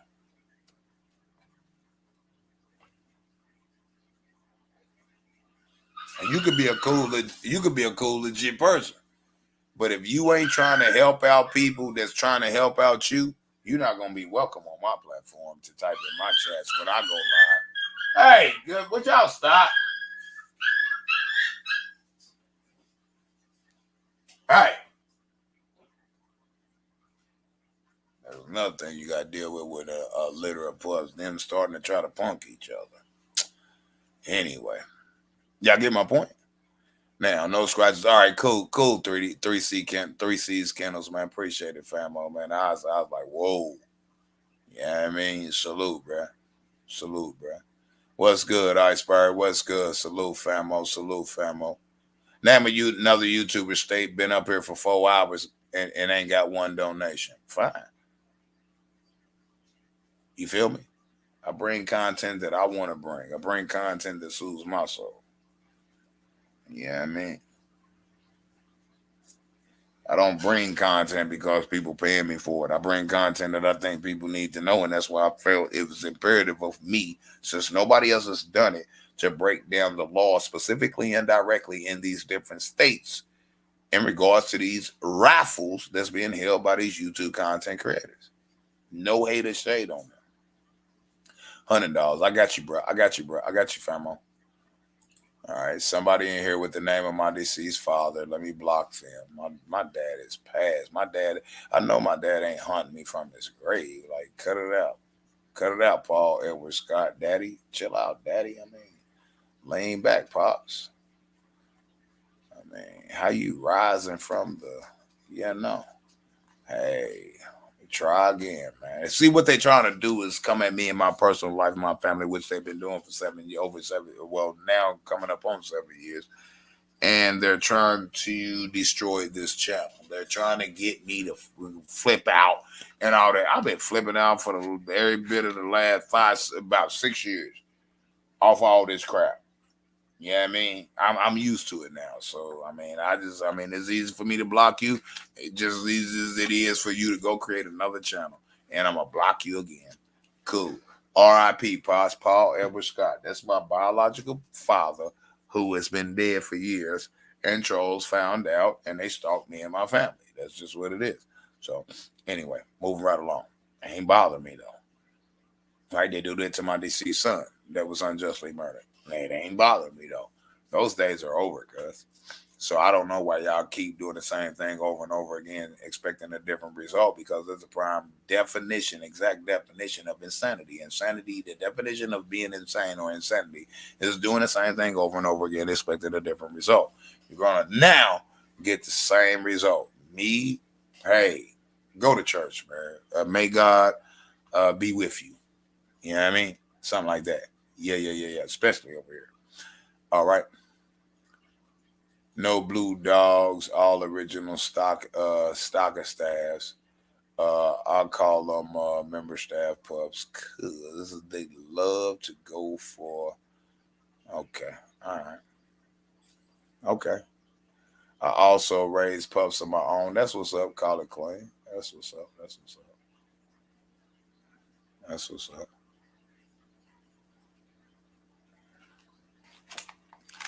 Shih Tzu babies. Let me check this channel. Because you know I can channel check through YouTube. Shih Tzu babies has no content. Was created in 2020. Okay, all right. So they ain't been trolling me through this account because this account is not blocked. Okay, cool. All right, but you have no content on there. No, I mean you. I don't know. I don't know. You know what baffles me? Some of y'all create YouTube channels and have nothing on them. But there's a lot of people who are doing that, and there's no ill will of anything. It's just that they don't have content. I think people should be posting content, especially if you know go come to YouTube with a name like that, even if you do shorts. But I spoke earlier, W.A.W.G. I don't know if you've seen my chat. I had a bunch of trolls in here, so you know maybe I missed it. What did you say earlier? You want to repeat it? But hello, Shih Tzu babies. Why? Let me ask you a question, Shih Tzu babies. You got a username, a channel name of Shih Tzu babies, right? And you got a picture of a Shih Tzu baby, Shih Tzu on your profile, but you don't have any content. Can I ask you why? I mean, I'm just asking. It ain't, you know what I mean? It just makes people look at you like you ain't real.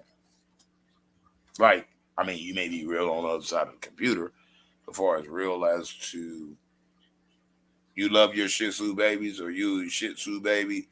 Shih Tzu is a dog. So why is there no dog content on your channel that's been up for going on 3 years now? I'm just asking. Maybe you just created that name and you go around YouTube just typing in people's chats and things like that. Is that the case? I'm just asking. I mean, I think that's a fair question. You think so?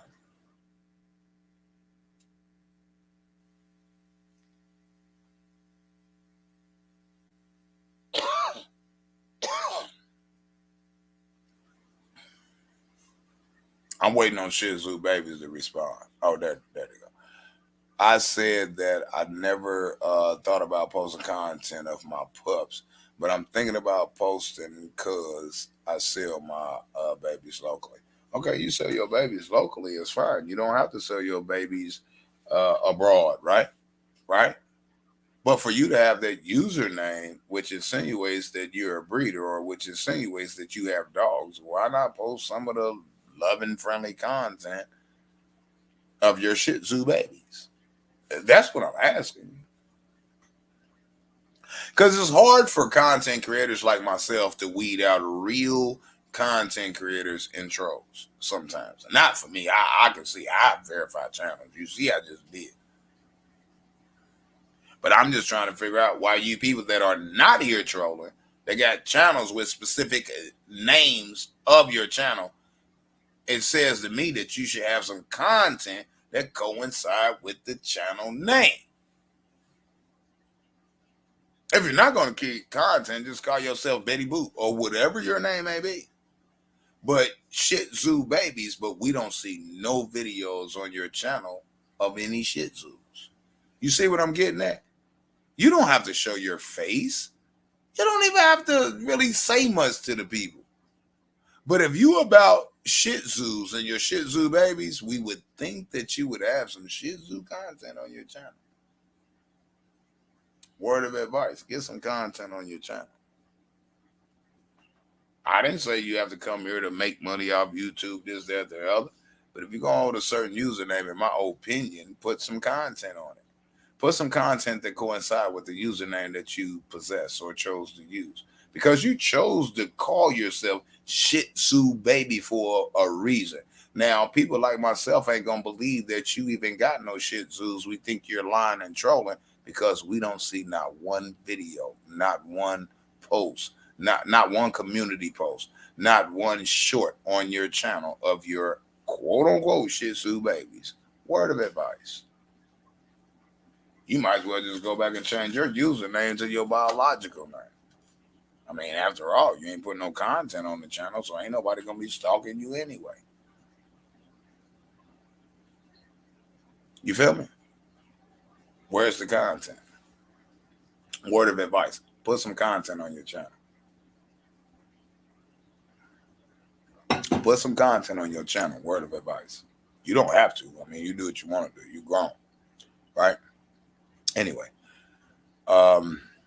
Shih Tzu Baby says, I said I never thought about post content of my pup. Okay, I read that one.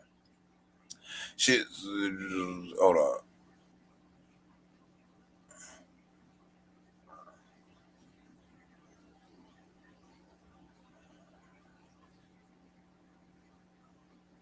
Okay, now I'm gonna address this comment, right? How many people see this person in my comment section? P.A.W.G. and my kennel name is W.A.W.G. So it's a subliminal diss to me, right? This is what trolls do. Let me show y'all something. Watch this. I'm gonna show you how intelligent I am as an individual, as a man, as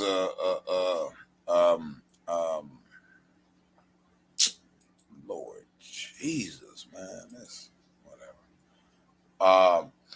How many people see this comment by P.A.W.G. Life Kennels? Press 1. This person says, bro, if breeders are doing raffles, what is it to you? Why don't you stay in your lane? My lane is any lane that I want to go in. What are you talking about? I breed dogs. Anybody raffling livestock off illegally is a problem.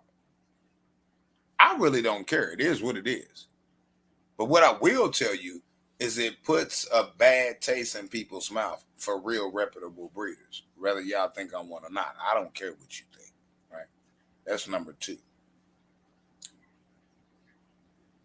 Stay in my lane. If I'm on a 4-lane highway, I can get in any lane that I want to, and as long as I maintain myself within the lane that I choose to cross into. Every lane is my lane. See, that's another thing I don't like about this YouTube crap, because people are trying to go along to get along. They are actually going along to get along. Stay in your lane. Well, I do HVAC, I remodel homes, I do body work, I paint cars, I'm a mechanic, I'm a dog breeder, I build kennels. I mean, I sell merch just like a store sells merch, brand new in the box. I can keep going.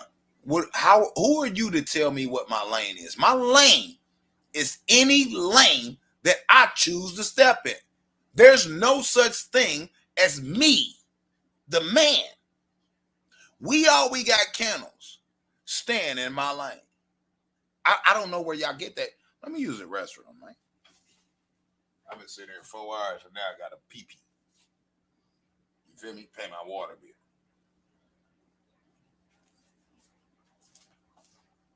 Now, hold up.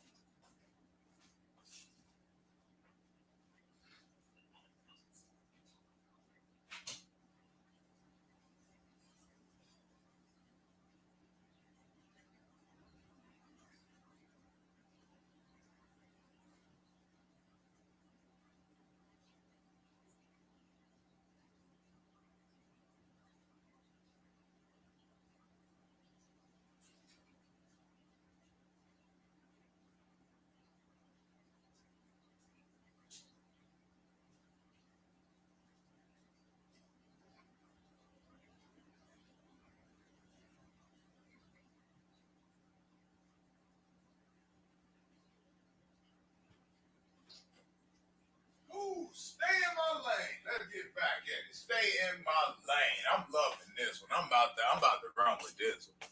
I'm about to have fun. I'm about to have fun and run with this one. I'm about to run with this one respectfully.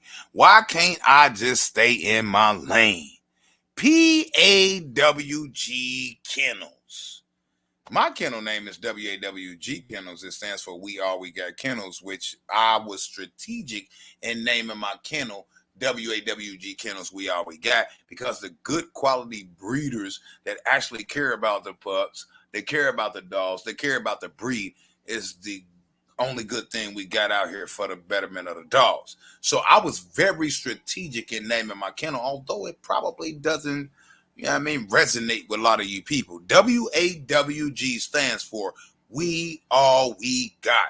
Who is we? Us breeders. What all we got? Only the good breeders out there that ain't chasing the money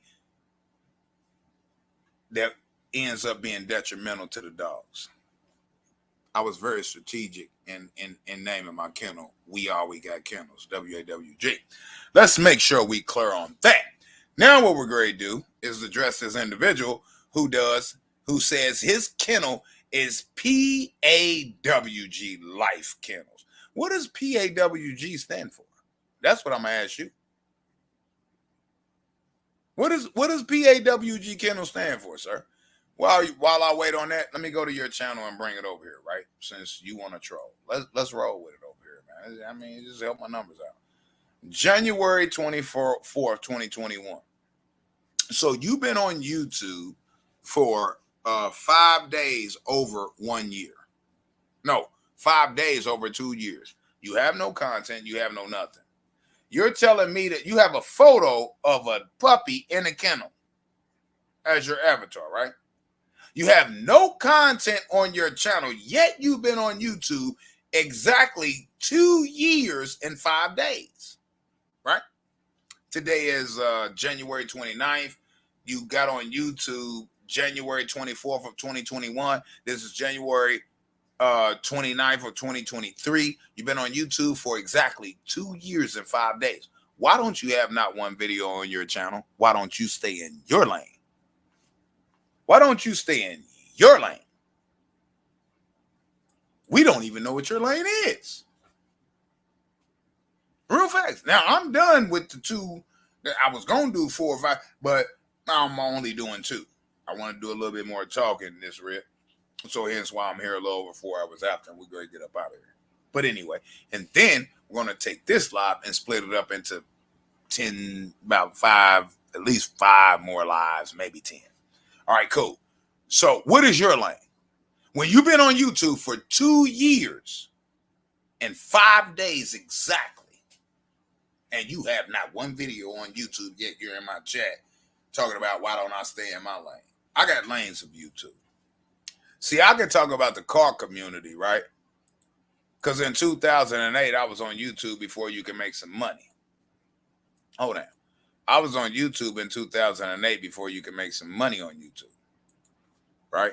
YouTube, you couldn't make money until 2009. Well, only a select few could make money in 2009. None of you big YouTubers could make no money in 2009. It was select people who could, right? This is why, right? All right, hold on. Let's do this. Let's do this. Let's pull up my car channel. And I ain't put no content on this channel in I don't know how many years. About 10 years? So what?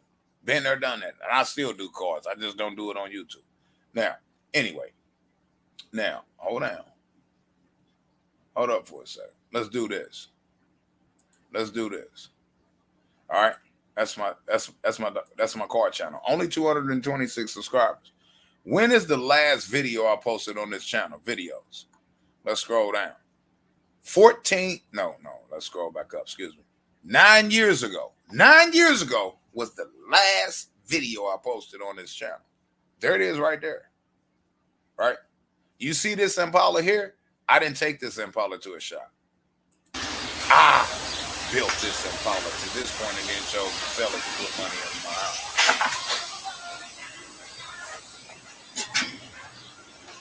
I did all the work. Brand new quarters, brand new floor paintings. Only thing I didn't do was the top and interior. Redone the dash. I mean, you name it. I didn't rebuild the motor.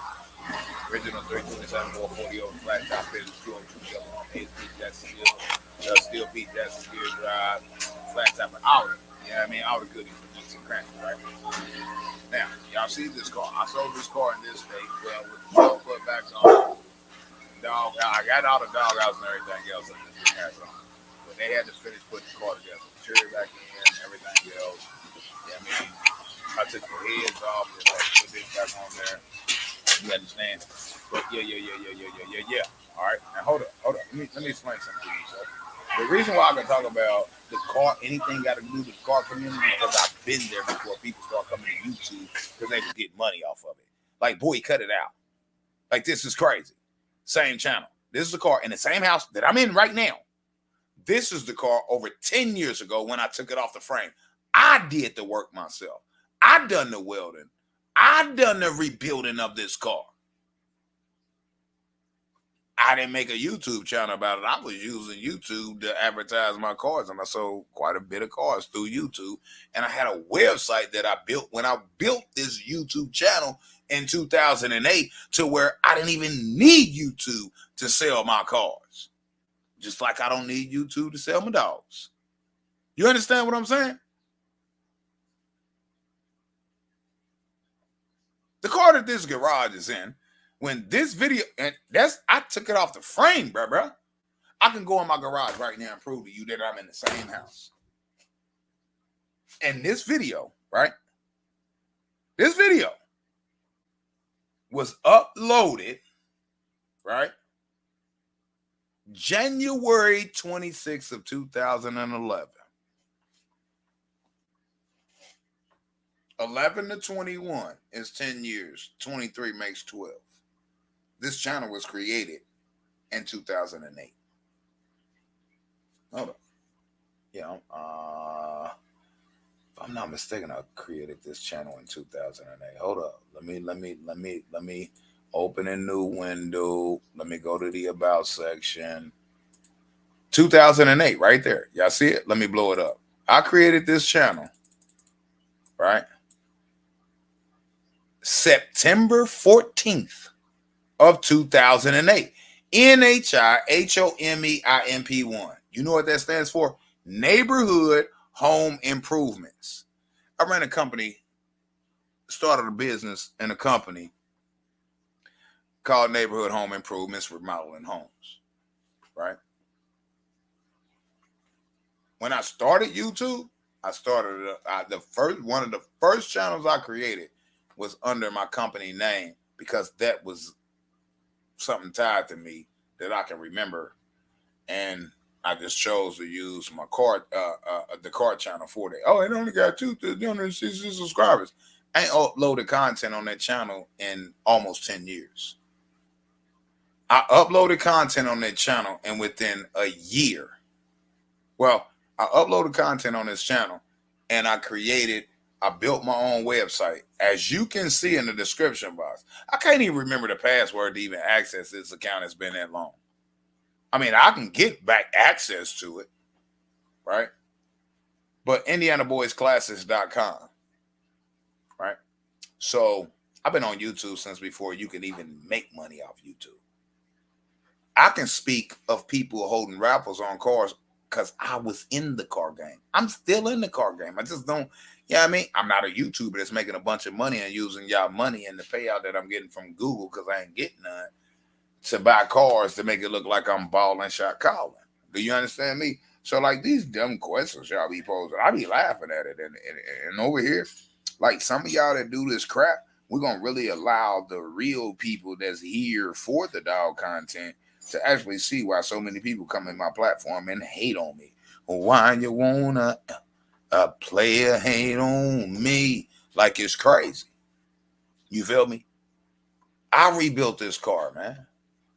And I later chose to sell it to build my deck and everything, other stuff to my house. Like, who cares?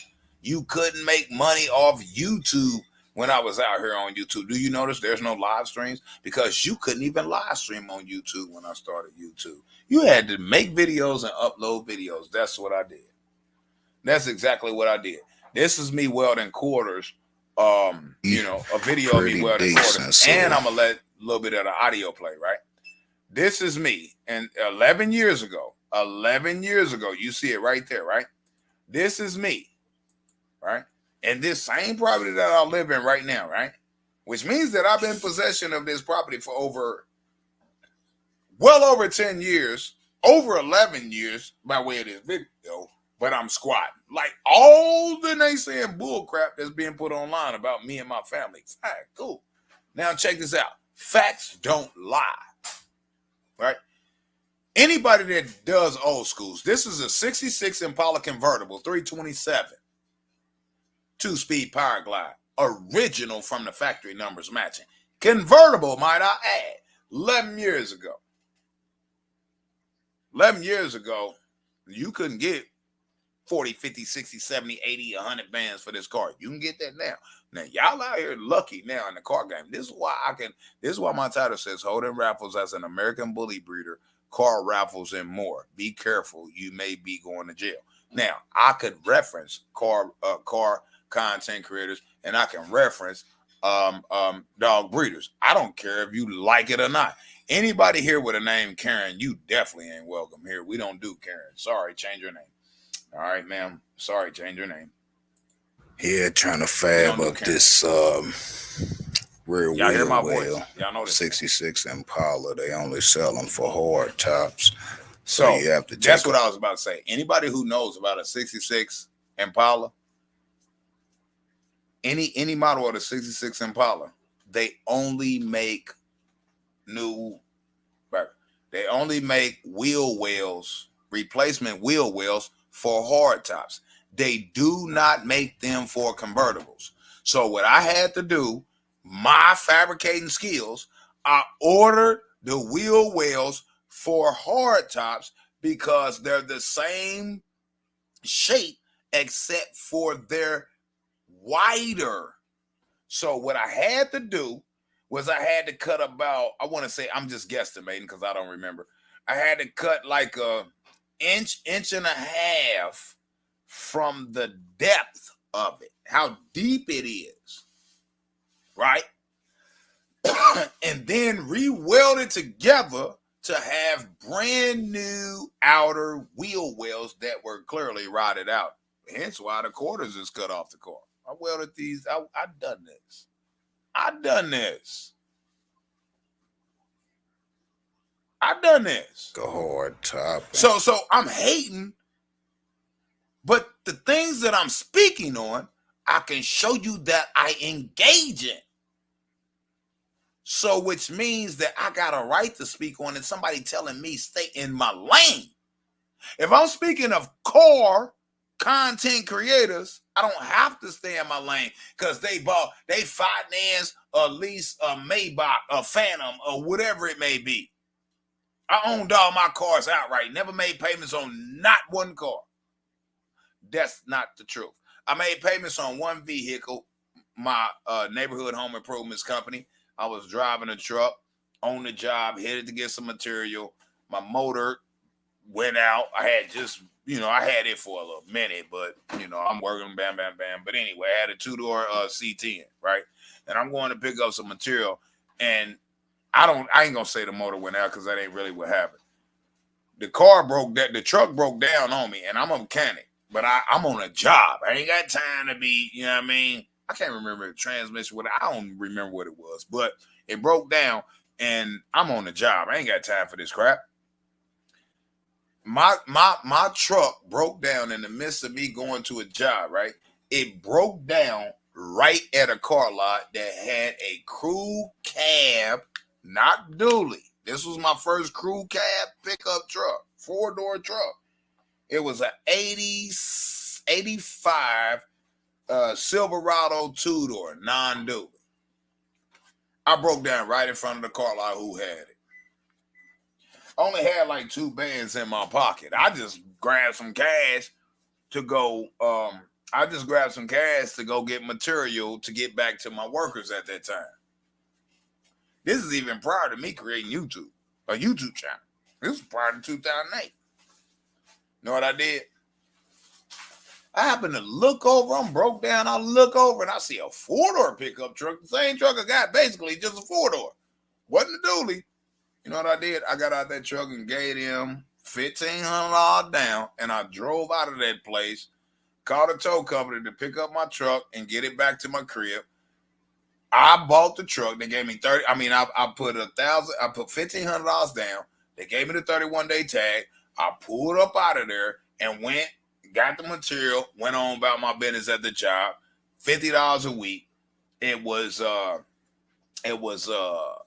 what, $49.95 or something for that truck. So I just said, forget it. I'm paying. This is the only time I've ever financed a vehicle, and it was a used car that I shouldn't have financed. But I was on a job. That was the cash I had in my pocket because I just took it out the bank just to go get material. Had some cash in my pocket, then need some material. I was like, okay, I got 2 bands on me because when I was going to the material store, I could have used a card or whatever. I don't know which one I was going to use. It didn't matter. The vehicle broke down before I even got there. So my thing was I had 2 bands in my pocket. I gave them $1,500 down, and I had to pay them $50 a week, I think it was. I think it was just $50 a week at that time. And every weekly payment I was given, every week, I was like, okay, all right, I ain't never financed a vehicle. All right, to help you credit this and that and blah, blah, blah. Yeah, I mean, I was young. I was in my 20s. So I turns around, I do that, right? Because I need a vehicle immediately. I have time to get my and I'm at the end of this contract to get my profit. So my wife, I'm silently hinting at her, none of y'all business. But anyway, so I'm eager to get this job done, right? Because now it's my profit because I was paying my employees. And then at the end of the job, I get them their last pay and then all the rest on my thirds because I've done jobs in thirds. A third up front, a third when half the job is done, and a third when the job is done. That's how I do all contracts pretty much, or at that time it was, right? So I do that, right? I end up financing a vehicle, right?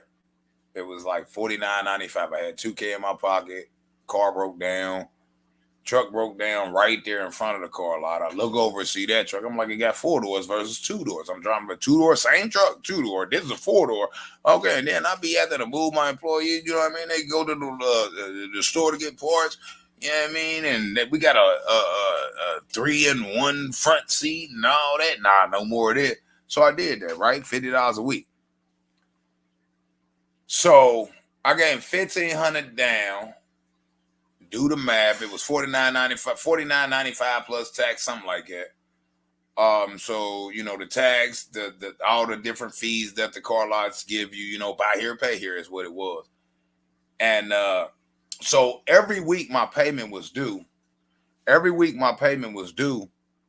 I would get him like $200, $300. Right? You thought this was a bounce, man. I have a title. Bounce. Doesn't matter. Now,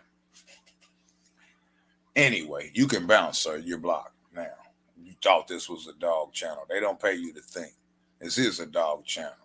And if you shut up and listen, then you would understand how things that I'm saying comes into play as to what the topic is of my show. You don't like it, unsubscribe, bro. I don't care.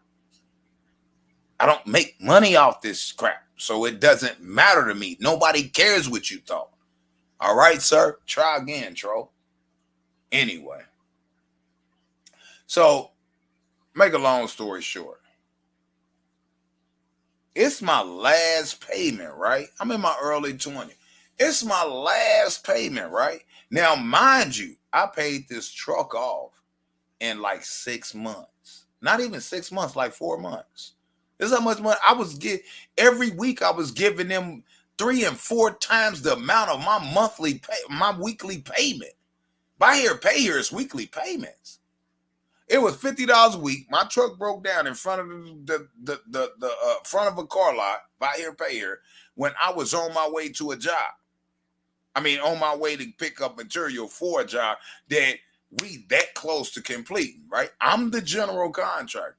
I carry $2 million worth of insurance. Quit playing with me. Like, y'all people are weird. Anyway, so I bought the truck. All I had was $2,000 cash on me. I got cash out of the ATM to hide cash in my pocket. I'm going to get material. Look, 50, I'll give you 50. And they only wanted $9.99 down, actually. I gave them $1,500 down. The payments was $50 a week. I gave them like 3, 4, 5 times some weeks. Hence how I paid the truck off in like 4 months.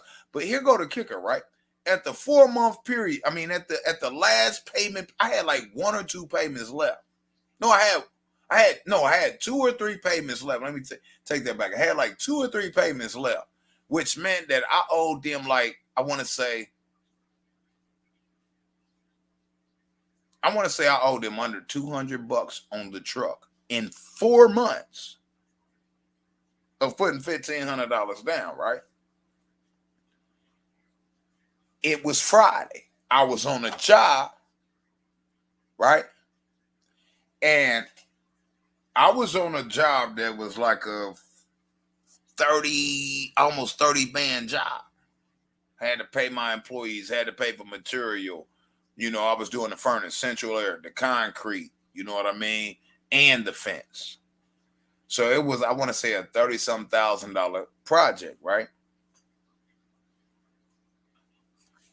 The individual was from California that was coming up here buying a bunch of properties, and then he was running scams and got caught up. So he got in trouble. So whatever. Anyway, neither here nor there. That was 20 plus years ago. Anyway, I was in my early 20s. That was about 17 years ago, something like that. Whatever. Anyway, so I got like 3, maybe 4 payments left. And I've been every single week. I paid anywhere from 2 to 5 times my weekly payment because I never done payments before and I don't like owing nobody. It was just because I had the money. I only had that much money on me. If I'd have took out the $5K from the bank at the time that my truck broke down in front of that car lot with the four-door crew cab dually 3+3, I would have cashed them out. But only had $2,000 in my pocket, and I'm on my way to pick up material for this job. I got employees that's getting paid by the hour. I gotta, you know what I mean, get back to them. So what I had in my pocket, bam, there you go, $1,500 down. They only want $900. All right. Anyway, so we get to I'm at the last 3, maybe 4 payments. I'm on the job. I should be done by Thursday. I just gave it Friday because my payments were due every Friday on that truck. Now I only owe about maybe $300-400 on the truck, right? And I was cashing them out as soon as I completed that job. So I think I was thinking I was gonna complete it that Thursday. It didn't happen, so it was gonna be Friday. Well, Friday morning came about, and it was some little tedious things I had to finish up. So I did that, and then I had to get I called the fucking excuse my language. I called the inspector on Thursday, but they couldn't be there till Friday. So even if I did finish Thursday, I couldn't get paid out because I was finishing late in the day. But I never finished Thursday. I didn't finish till Friday. So I called the inspector on Thursday to come out Friday. So at the end of the day, the owner come out, the customer come out.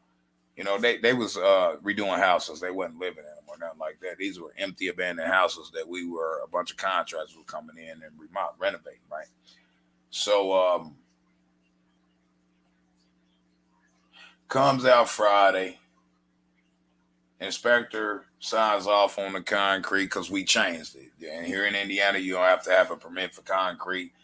Going back with the existing structure that's already there.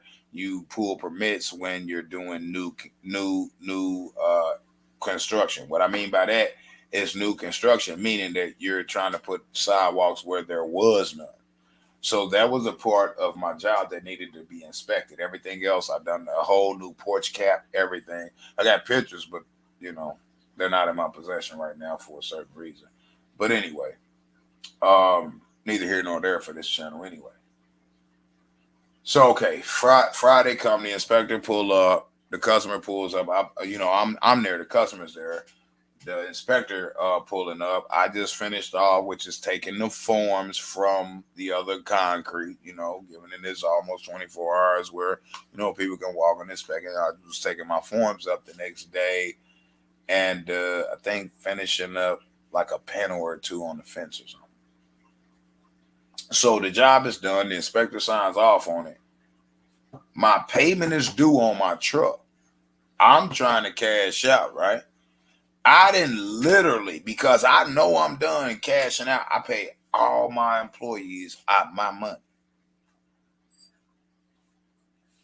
My customer tells me it's going to be Monday or Tuesday before he can write me this check so I can make it to the bank, being it's Friday. And if not, make it to the bank Saturday morning because, they close at 12, 1, depending on your bank on a Saturday.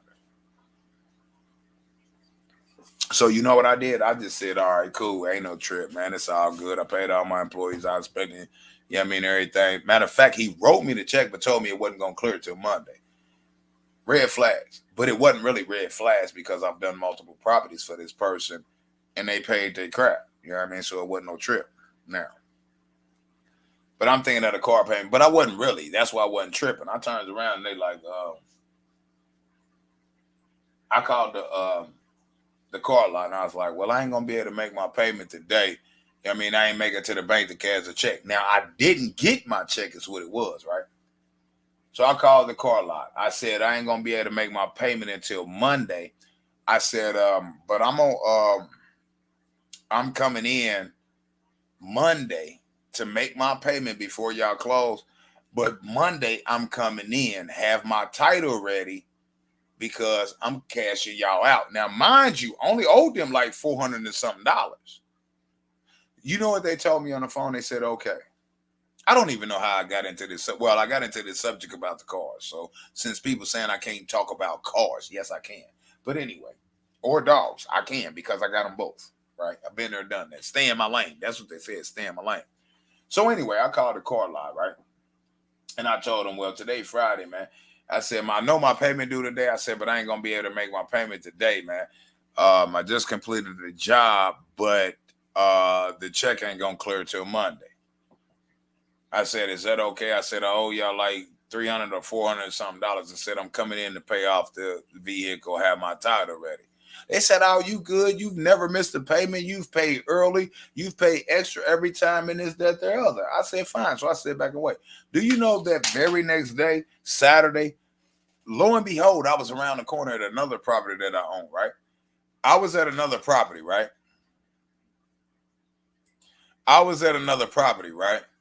And where we was living. We wasn't even actually living in this property at that time. This was a backup property. So I'm at our other property, right? But our other property around the corner from where I'm at now had a fence around it too. And I had a lock on it, but the lock wasn't locked. Do you know I looked at my camera system and a tow truck was there trying to take my truck?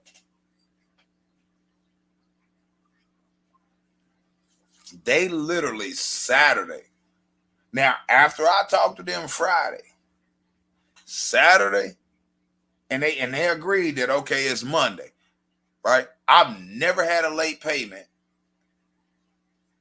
I gave you $1,500 down on the $49.95 plus tax and fees and plate costs and all that, which was over 50 something. It was like $5,600 total on that truck, right? 3+3, 4-door,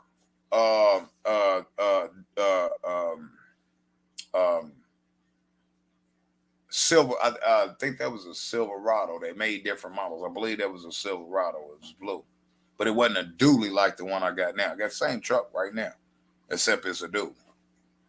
Had many of them, but anyway.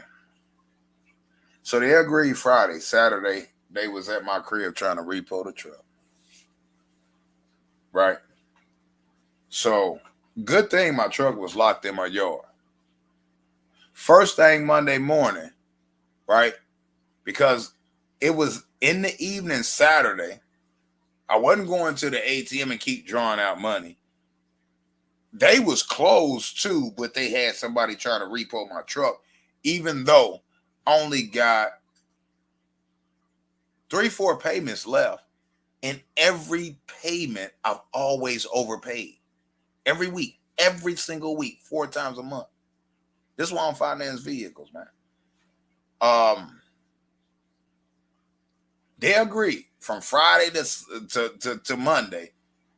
First time ever being late, and then I called you and let you know the situation, and then I told you that I'm coming in to cash out. They didn't want to give me my title. This is what it was, and in fact, long story short, they didn't have the title. That's what all this was about. So they tried to repo my vehicle so they could charge me extra $400, $500, $600, $700, hoping that I couldn't pay it so they can keep the vehicle and sell it all over again. I kept my truck because I had like 6, 7 vehicles at that time. They was just old school convertibles and things like that. I wasn't driving them to no job site. Kept the truck in the backyard. First thing Monday morning, I went and cashed them out. First thing Monday morning, I didn't even wait to meet with the customer. I went to the bank. I drew some money out. I went straight up there. I cashed them out and said, give me my title. You know what the fuck they said? Excuse my language. You know what they said? We ain't got the title. We still waiting on it. Hold up for a second. It's been 4 months. You sold me this vehicle. You ain't have a title to. It took me 2 more months after that to get my title. And they was already paid in full. This is why I don't finance vehicles. There's nothing wrong with financing vehicles. I just feel like if I can't pay cash for it, I ain't. Yeah, I mean, things will change in time. But the reason why I spoke on this car stuff, y'all, for those of you coming here, our dog content is that we on this raffle stuff with dog and car owners and people who doing raffles on YouTube, and it includes the people in the dog community. So stop it, right? Let's be real with ourselves, right? But at the end of the day, people telling me stay in my lane. This is where this came in at. You telling me to stay in my lane when my title says Holden Raffles as an American bully breeder, car, raffles, and more. Be careful, you might be going to jail. So I can speak on dog breeders because I breed dogs. I can speak on specifically American bully breeders doing raffles because I am an American bully breeder.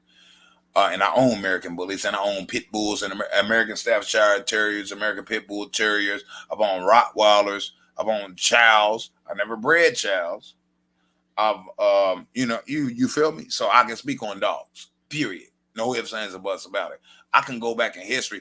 I can turn on my I can plug in my webcam right now, and I can pull out 35 millimeter Polaroids of me with some of my dogs in the past when there was no digital. Or we didn't have access to digital.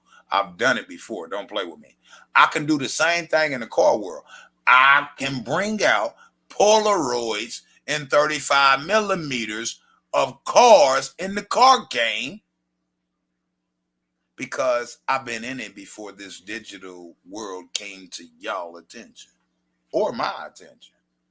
That's why we had the 35 millimeter cameras and the Polaroids. The way we got a Polaroid, we take the picture comes out, got the little thick white bottom at the base. Some of y'all youngsters don't know nothing about this. And then you got the 35 millimeters where you got a camera, you got a disposable camera, right?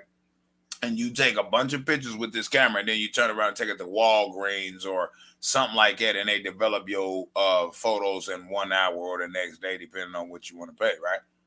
And then we got actual photos of this. I mean, physical. See, y'all in the digital world, this is where y'all going to be messed up in the digital world. If the digital world happens to get what's the term or word I'm looking for? If the digital world, i.e. the internet, gets obstructed, or is that the proper word? Not really, but I think it'll work. Obstructed, or if there's an issue, right? If an EMP hits the United States, all of y'all got all y'all stuff on digital, it's all gone, wiped out. There's nothing y'all ever got. If an EMP hits the United States, I can go back as far as me taking actual photos and having them developed into a photo to put in the photo album. Now my house burned up or the car burned up. I got the photos in and it burns up with them. But I'm just telling y'all, those of you in the digital world, if an EMP hits the United States, it wipes everything out. Y'all got digital.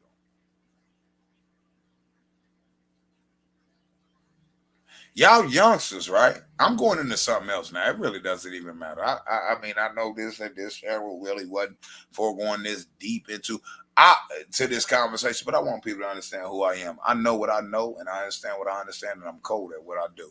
It doesn't matter about the hate against me, and I don't go alone to get along. I'm gonna tell y'all this. Some of y'all youngsters, right? Because I'm going somewhere else now. I didn't get y'all information today. I'm gonna go somewhere else now since the trolls want to ride my coattail and be over here trying to destroy my name. I really don't care. I don't expect not one person on YouTube or the internet to buy a dog for me. I never have in all these years. I never have in all these years. Right? Hold on. Yeah, I got that person. Cool. All right. What I'm gonna tell y'all is this, right? What I'm gonna say to you is this.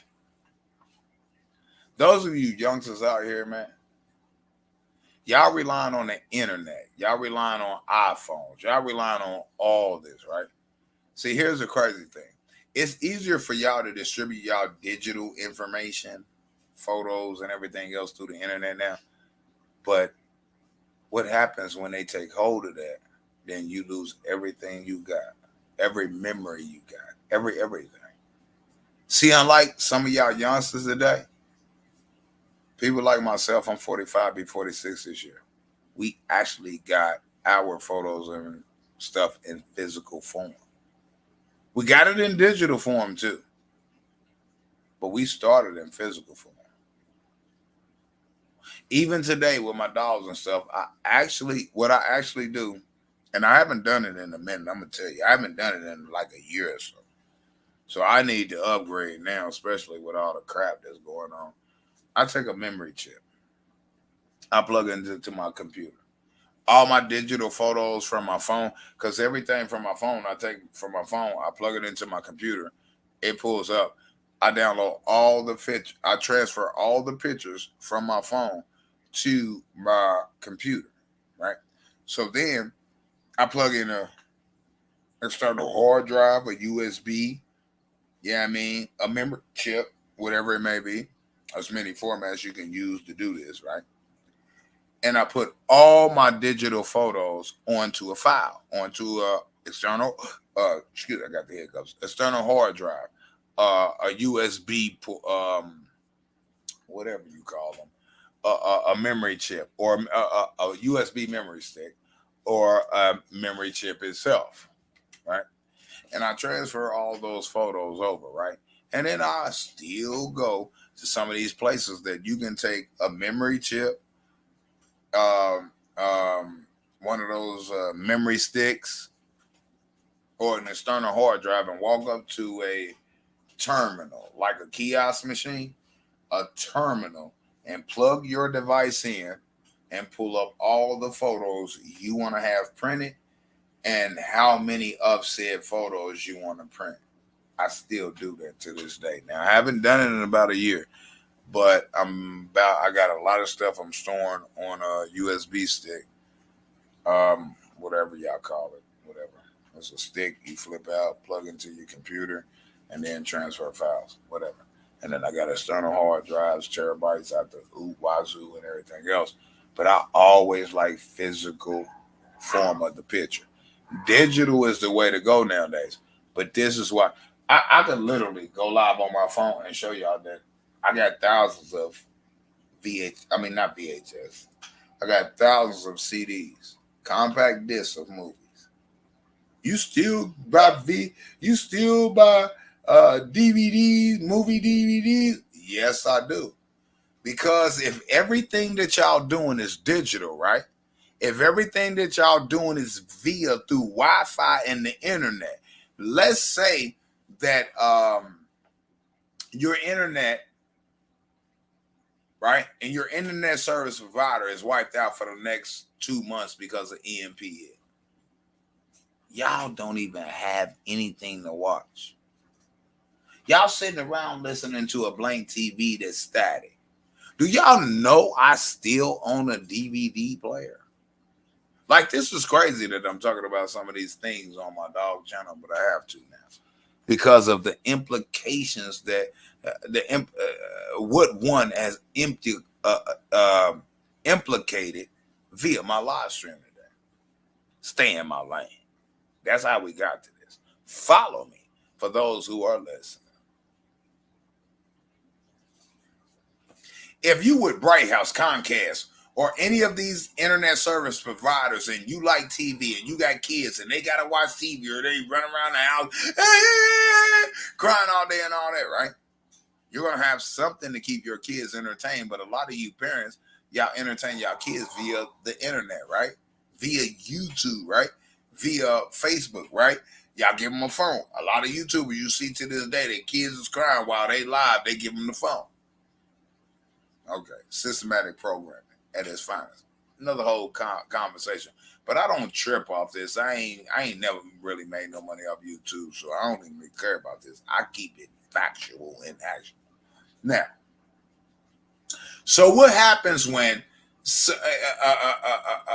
tsunami hit your geographical location? A level 5, 6, 7, or whatever tornado come through and swipe through Texas and whatever state you live in, and then the hurricane hit you and fucking Katrina and all them that they're the other, right? You can't watch TV. You can't this. You can't that. You can't that. You can't that. Right? For those, let's say this. For those of you who can stay in your house, but there's no power, your power is off. I own multiple generators, 6,500 watts up to 15,000 plus watts. If anything ever come through Indianapolis, Indiana, where I'm located, and wipe out our power, I go in my garage and my storage if I need additional backup, and I pull out generators and I fire them up. I have brand new commercial grade cords and everything else. I can power this whole house. We lost power multiple times here, and I was the only person on the block had power. Now, hear me out. Y'all do things different than us OGs do.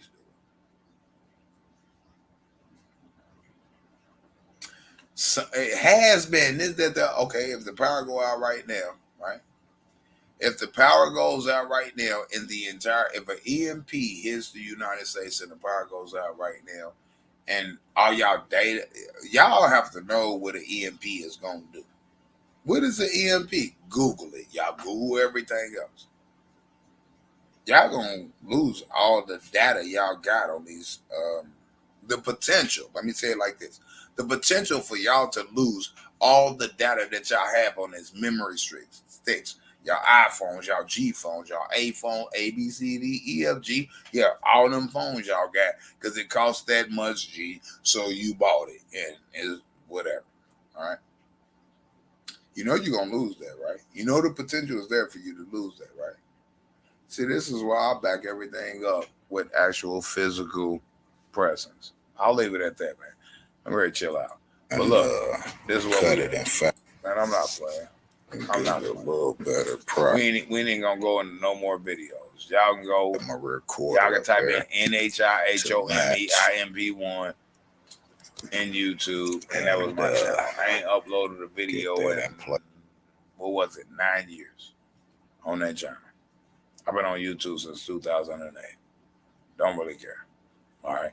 So let's leave that alone. I don't want to bore y'all. Got to get up off here.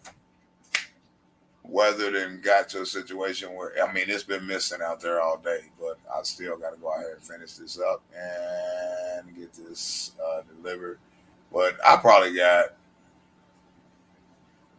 1 hour worth of work in this doghouse. I ain't lying to you. I was out there working late last night, and then it got dark, then it started sprinkling. I probably got 1 hour worth of work. This customer will get this doghouse today. Yeah, you can keep going. I ain't even going to all that, man. They hate on that. I ain't even going into all those cars and all that. So I can speak on cars. I can speak on dogs. Look at this channel. Look at this channel. I can speak on dogs. I got. I'm just telling people, man. Hey, understand the law if you're gonna deal with doing raffles. That's all. That's my intentions here. Is to make sure that everybody doing raffles is not to hate on them. Is to tell you, make sure that what you're doing in the state that you're holding these raffles in is legal. But I can't even say that to them. You know why I can't say that to them? It's because the people that are holding raffles, the people that live in Atlanta and holding raffles, let me take that back. The people who live in Georgia that are holding online raffles, the people that live in California that are holding raffles, live in California. The people that are in Illinois that are holding raffles, Indiana, any state in the union. Union is United States. All right. So any people holding any raffle in any state within the United States of quote unquote America, you are subject to the laws within that state, and you are selling tickets to people in different other states. There's some things that apply to you that y'all ain't listen to. Rewind my live back. Hold on.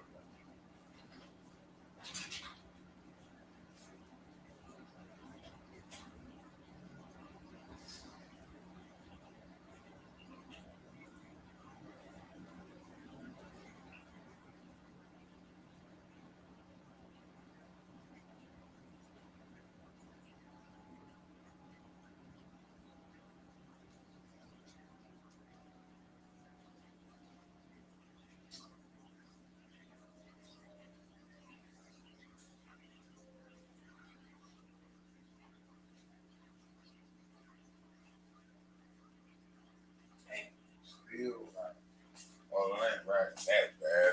It's spring. I call it spring. It's doing a little bit more than spring.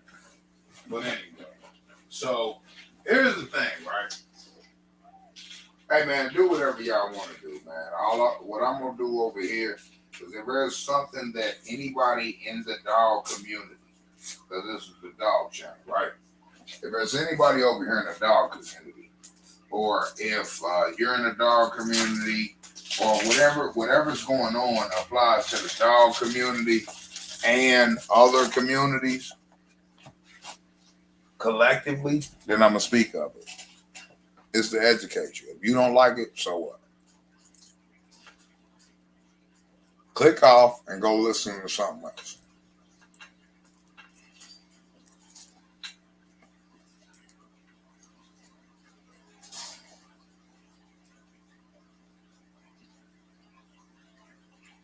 See, y'all money ain't good money, right?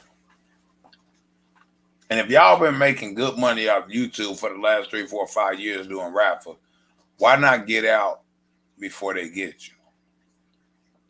Because so many people are jumping into the raffle game, it's about to get ugly. Y'all on a lot of people's radars, most definitely the IRS, because y'all not cutting them, man. Y'all claiming to be 501c3. Well, I take that back. I take that back. I have not seen a YouTuber claim to be a 501c3 that's not. That's running raffles. I take that back. But y'all are operating as a 501c3 and y'all are not a 501c3.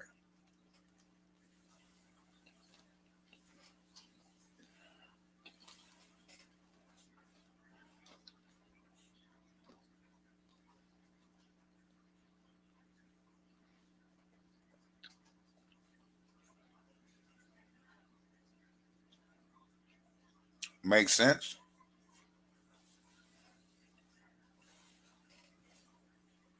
Y'all don't have to listen to nothing I have to say. I've been up here over 5 hours, right? Not one Cash App donation. My Cash App is pinned in the chat. A topic chat. My channel is not monetized. I'm 5 hours in. I'm trying to educate y'all. I'm trying to help out some of you YouTubers that's making a lot of money. But that's about to be taken from you if you keep playing with fire.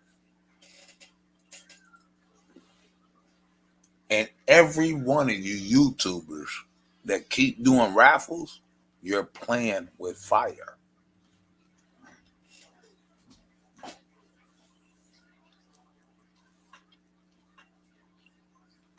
If you stop doing raffles now, maybe people will not go to the extent of getting dog nasty with you.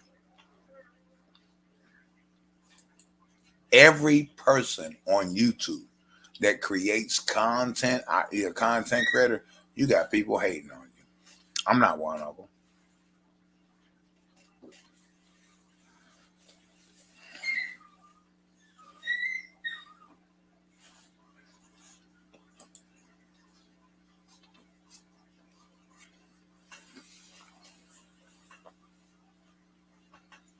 Been there, done that. I don't do it no. I mean, I do it, but this was my own project.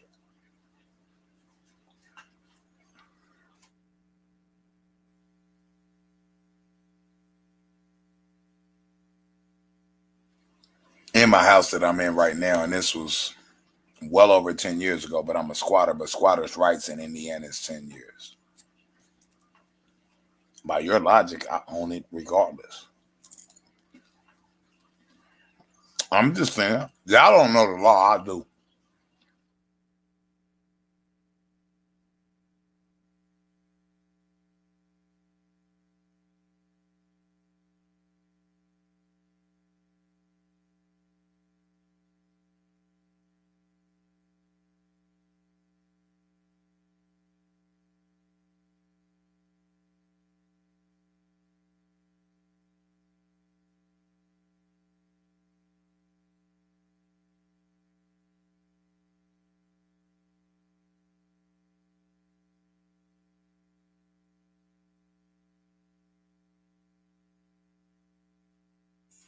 See, I can talk about it because I can prove that I am about it and have been about it.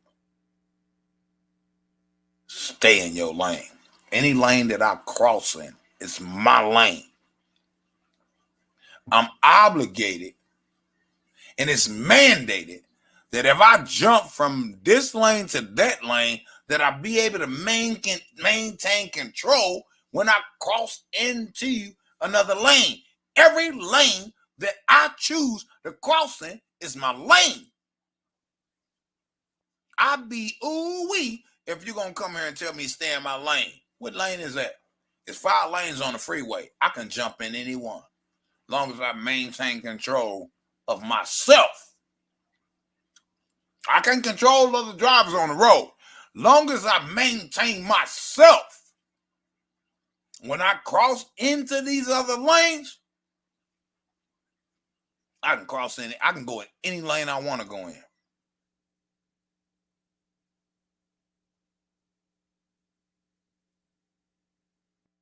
I'm not here to sell you a dream or a dog. I don't care. I got a dog channel. I got a DIY channel. I got a survival of the fittest channel. I got a how-to channel. I got many channels. I got an FU to the ooh channel. And you know, there's one thing about me. I do this on my own. Google don't pay me. Subscribers don't pay me. Subscribers don't support me. I ain't got no gang. I ain't got no nation. I ain't got no clique. I'm a real man that does it on my own.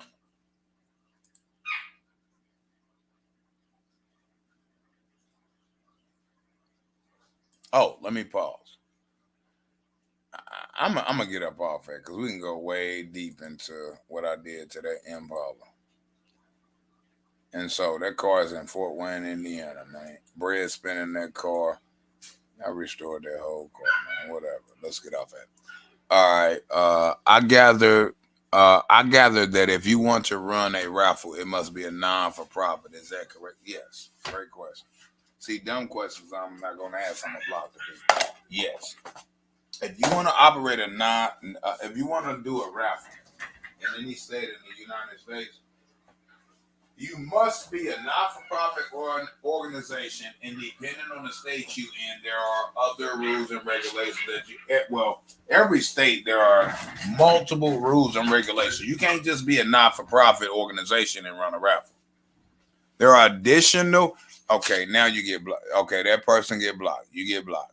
There is no name, nothing over here. You create your own channel if you want to expose some type of YouTuber. Don't come to my channel, right?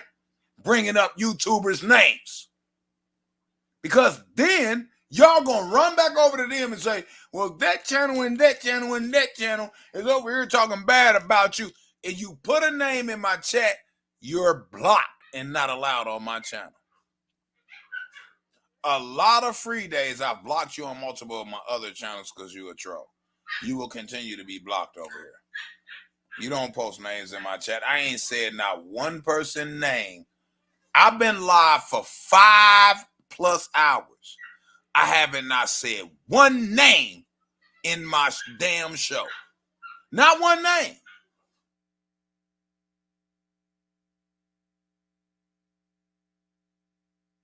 But yet, y'all want to come here and type names in my chat so then you can go back to all these people and say that I'm beefing with them. Like, do you trolls really think y'all good at what you're doing?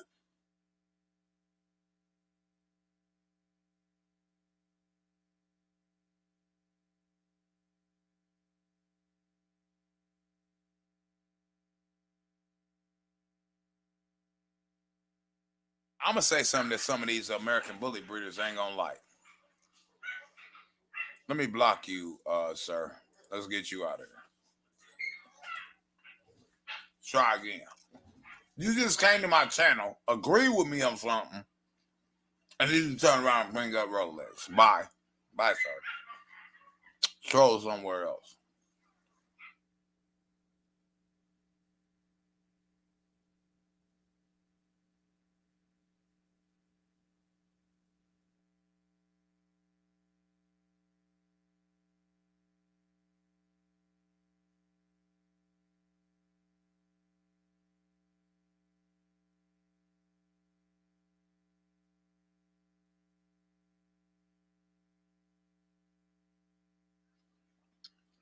All right, Mr. Pickleworth, salute. Salute. Catch you later, bro. I'm going to get on up out of here, man.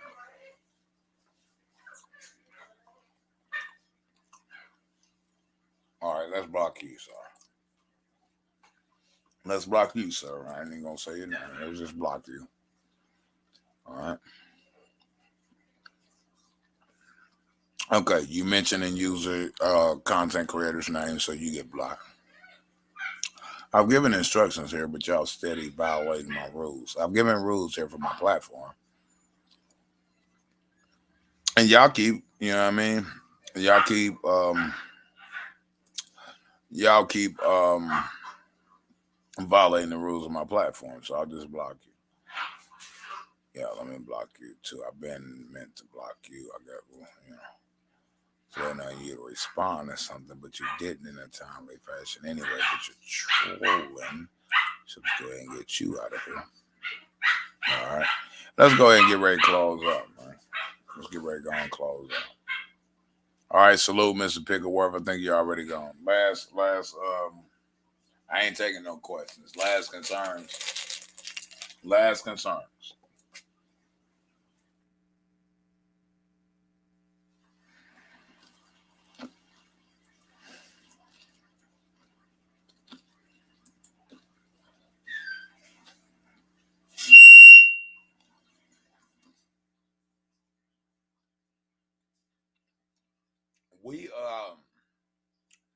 We will be doing a part 2 and definitely a part 3.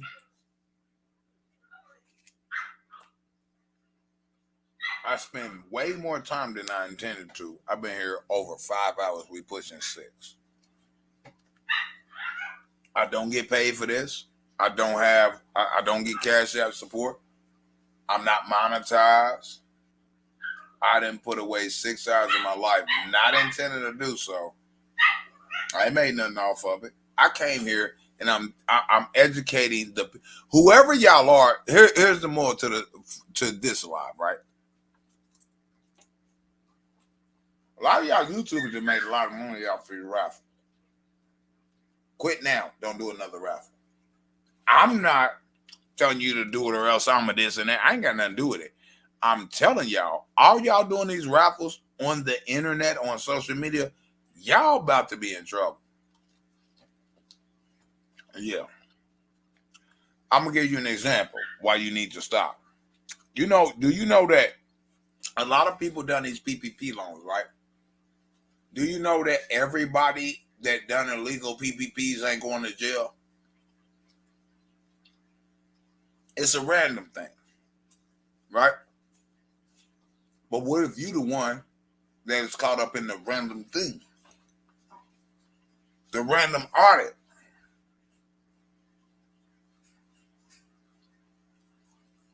It got so bad with these PPP loans, they're almost going through everybody's records. Do y'all not know that the law also is this? There is no statute of limitations on fraud. So if you got a PPP loan under the disguise of fraud, they can get you 10, 15, 20 years from now. Right?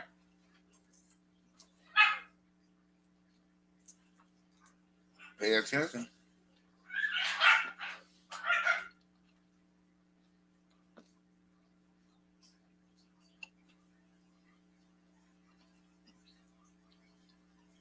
Please pay attention.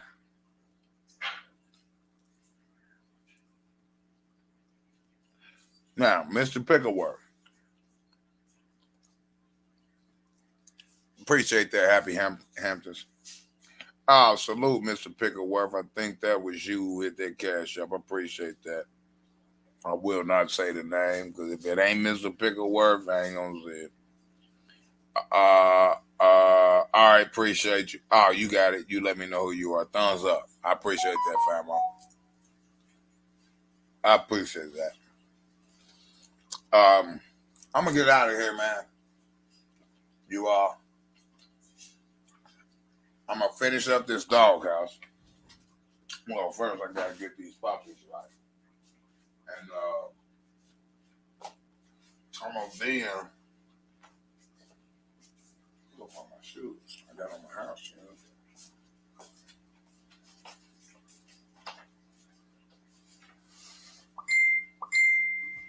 I'm gonna finish up this doghouse. Bro, I'm gonna get these puppies right with this. Matter of fact, I'm gonna go finish up this doghouse. My wife gonna get these puppies together. That's what we do. We work as a team. All right. So my wife gonna get the dogs, the pups. While I go do the last on this this doghouse, so I can get it delivered sometime today to the customer, and she'll take care of the puppies. That's how we do as a team, and I'm gonna sit back and figure out when I'm gonna do part 2 because I've done Texas and Georgia. We're gonna go over 6 states minimum, so it's gonna be 3 parts. The next one will be 2, and what I'm gonna do in the next live stream. What I'm gonna do in the next live stream, because I don't get paid to do this, and people troll me if I leave my chat open. My next live stream, unless I get a significant amount of financial support to my Cash App, which is pinned in the top of the chat. I hate to have to do this here. My next live stream on this topic will be no chat, so I can get in and get out in about an hour and a half to 2 hours. I'm not worried about what people say in the chat.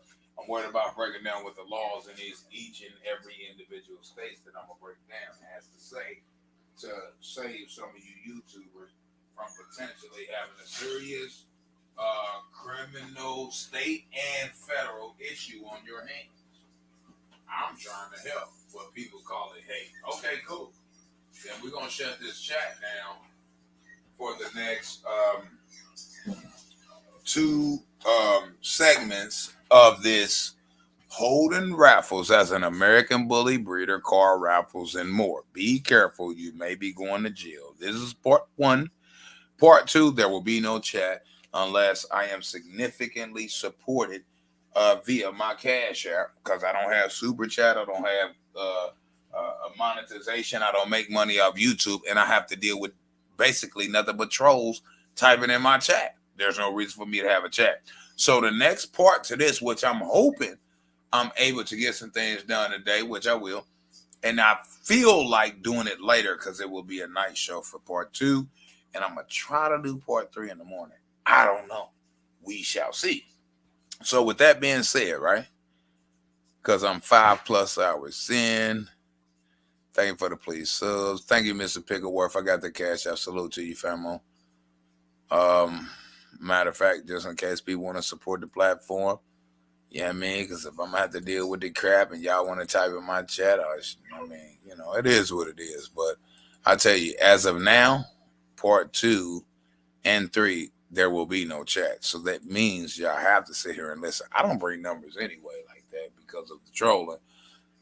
So numbers don't mean nothing to me. It's the message, right? So, you know, if you pay attention, you pay attention. If you learn something cool, if you don't, when you get hit, don't say I ain't tell you so. Now, there's a Cash App for people who want to support the platform. If you don't, it's your money. You can do what you want to with it.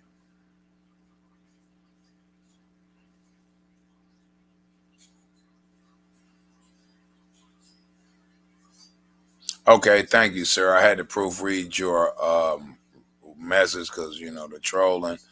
Sarah says, hello, W.A.W.G. I am a fan of your dog videos. I see that you love those precious pups. They're truly in the wings of an angel for sure.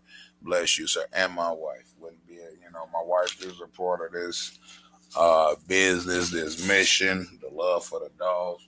My wife, actually, of 26 years. Most YouTubers can't tell y'all that they with the same one for 26 years. They get money, and then they leave their real supporter in real life and in the bedroom and everything else for somebody that's just trying to get the bag that they got. You know, so equal appreciation and love should go to my wife because she's actually the other half.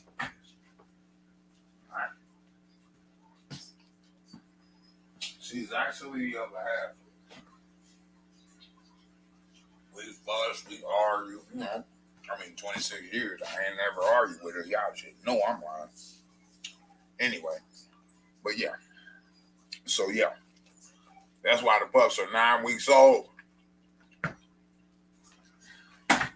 Little or 9, we keeping one. We still got 8 available. My price ain't going down. If you can't afford, this is where I'm at with that. If you can't afford the price of the dog, if you can't afford the price of my dogs, you can't afford to take care of my dogs. Go elsewhere.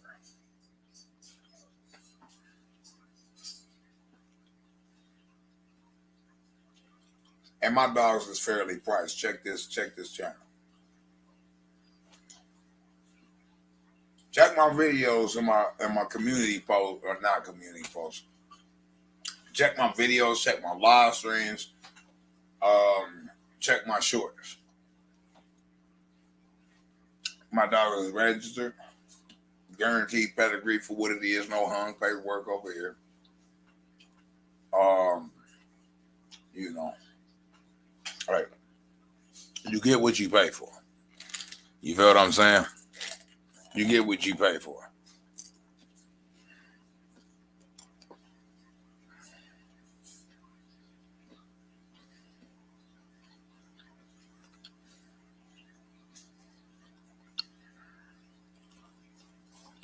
Your concern is the bad teeth of mine choose, does it hurt? Okay. I don't even know what you're talking about. I did what it is. I thought I had no teeth. Yeah, I'm chewing. And I ain't trying to chew. I'm chewing. I'm trying not to get y'all here. And I ain't. Yeah. Keep on. Whatever. I mean, y'all been typing in here like, what happened to all my bottom teeth? They gone. I guess. Man, y'all people on YouTube is a mofo. Y'all people on YouTube is a mofo, man. It's crazy. I tell you, you can't even make this up. But anyway, so I'll tell y'all this. My next live on this subject, I'm gonna try to. I want to fall back to back on this subject. I'm gonna try to do it this evening. All right. What? All right, let's block you, Mr. Pickleworth.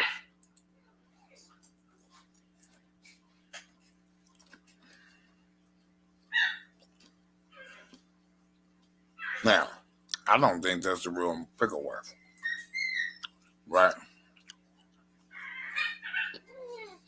Since Mr. Pickleworth hit my cash app, I think somebody came in here and created an account in his name to salute out somebody who been trolling me for years. I'm gonna see what I can see. Let me see if that's the real Mr. Pickleworth, right? Right? Because this Mr. Pickleworth just hit my cash app. Send a little support, appreciate it. Little donation to the platform. All right. Now watch this. Let's see. That's the Pickleworth who shouted out a troll that he knows to be a troll over here. Okay? Now, let's go back up to the Pickleworth that said, no, that's Mr. Pickleworth. Now, Mr. Pickleworth, they've been around long enough, right? Mr. Pickleworth, I'm eating some daggum Skittles, y'all. So that's what all the smacking and stuff is about, right? Now, Mr. Pickleworth is the same individual who just sent me a $10 cash app, right? This same Mr. Pickleworth been around for a minute, and he know the person that he just saluted in my chat has been trolling me for years. So, Mr. Pickleworth donated $10 to my cash app, and then after saying he out of here, he got things to do, and then come back after giving me a cash app of $10, right? And salutes a known troll that's been trolling me for years. Well, Mr. Pickleworth, thank you for your $10 donation to my cash app. You're no longer welcome on my platform. Nice try. So you paid $10 to troll me for all this time. You paid $10 to troll me for all this time. Wow, that's crazy. Hey, salute to everybody in the building, right? Great show, bro. Keep up the good work. Keep educating people. These people ain't listening. With that being said, man, I'm out at 6,000 G, man. Y'all want to support the platform. The Cash App is in the description box. The Cash App is pinned in the chat. Keep your money in your own pocket, man, and just catch the shows that I do for free and been doing since I started YouTube in 2008. With that being said, we out at 6,000 G. Deuces.